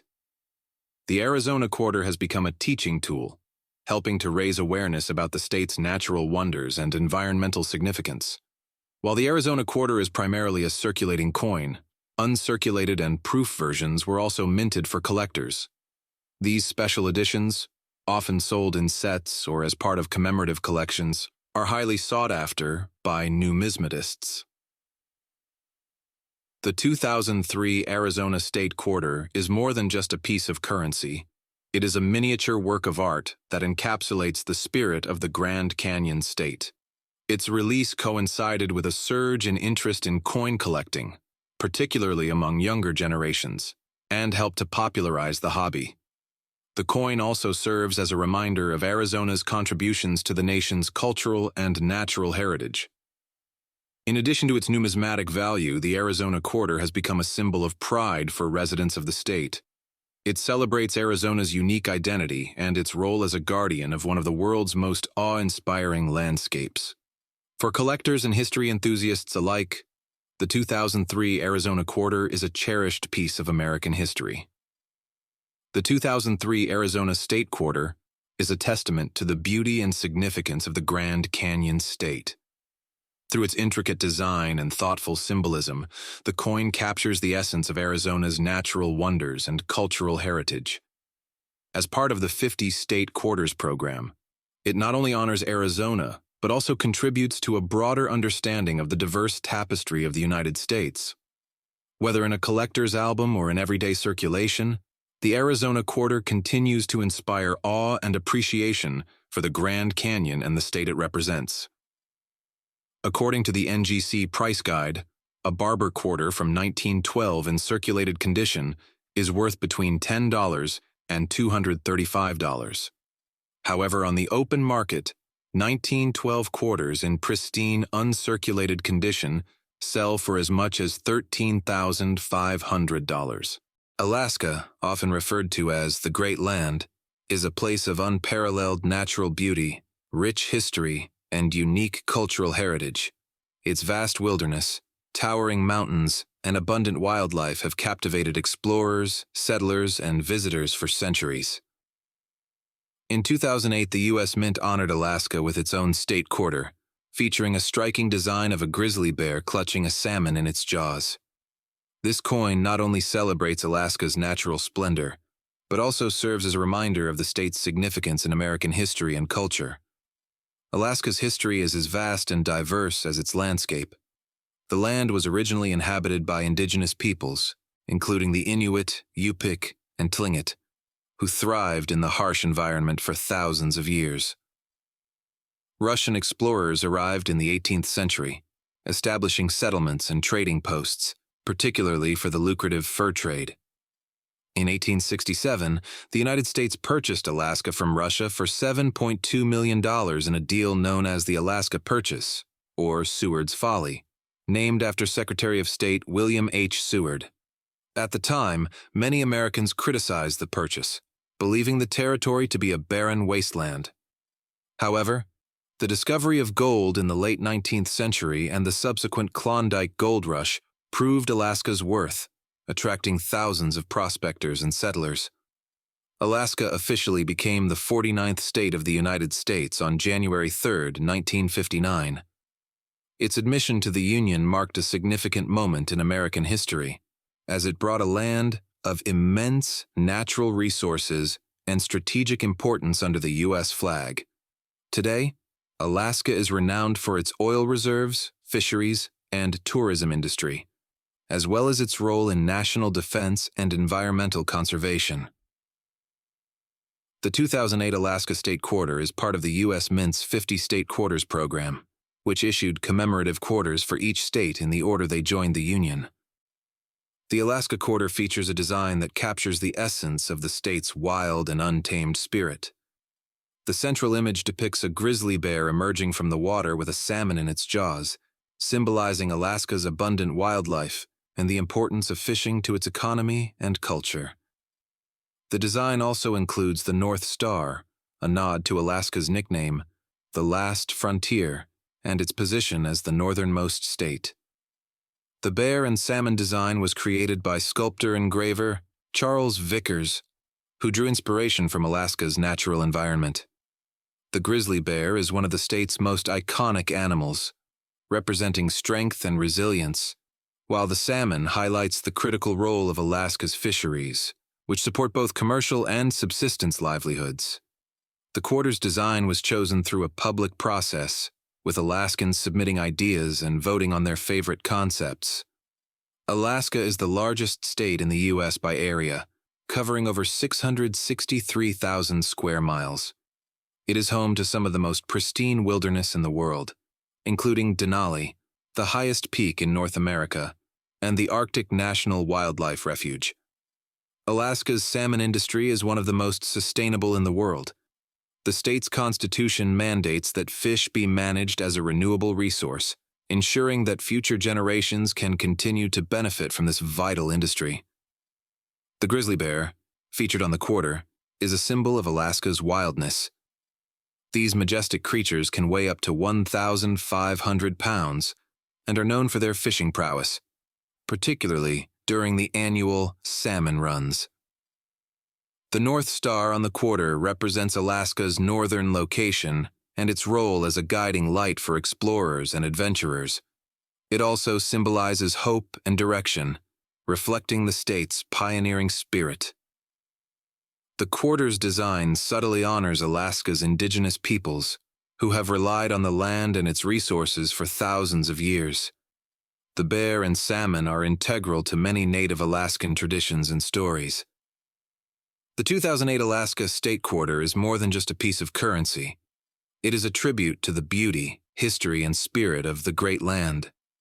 From its indigenous roots to its role in American expansion and its modern-day significance, Alaska continues to inspire awe and admiration. The grizzly bear and salmon design encapsulates the state's wild essence and serves as a reminder of the importance of preserving its natural wonders for future generations. As we hold this quarter in our hands, we are reminded of Alaska's enduring legacy as a land of adventure, resilience, and unparalleled beauty. According to the NGC Price Guide, a Washington quarter from 1959 in circulated condition is worth between $6.25 and $8.75. However, on the open market, 1959 D quarters in pristine, uncirculated condition sell for as much as $5,000. The 1959 Hawaii quarter dollar is a fascinating piece of American numismatic history, commemorating Hawaii's admission as the 50th state of the United States. While the standard U.S. quarters of 1959 do not feature a statue holding a spear, the design elements of Hawaiian-themed coins and medals often draw from the rich cultural and historical heritage of the islands. This essay explores the history of the 1959 Hawaii quarter, its significance, and the intriguing imagery of the statue holding a spear, which may have inspired commemorative designs or interpretations in 2008. On August 21, 1959, Hawaii officially became the 50th state of the United States, marking a pivotal moment in American history. This event was celebrated across the nation, and the U.S. Mint released a commemorative quarter dollar to honor the occasion. The 1959 Hawaii quarter, part of the Washington Quarter series, featured the standard obverse design of George Washington, but held special significance due to its timing and association with Hawaii's statehood. While the 1959 quarter itself did not feature unique Hawaiian imagery, the statehood celebration inspired various commemorative medals and tokens that incorporated Hawaiian cultural symbols.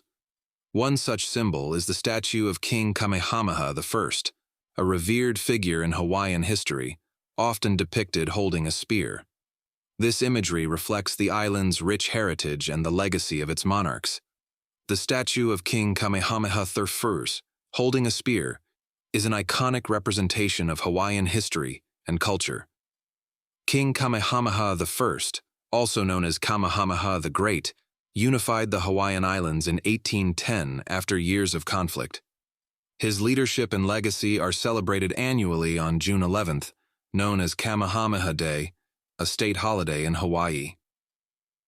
The most famous statue of King Kamehameha.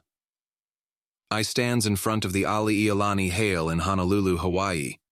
Cast in 1880 by sculptor Thomas Ridgway Gould, the statue depicts the king in regal attire, holding a spear in his left hand and extending his right hand in a gesture of goodwill.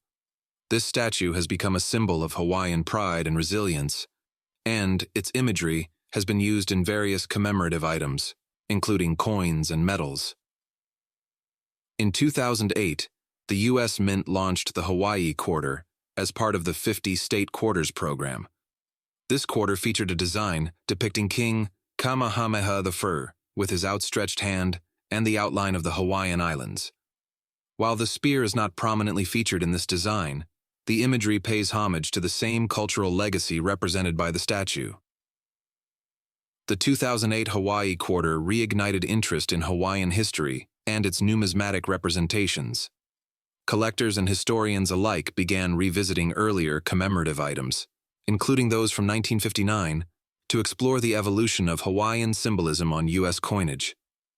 The statue of King Kamehameha I, with its powerful depiction of the king holding a spear, became a focal point for discussions about Hawaiian identity and its representation in American culture. While the 1959 Washington Quarter was not unique in design, special commemorative medals and tokens were produced to celebrate Hawaii's statehood. These items often featured Hawaiian motifs, including the statue of King Kamehameha I. The spear held by King Kamehameha I symbolizes strength, leadership, and the unification of the Hawaiian Islands. It is a powerful emblem of Hawaiian heritage. The 2008 Hawaii Quarter, with its depiction of King Kamehameha I, brought renewed attention to the 1959 statehood celebration and its associated commemorative items. The statue of King Kamehameha has inspired replicas around the world, including in the U.S. Capitol Visitor Center in Washington, D.C., further cementing its significance in both Hawaiian and American history. The 1959 Hawaii quarter dollar, while not featuring the statue of King Kamehameha holding a spear, is deeply connected to the cultural and historical legacy of Hawaii. The imagery of the spear-wielding king, immortalized in statues and commemorative designs, serves as a powerful reminder of Hawaii's rich heritage and its journey to statehood. The 2008 Hawaii Quarter, as part of the 50 State Quarters program, further highlights the enduring significance of this imagery in American numismatics. Together, these coins and their associated symbols tell a story of unity, resilience, and cultural pride that continues to resonate with collectors and historians alike. According to the NGC Price Guide, a Washington quarter from 1959 in circulated condition is worth between $6.25 and $8.75. However, on the open market, 1959 D quarters in pristine, uncirculated condition sell for as much as $5,000.